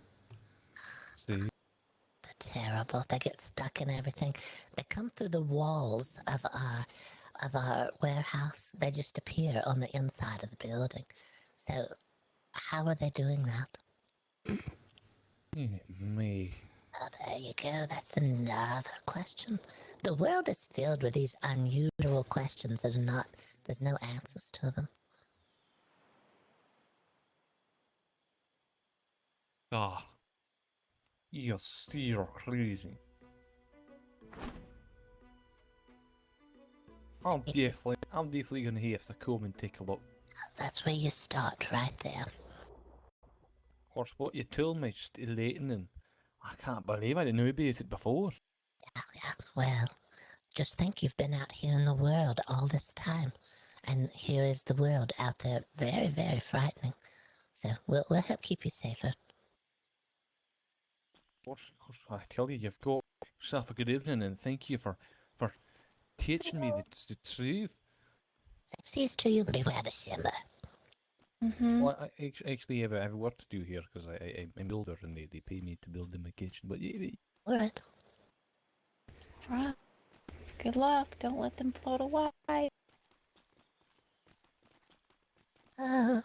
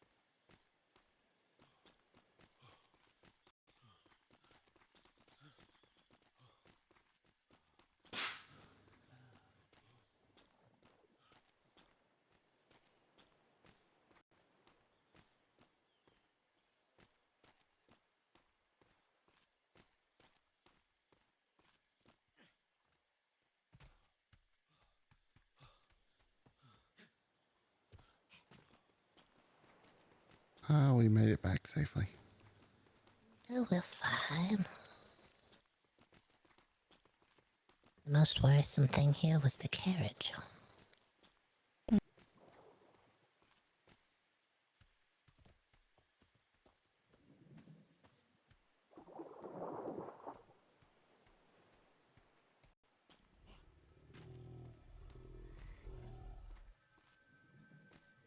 Okay.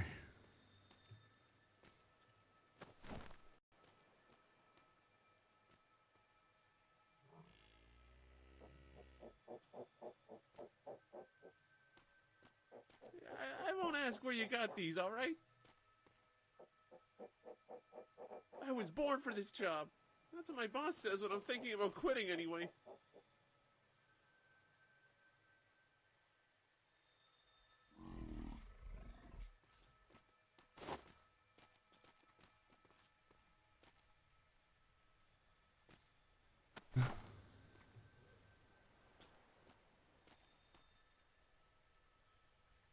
What is...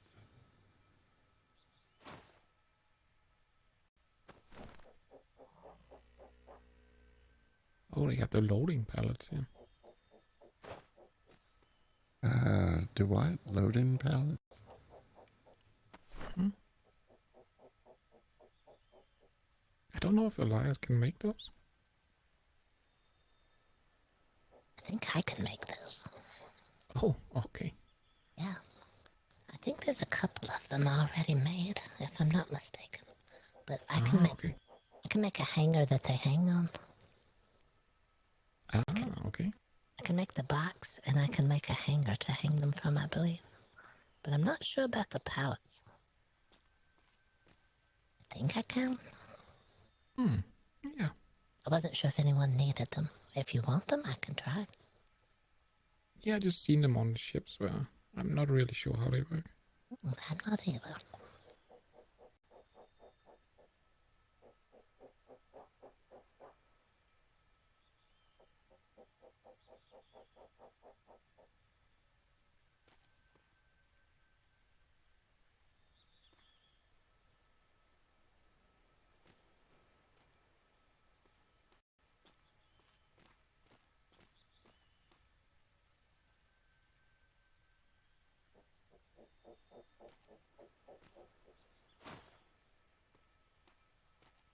Did you see anything in the shop?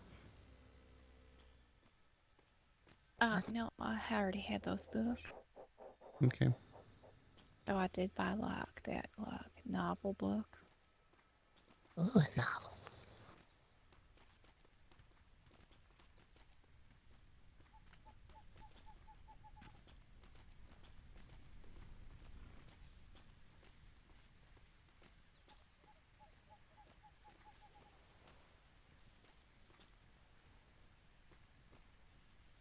I don't know if I need to ask or not.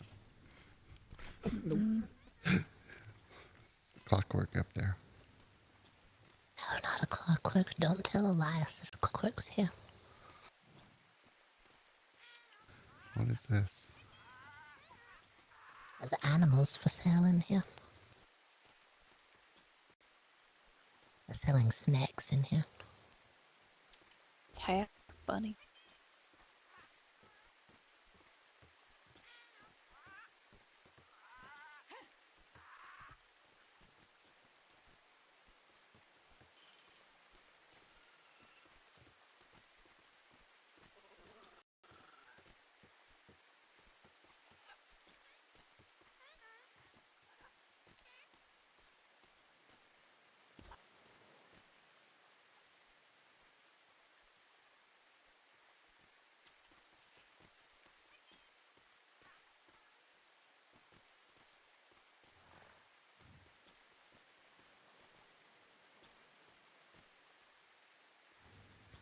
That's our ship out there.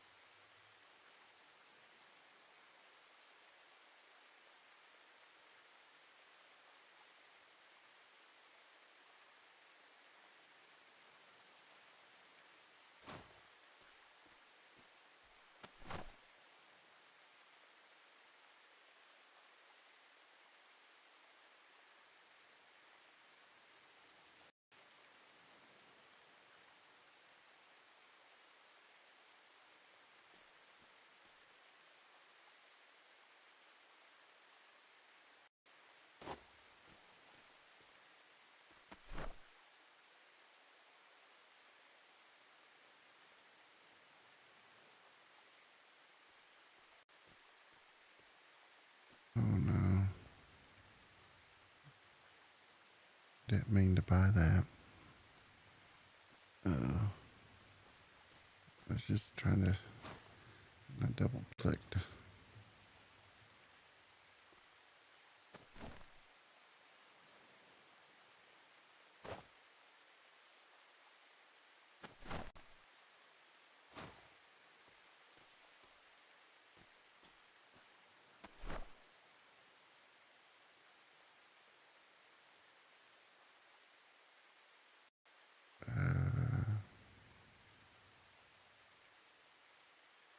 More novels.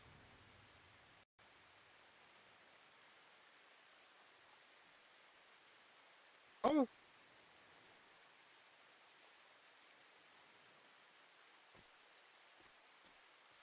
More books. Howdy. Have you? I don't think recently. Oh, I see. Mm-hmm.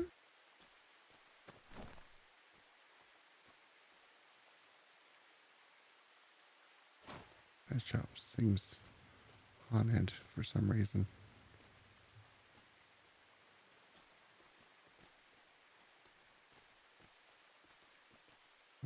Check out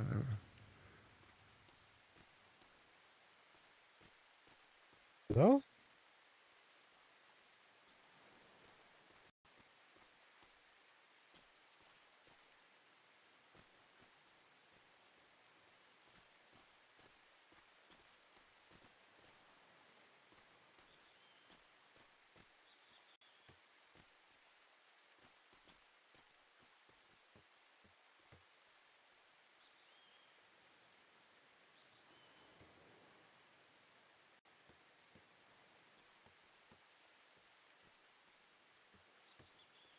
they're Do we have looking for spare you. 8 silver? Do what? Do we have spare silver? Oh, yes. How much you need? Just 8 if you have it.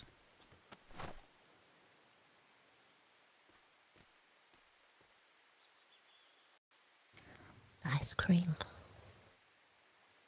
Cream. The poster here is saying they're recruiting people. Interesting. Oh, yeah. They want you.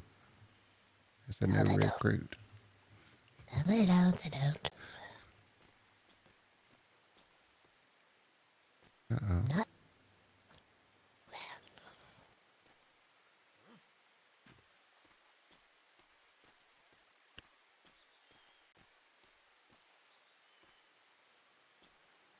Down.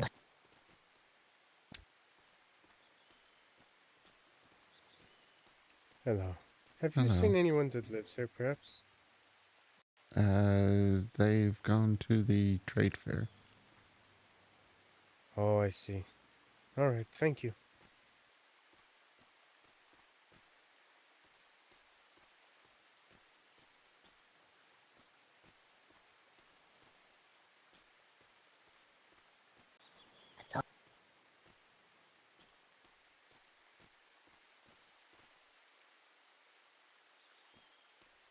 I keep hearing Boggert, but I'm not sure where she's at. Yeah, I don't see her.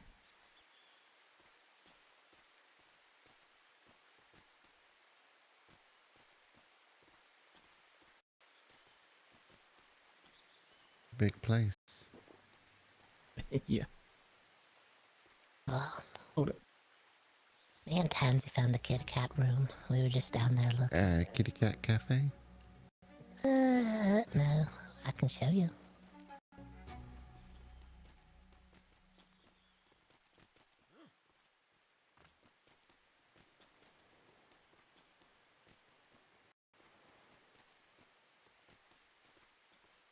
I expected more cats based on all the signs and stuff, but up here is the cat that owns all of this town. Uh-oh. Yeah, I wondered who owned the town, and now I know. Mm-hmm. There's a little obstacle course here. Mm-hmm.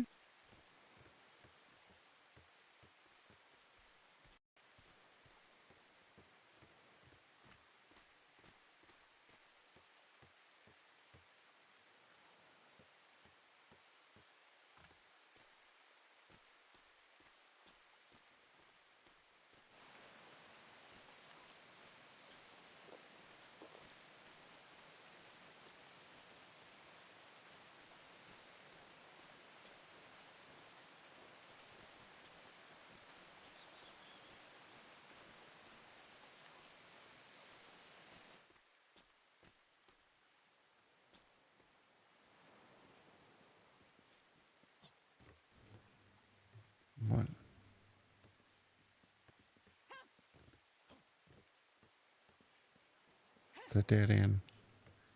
Why did you come in here for?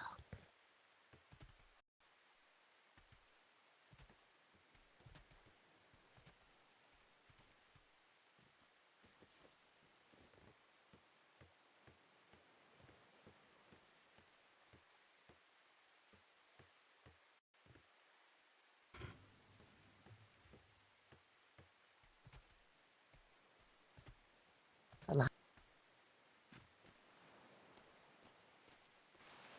Can scavenger hunt this town and you have to find something?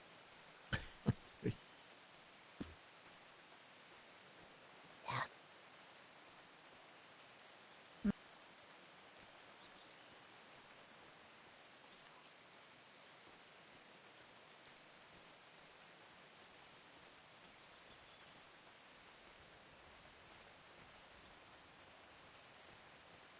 We got one of those oddity ships over there. One of those oddity ships.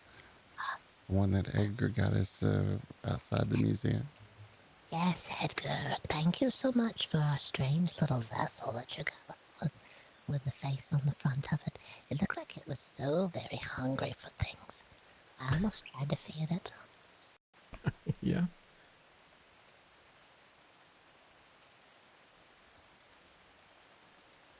We've been meaning to try to get that thing out and about. We want to take you out on it.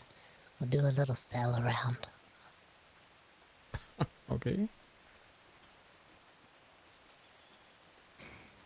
Alright, I think it's time, Boggert. We gotta get home. Yeah, we gotta get home. There's no one here anyhow. They all abandoned the town. The ship is just on the other side of this.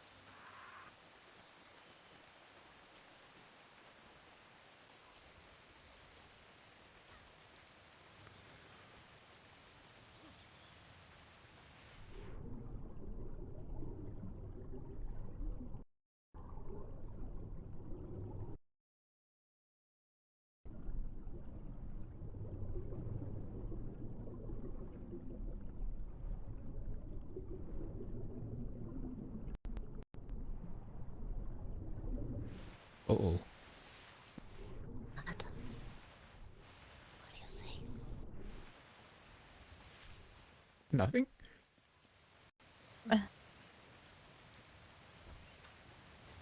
Something.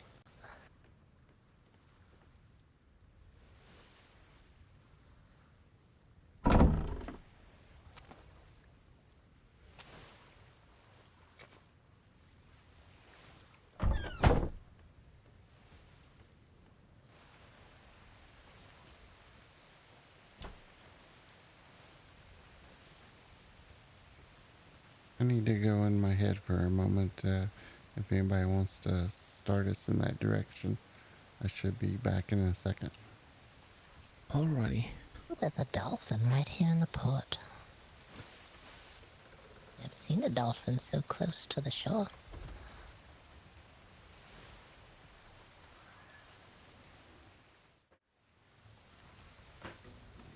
Ooh, it's following us now.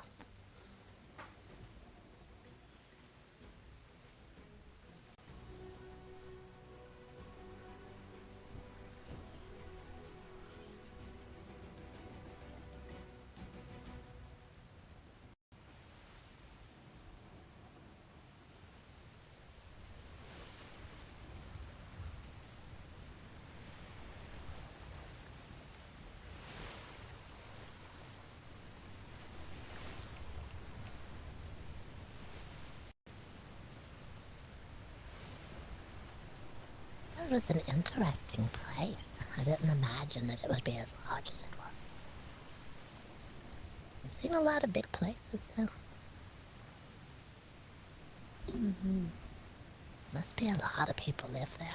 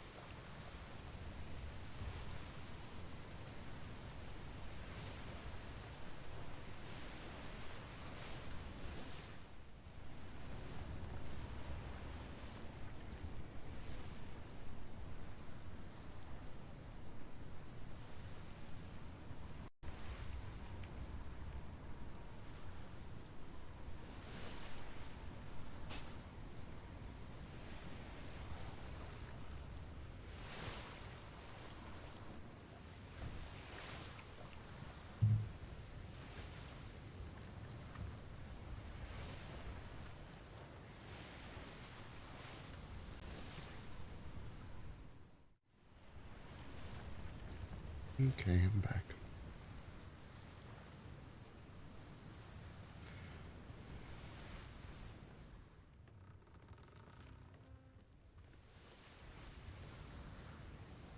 I'm back. Right. You want to go over? I can if you need me to. Yeah, the wind is turning, so yeah, you can. Oh, it's time.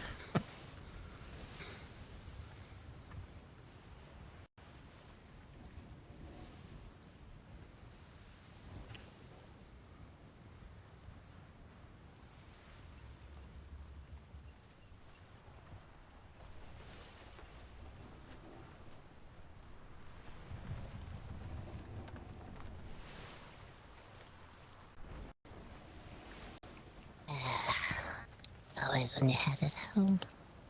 Mm-hmm.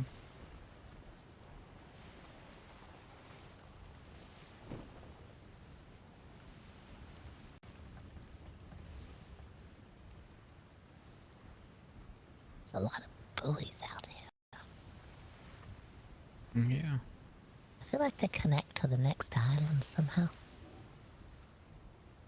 There's a buoy way over there on the port side between us and the island.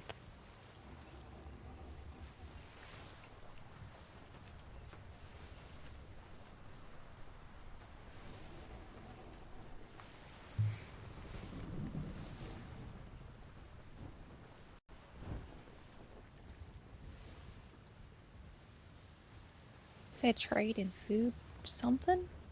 For this ad, that's advertising. Mm-hmm. Well, if you want to reach the most people, you just put your buoys way out here in the ocean.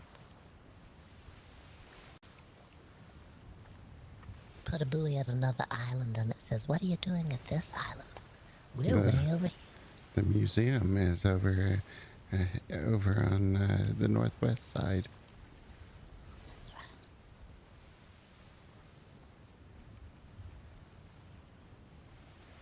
We start at the free port with a buoy and it says, "You're almost there.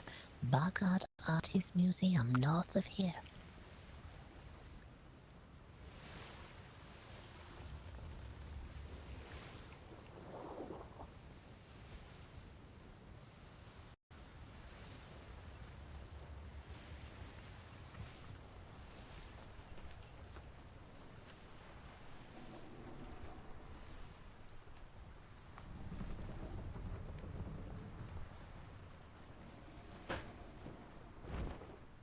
It's a really bad-looking storm on the port side, way off on the horizon. I was afraid that was the way we were headed, straight into the storm. Yeah.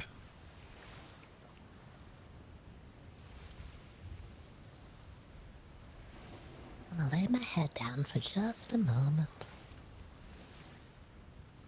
Okay.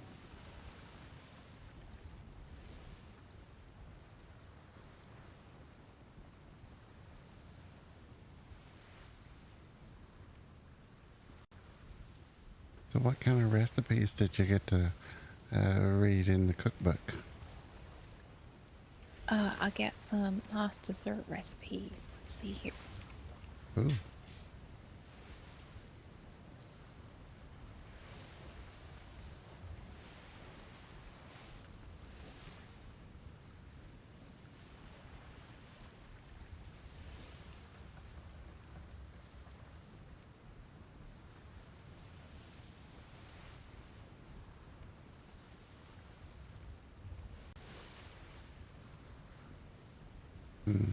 We got some tree seeds, so hopefully we can plant some trees in town that don't look like the small coconut tree.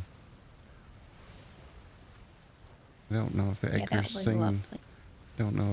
seen the small coconut tree. No. It was a little squirmy little tree about as high as I am, and gave coconuts. Oh. Looked like almost like a twig. Mm-hmm. Yeah. There was boxes on both sides. Oh.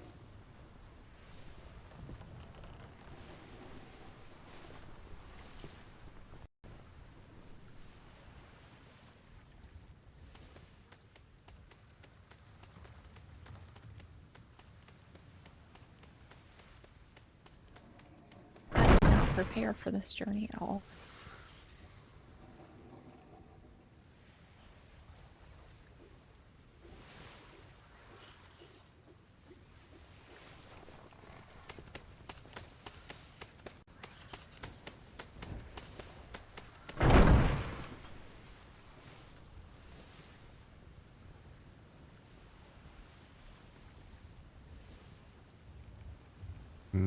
Approaching shimmer.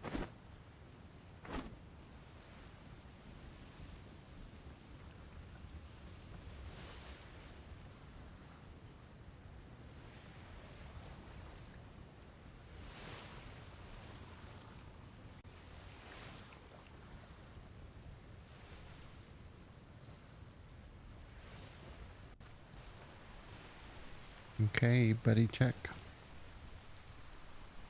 I'm here.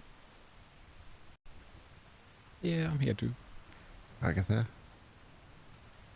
Looks like she has her head rested on the couch still. Oh, good. She didn't get Stanley. Stanley, you on here? Stanley. That would be something, wouldn't it?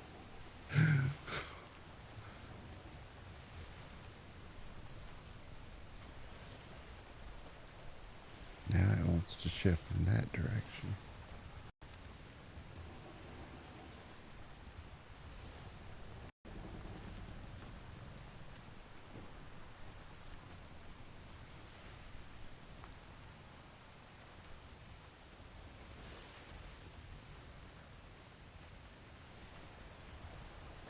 We thought we lost poor old Stanley.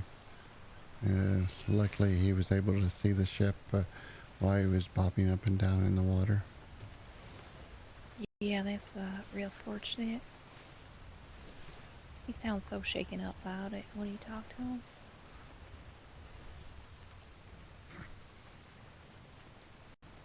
What happened? Did he fall overboard? Yeah, we went through the shimmer and he fell overboard, and so we tried to go along the shimmer to find him, and next thing we know it, he got on board and he grappled on for dear life, and the shimmer figure kept trying to pull him off all the way back to the port. Mm-hmm. He was in trouble. It was really bad. I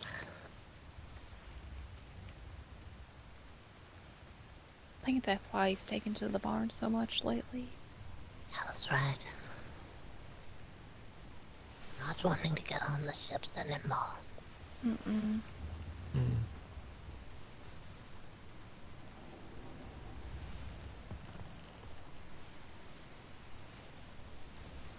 Well, there's a strange, ominous glow to the island.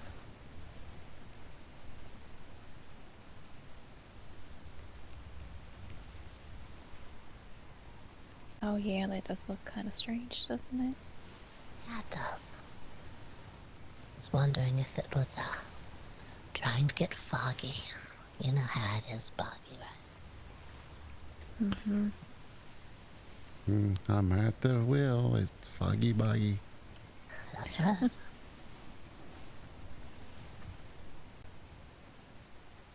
Watch the large rock out here. Ugh. Deadly rock. The lighthouse lights up that mountain really well in the dark. Mm-hmm. I've noticed when you're coming into the port, the whole island is dark except that one mountain is glowing brightly. It's a good spot for the lighthouse, I think. Looks like Yeah, I think it Elias is was. back home. Ooh, Elias.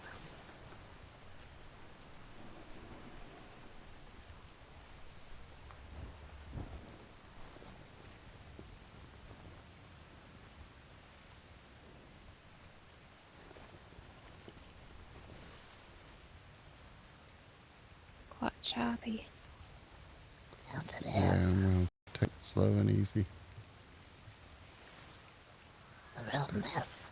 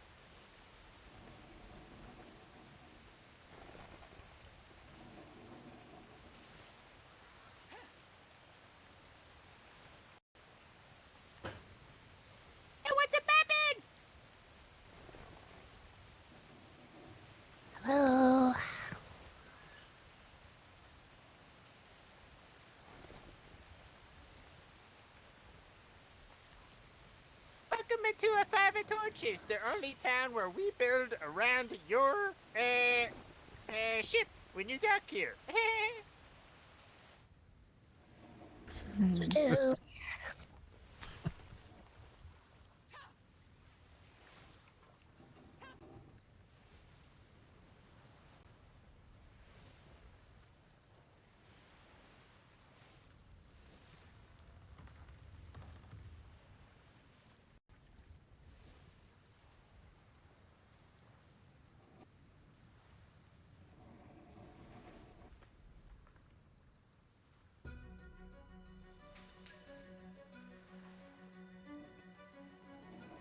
Keep it coming.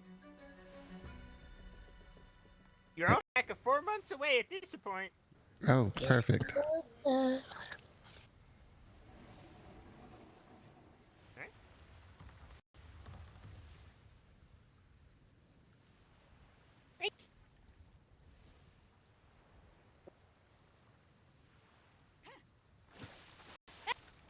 4 months later, we're here.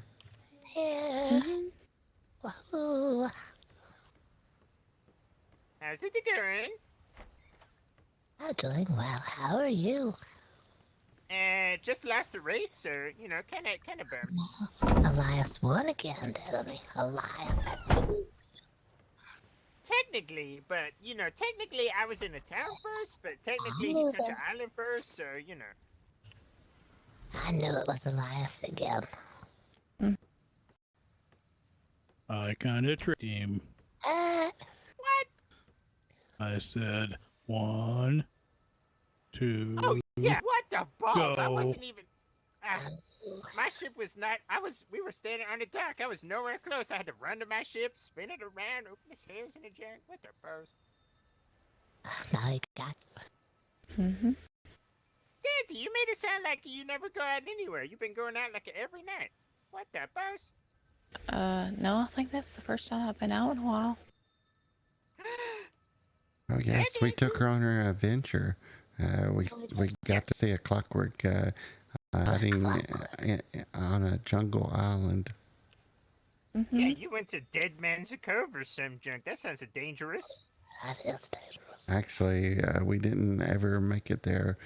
Someone interrupted the tour, interrupted our voyage for a tour. Then they told us to come elsewhere.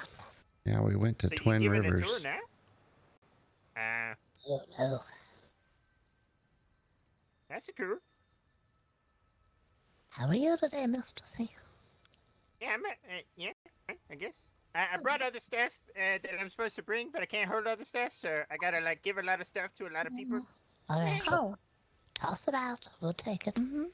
Yeah, what did you get? Did you bring the potatoes so the citizens of Yes. Five Torches could be happy? And the green. Yes. Oh, that's good. Yes, also. Those are both on my ship because I'm holding all the colors in the world, like a kaleidoscope in my pocket. And so I gotta like swap them out. I'll be right back. I understand how that goes. An artist is always an artist, right? An artist's work is never done. The paint never dries. Well, it does, maybe. Sometimes it doesn't, I suppose. It's got a lot of oil in it.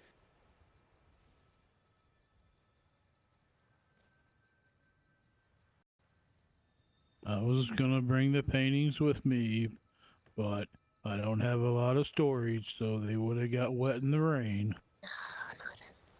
Not wet. Oh, did he bring more? I think so.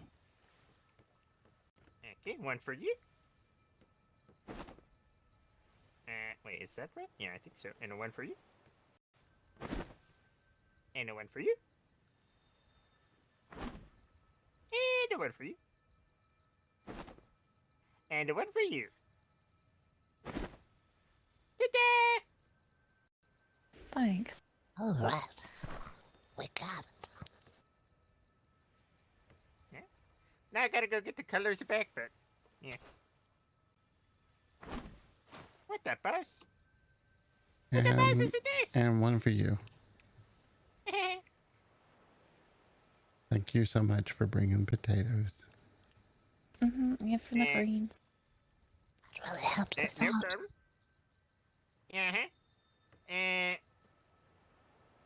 I'm gonna make a custom. Wait, who's he? I'm going to curate a custom painting for Elias, but I got some other designs if you want to take a look. Sure. Let me put these greens away though first. Just hand them to me and I'll take care of them for you. Okay, thank you. Elias, did you put your second win in your book? Are you keeping a little book of your wins? Oh, I that's a think good I'm idea. gonna start with starting and stopping and grids and wind and storms and cannonballs. That's right.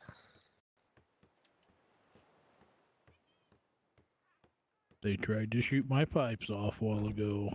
Not again. Yeah, I got blowed up a little too. I hope I have enough stuff. It's fine though. It's good. That should be fun.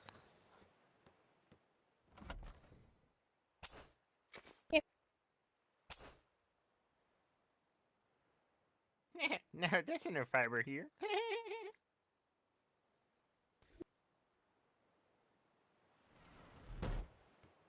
Sure. I believe you. Did you want to work on the tradition for Tansy first? Or do the one for me first? I got a lot that I've already cataloged and stuff. I just gotta hand them over. But I don't know if you got a time to look at them. Okay, cool. So how's the art trade been going?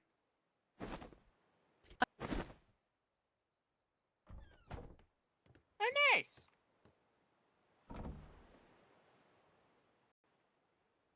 Hansi, did you need any easels? I can make easels.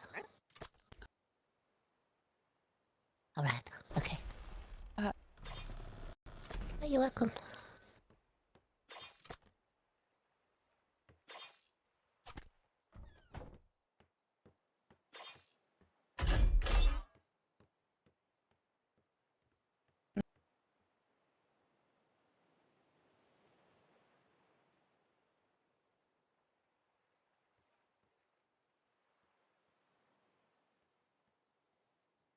Ease. Goes in that one. G's. That one. C. Goes in that one. Very good.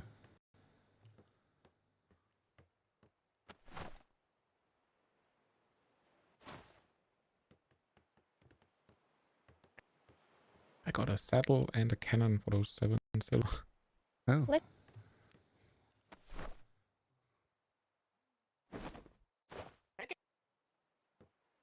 I accidentally bought that. I'm not sure if you like that to armor or not. Yeah, that So, might be good while I'm taming. yeah, I was looking at the booth and wasn't paying much attention and accidentally purchased it because I had all the coin in my pocket. Okay, then you get this one. What in the world am I going to do with that? No, what am I going to use it for? I'll It's put just it so in the... cheap. We can put it in the shop and sell it, I guess. Get the coin back. I paid 5 silver for it. Okay. So sell it for 4 silver or 6 silver. Yeah, something like that. Not even.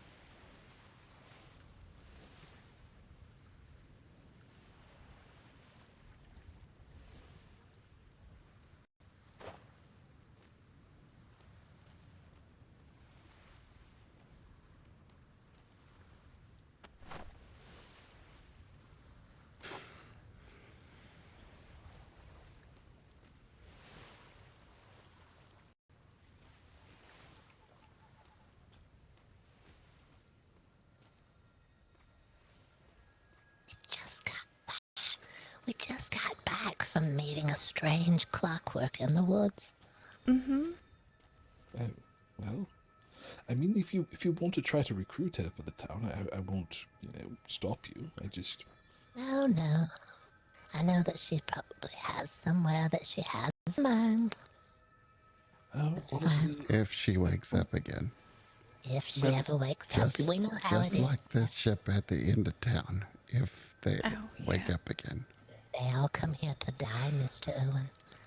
She's well, probably already gone now. Her ship was not here when I arrived last night, so she went somewhere and then came back. I think the problem is she just wakes up a bit later than all of you.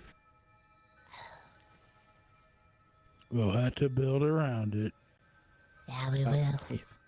I'll get started on it tomorrow, Mr. Owen. Don't worry. Yes, maybe one of those nice little tombstones that says "Rip" on it, and then build over it. Who in the world is Rip? That's a terrible name.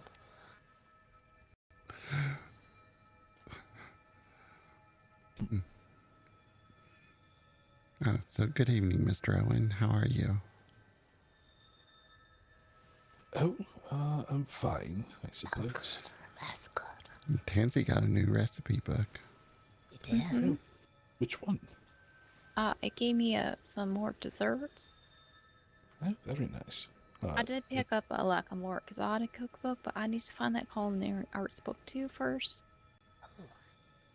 Oh, yes, I haven't been able to find that one. You could ask that Jack that was here today. He said he would help us with whatever we needed. You said you were taking a painting to him, right? Oh yeah, I do need to do that. That's a good idea. Now you make sure to tell him you're with us and that he said write down anything you need. So you tell him you said I need that book. Okay, I'll do that. All right. Oh, speaking of paintings, I forgot I was in the middle of something. Sorry. Sure, that's fine.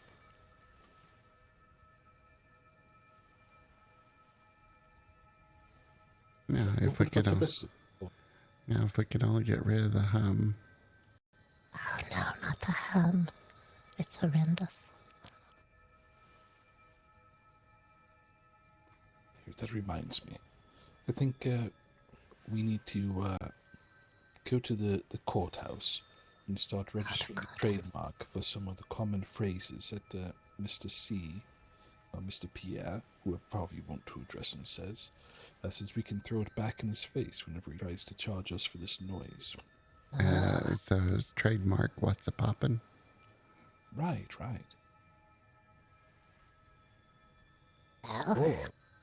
Or we could file a harassment complaint. That's right. It's been days now.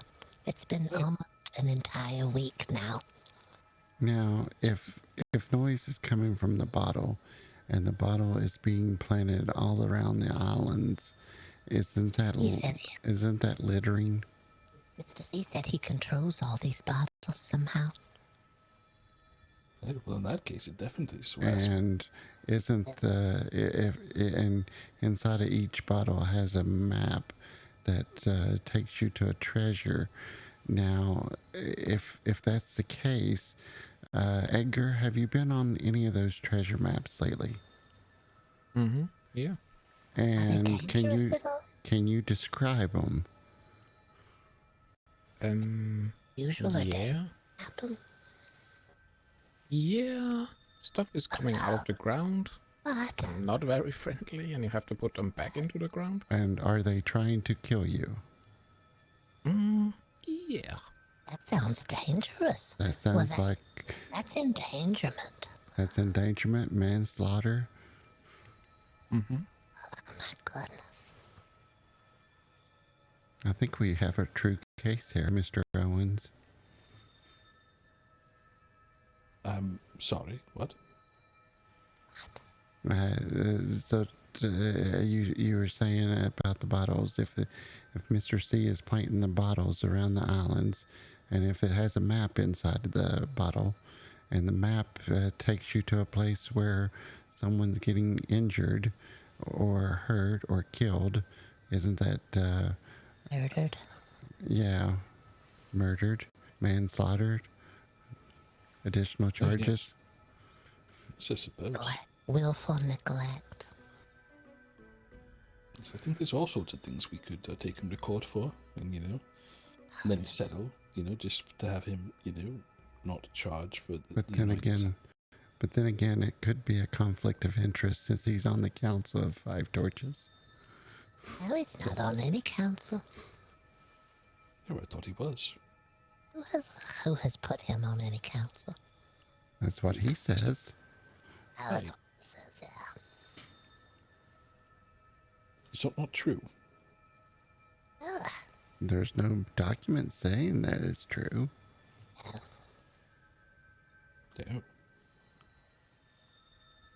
Council? I didn't even know we had a council here. Well, I suppose we could officially form one and then just not invite him to it. We're just a loosely associated group who acts as a council. But we all know who the members are and who the members are not. But apparently it's not entirely true, because he kept saying he was a member of the council, and I believed him after all, but he does have a building here. He doesn't own that building now.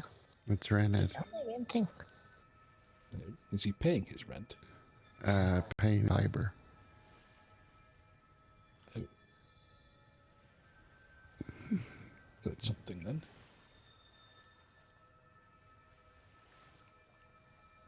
Harassment. We start with harassment from the constant noise, and Tansy can be the one to put forth the claim because she lives between two of the bottles. Yeah, there you go. Although that might be a bit of a conflict of interest, as I believe they do have some partnerships together. That may be true. Oh, a tangle web we weave. Right. That's more on Mr. C than it is on Tansy, though. He's the one that owns the songs, and he's the one that's putting forth some sort of claims on them, and he's the one that's doing business with Tansy.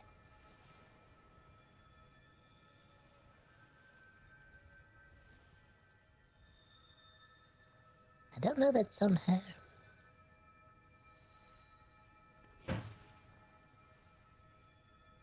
So, Mr. Owens, did you see Boggert's elephant picture over there on the billboard?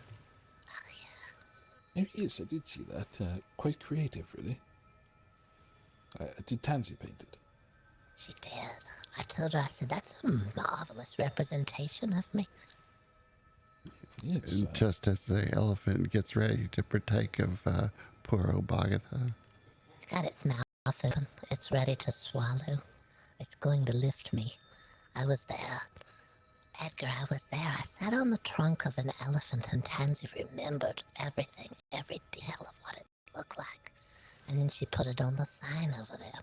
If you go look, you can see it's me there on the trunk. Oh, wow.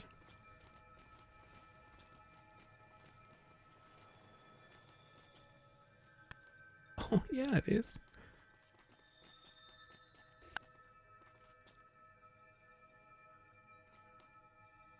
Swing on over to Out of the Lion's Art Gallery.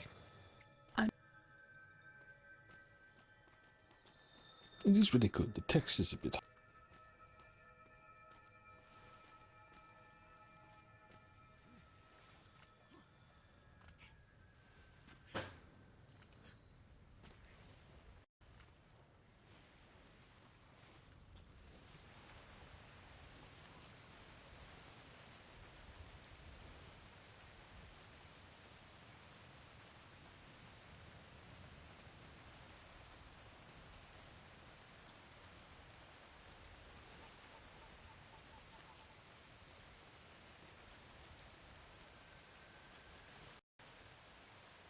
Edgar, I did notice you made quite a bit of coin in your gambling shop.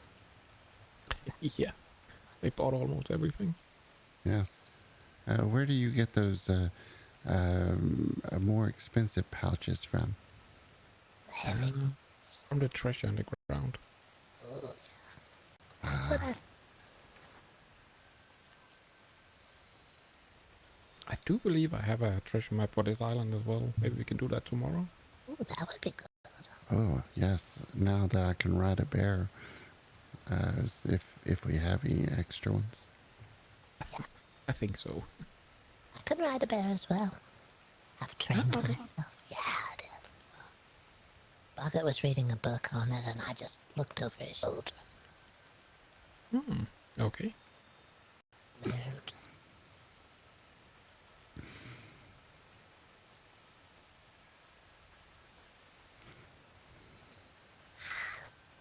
Did you see what I did in the shop, Mr. Owen? I put some eggs and milk in a barrel and put a book in the shop selling 1,000 eggs for 20 silver, 1,000 eggs or 1,000 jars of milk for 20 silver. Oh, yes, I did. It's a clever idea, actually, with the labelling, with the signs like that. I wasn't aware those types of signs existed. You gotta put a little more in there, 'cause it doesn't last as long as you think it does sometimes.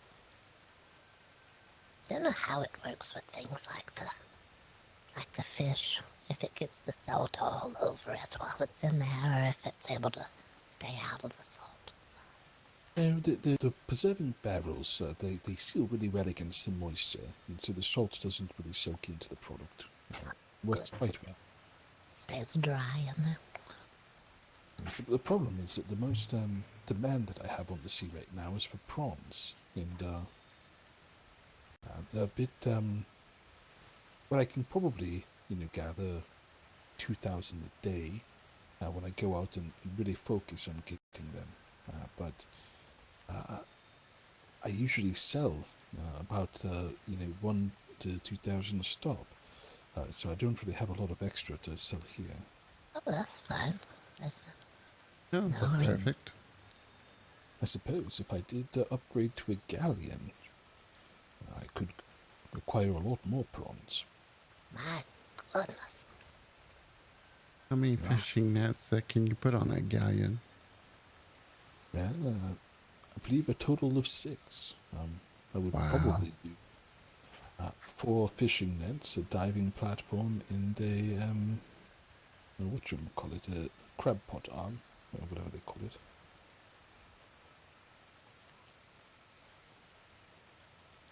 Well, nice. You can come into the circle here. You don't have to stand so far away.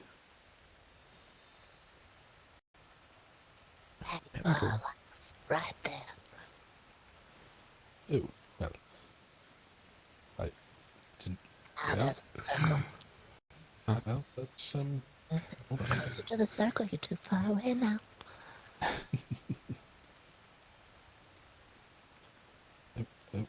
All right.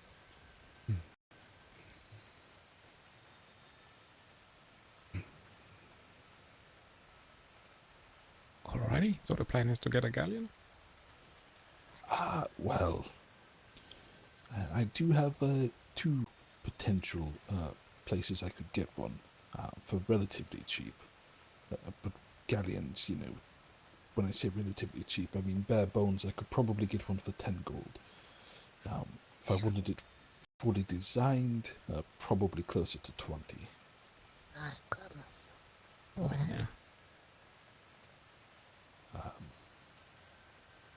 I could help you build some walls and things if you want to put it together yourself. Are you actually able to build galleon planks, galleon frames? No, but I can build like the ceilings and stuff. Oh, fair. Well, that was the thought that I had, is if I did purchase a galleon, one, I would have to get rid of the stone, maybe. Good times. We're doing small circles today. They're in fashion now. I was just going to say this is a very small circle. Squeeze on in here. Everybody's breath smells fine except Bogget's. She had some anchovies. Yeah, the anchovies. Oh. They're called anchovies. They're very hard to get down. There's the little tiny bones in there. Someone fed me something today. They called it anchovies, and it came on top of a piece of bread. It was oil-soaked bread with little tiny dead fish on the top. It's They called it Ziza or something. Zai, I think. Azoo, I think is the name of it. It really wasn't terrible once you took the little fish bits off. Fish snazoo. Yeah, someone in the tour just didn't want. Was so hungry and was begging for food, and that was the only thing that was offered, and they said, "Nope, I don't want it." Oh wow. The group that came for the tour was Twin Rivers. Nice. Speaking of food, Tansy, do you need any more turnips, carrots, or potatoes? I'm sure I could use some turnips and carrots. I think we just got a few potatoes in. We got about 1,000. But I'm sure you said that you have a huger demand for potatoes. Yeah, probably. Fair, but I might head up to the apothecary at some point. I want them to identify something for me. But I know that I can purchase really cheaply there potatoes, turnips, and carrots. So if we need some, just let me know. Okay, yeah, I would take more. Is there a ship out there, or would the storms just There is a for ship. Ship going between the rocks over there. Going to the island over there. Already passed, I see. It was raining. Not anymore. Yeah, we worked up a deal with Mr. C. He was. We told him that the citizens of Five Torches would like to see potatoes and greens, and he says, "Well, I'm not a trader," and he said, if you want to keep your citizens happy, you would bring potatoes and like it. Yeah, that's right. Oh, here, take these. Boggert, I don't know if you need them or not. Not even sure if they'll grow here for you, but worth a try. Yeah, I can try. The potatoes and the carrots are very finicky on this island. Right. It seems the temperature is a little too warm for it. Warm, you say? A tiny bit.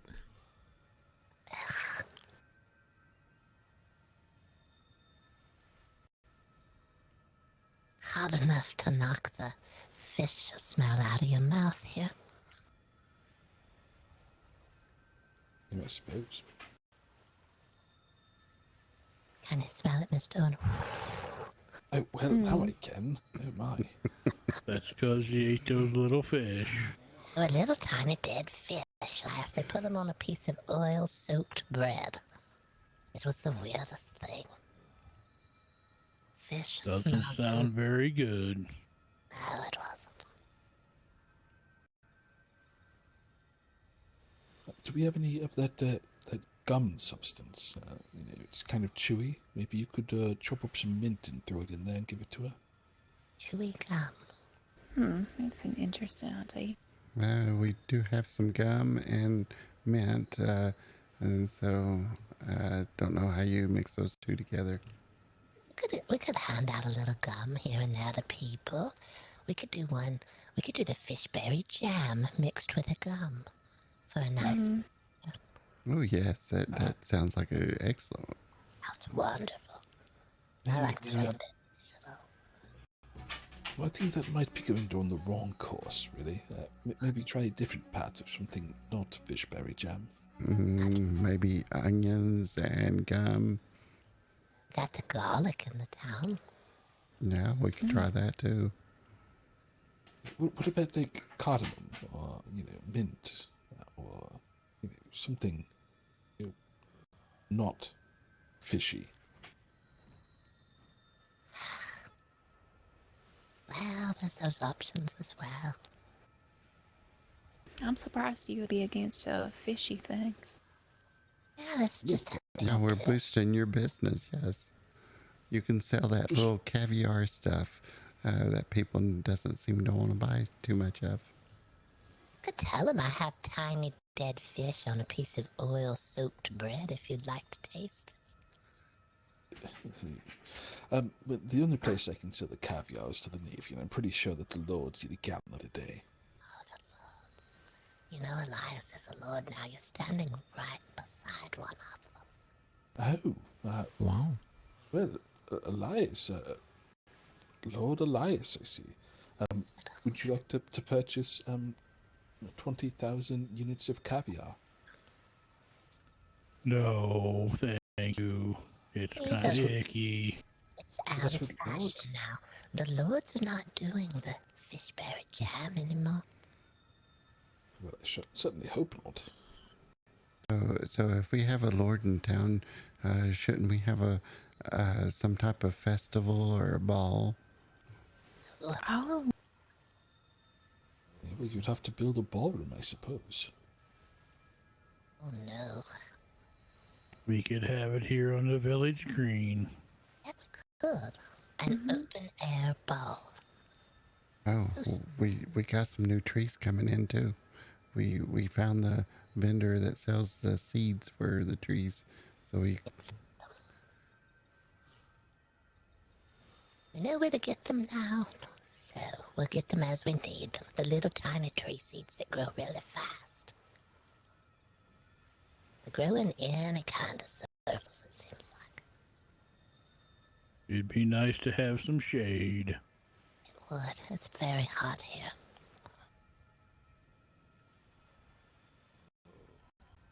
Yes, I suppose. Yes, you could put up all sorts of fancy lights. You have hire, one of the musicians out on the seas to come and do the music for it. You could call it the Ball of the Commons. Invite all the common people. But Elias is a lord, then he can't come anymore. Well, no, that would be the thing. It would be a lord embracing the common folk. It would be great PR. It's true. Well, Mr. Owen, I'm not really a lord. I'm just a duke. Oh, a duke? What? Oh, wow. Who told you that? I saw that piece of paper myself. I'm pretty sure that's what it says. Oh.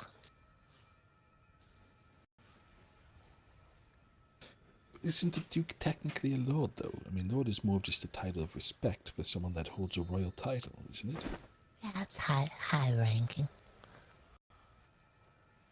But I suppose we could call it the Duke's, the Duke's Ball for the Common. Oh. No? No, all right. might as well call it the Commoner's Ball. Or should we say Peasant's Ball? We could say something better than all this. We could say something like, it could be the You're a Lord Today ball, you know? Everyone's a Lord ball. Instead of saying, well, you're so common, we're going to do a common ball. We'll say it's a Lord's ball, but you're a Lord for the day. That sort of thing.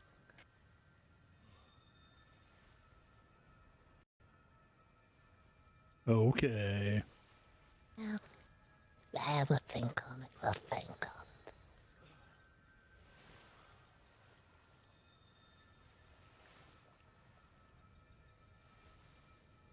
it. No one has mentioned Tansy's beautiful new shoes. Oh, don't make a habit of looking at people's feet, to be honest, but yes, those are nice. Boggett made them for me. They're beautiful. I'll let Tansy decide how to dye them, though. Her feet were getting very hot here. Mine were too. I started to have her wear one of my shoes and I wear one of her shoes. We just swap one each. Give her my left shoe and she gives me her left shoe. It's a sign of friendship. I thought you were going to say she gives you the right shoe and you give her the left shoe. Then I was going to say, how do you walk in them? Well, that's easy. You just walk in a circle then, right? Probably, yeah. It's to confuse people.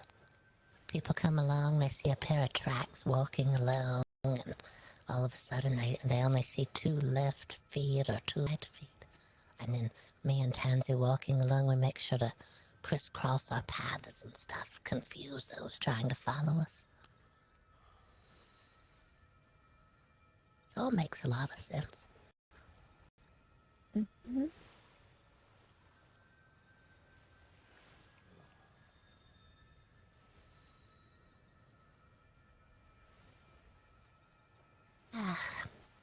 Well, I think it's getting late. Yes, probably. Did you have a lot of business today at the museum? Yes, we had a nice tour today. I heard there's a... We make this week, Boggert. We made a pretty good amount of gold in a week.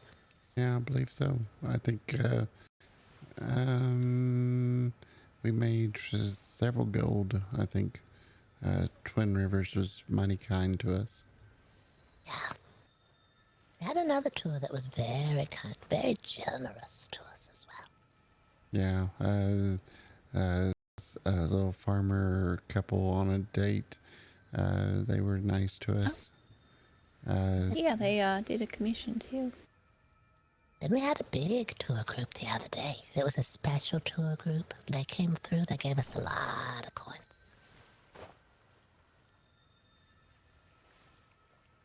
A special off-hours tour.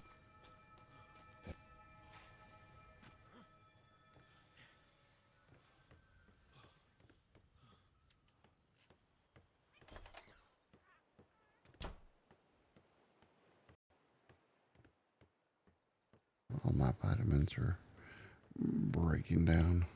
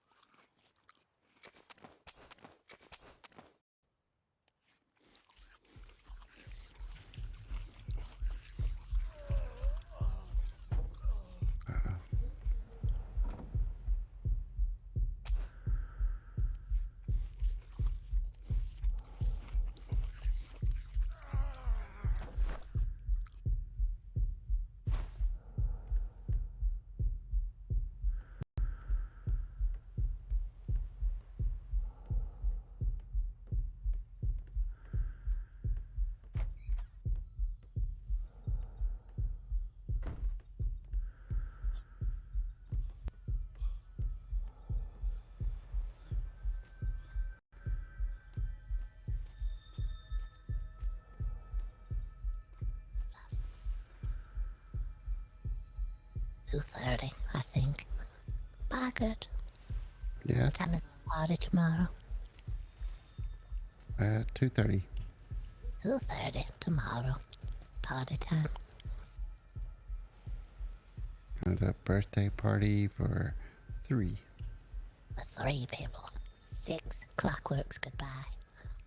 And then some other things. We're not sure what yet. Got wrapping paper and some little boxes. We're gonna wrap some stuff.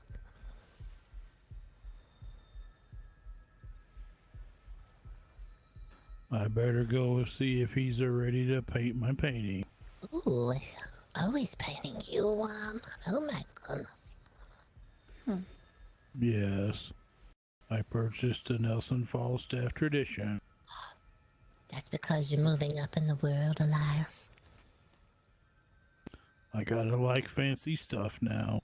Yeah, that's part of it. Part of the rules when you're moving up. Becoming a lord, you have to start to like the fancy things and start to collect specialty art pieces and stuff. It's what you do. I don't want any of the fish jam. God, the fish jam. He'll try it, and one day he'll love it. He'll want it on hardtack too. You got to make sure he has hardtack ready. A little dead fish laying on a piece of oily hardtack. That's the worst. up. Mhm. I need to go grab some food.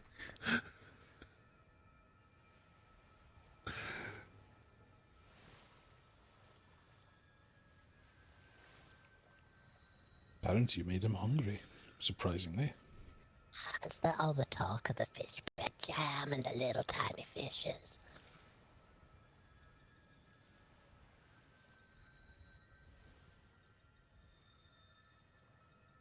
Well, I guess it's time for me to retire for the evening. Yeah, I guess it's time. Yes, I suppose I will as well. Speak to Edgar before I go, though. Good night, everyone. It's good to see you all. Yeah, have a good evening. As well, I'm glad we got out and got to see the clockwork in the woods. Yeah. Good night. Have a Not good Boggert.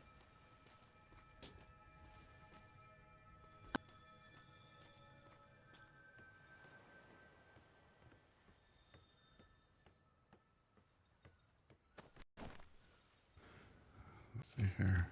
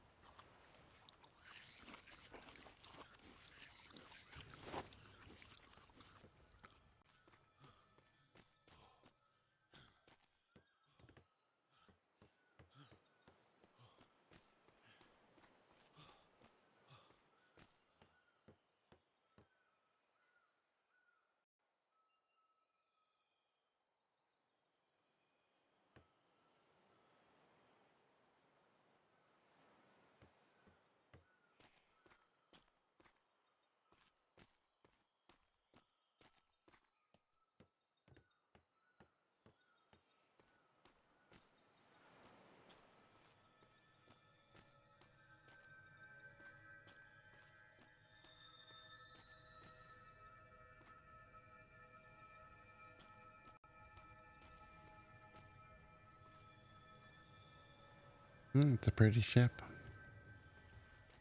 It is. He said it's a pretty ship. I guess. It's got a bunch of junk hanging off the sides. Yeah, it's good to see it heading in the opposite direction as I run and retire for the evening. Good night, everyone. Good night. Good night.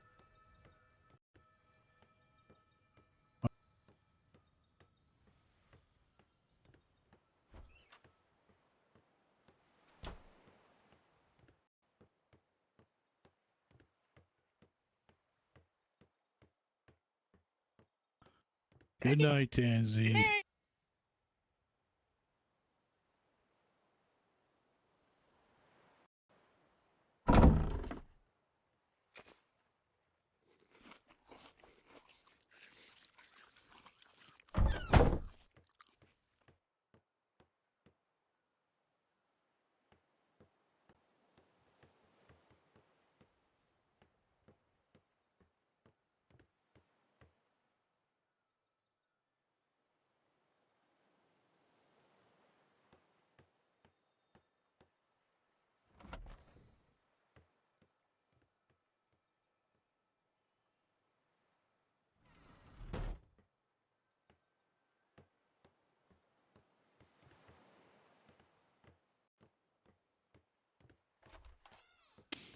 That's fine. That's one the customers will see the most.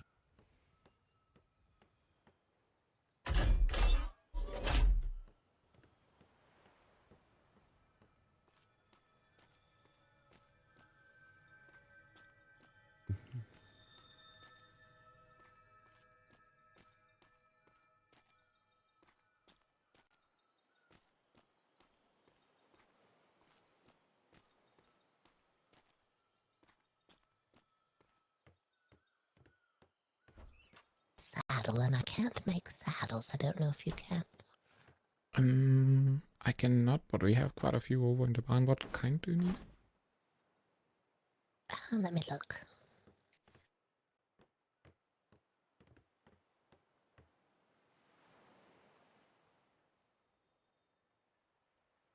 The little label says a general saddle. I don't know what general saddle is. Okay.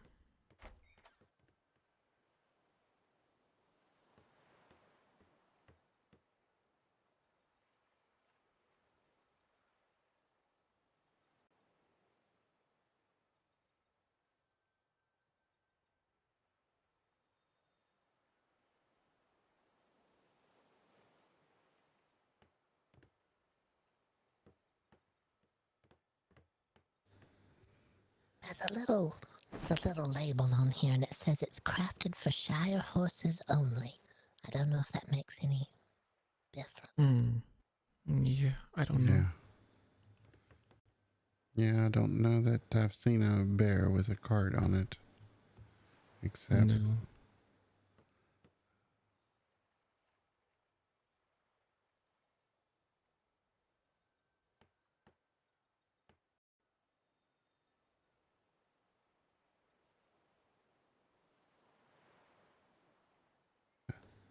I did see a vendor at the Freeport sold a book that taught you how to make the saddles, but I got a feeling it's going to probably be in the armor category. Yeah.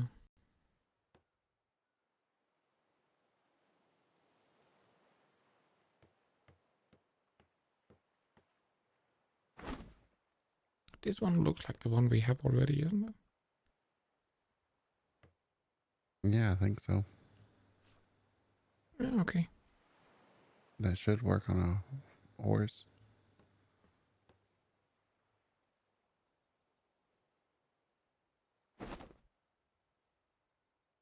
That's for the cart as well.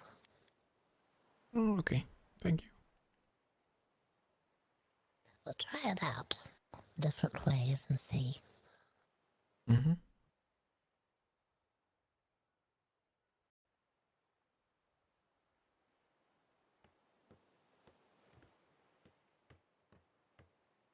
Wow, they are big. The loading pallets. Oh my. All right. Well, we'll put it wherever we need to. Is fine. Yeah, I don't know if we need it. But we'll have it. I just want to know it's available. That rack, I'm not sure if it has an arm that hangs on the side of the ship, or if it's just a box, or if you get both. I can't tell. Let's go take a look.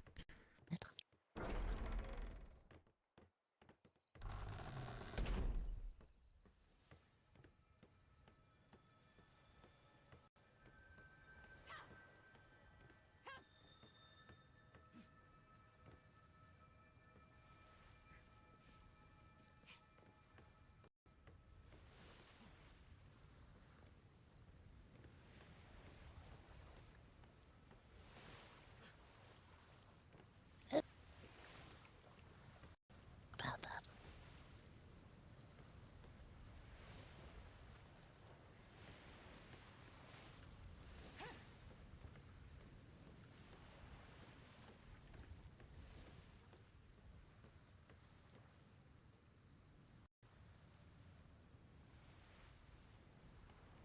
Can you look inside the box?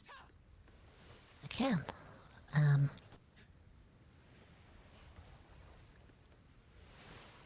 Uh-oh. Boggert.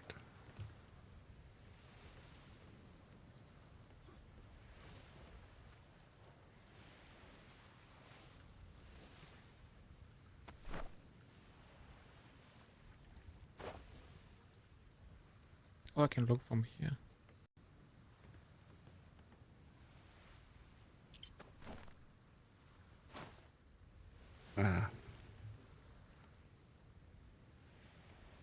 It's very similar to the fishnet. And you have to kind of look when it throws it up on the fish. You have to look at the wood here. Okay. Well, I was looking over there, because when I looked here, it didn't want me to look in it for some reason.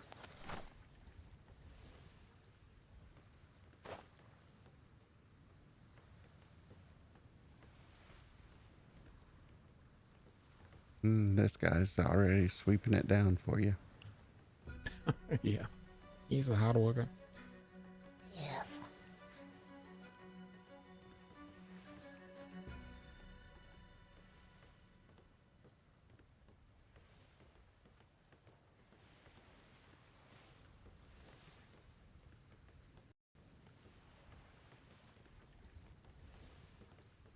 Okay. Did you need anything else before I head in? No, I don't think so. Anything you need done? Did you need any more of those boxes? I can make them for you. I just wasn't sure how they worked. No, that's fine. I was in the same way. I didn't know how they worked. I just was curious. Yeah, it's hard to know sometimes. Alright, well there's the box, and we got a saddle for you and some extra boxes for that. I think we have... Did we? Oh, did he show you the rabbit he got? We only have one horse. The horse that pulls the cart. We have one Shire horse, yes. You're welcome to take that horse anytime you go out, Edgar, if you need it. Yeah. I'm just afraid to lose it. I will find another one if you lose it, Edgar. It's not a problem. It needs training as well. It's hasn't been schooled for anything. Yeah. Oh, We'll use it here just to put stuff in and move it around, but you're welcome to take it wherever you like. Okay, yeah. I know you're out collecting stuff. You said you had brought home some more stuff for us, so I want you to have what you need. If there's anything you need, just let me know. I'll see if I can find it. Nothing in particular. Okay. But there's always something that comes up, you never know. Yeah, I know we don't have metal here, so if I find some, I always take some back, but yeah. Noticed we had a lot of iron. I'm thinking you probably brought the iron. Yeah.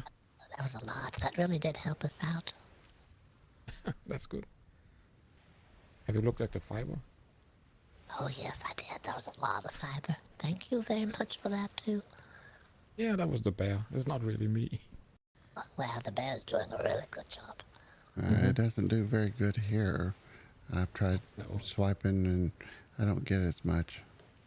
It doesn't like the silk very much, seems like. We did go through quite a bit of fiber making those clockworks. Yeah. But it's pretty easy to get both jute and... can't remember the other one right now, so... and it's pretty close by, so I can use that as well. You know that I found the oddest thing.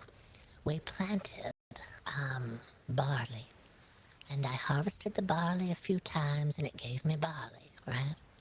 And then I went to pick it the other day, and instead of looking like barley, it looked like straw. I thought that was very odd. Yeah.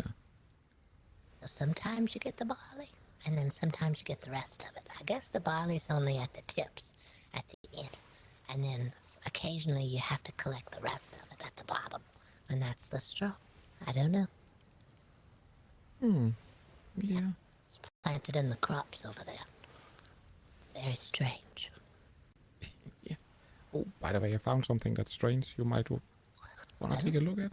Oh, sure. Okay.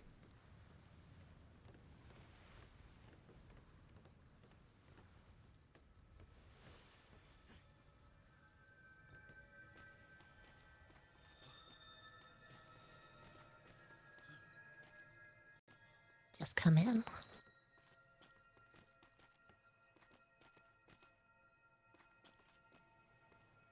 Where'd you go? And upstairs. I'll wait here. Oh, it's okay. You can always come in here. I'd never seen this before.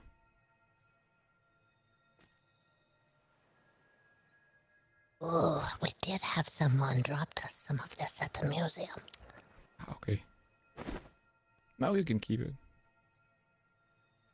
It just looks strange, so I thought it was something for you too. Yeah, did you find it somewhere? Or did you find it in the ocean or somewhere unusual? Yeah. Yeah, I'll take you there one day. It's pretty strange. Yeah, you need to see that. Alright, yeah, we need to go. Yeah, we were thinking about sailing over to maybe D6 and spending a couple of days and kind of exploring next week. Maybe spend the night and stay over there for a couple of days. Yeah, that's a good idea. I don't think I've been to D6 yet. There's Storywise Cove, operating a library, and then there's some dancing goats of some sort that we need to investigate. Oh yeah. What are you saying? There's some dancing goats on the northwestern island in that grid. And then the people who visited from the Storywise, they said that they were in the center island in that grid. Oh, there's a couple of spots there we need to check out. Yeah. All right. Well, we won't keep you. We know it's getting later and later. Yeah.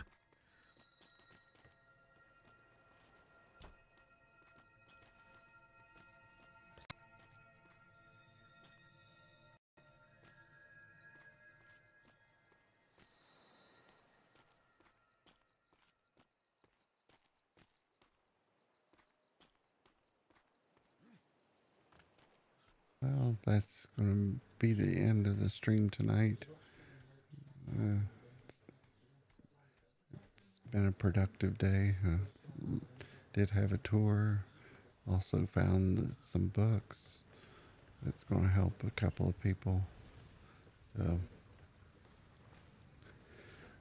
tomorrow we do have a tour scheduled. So we're looking forward to that. So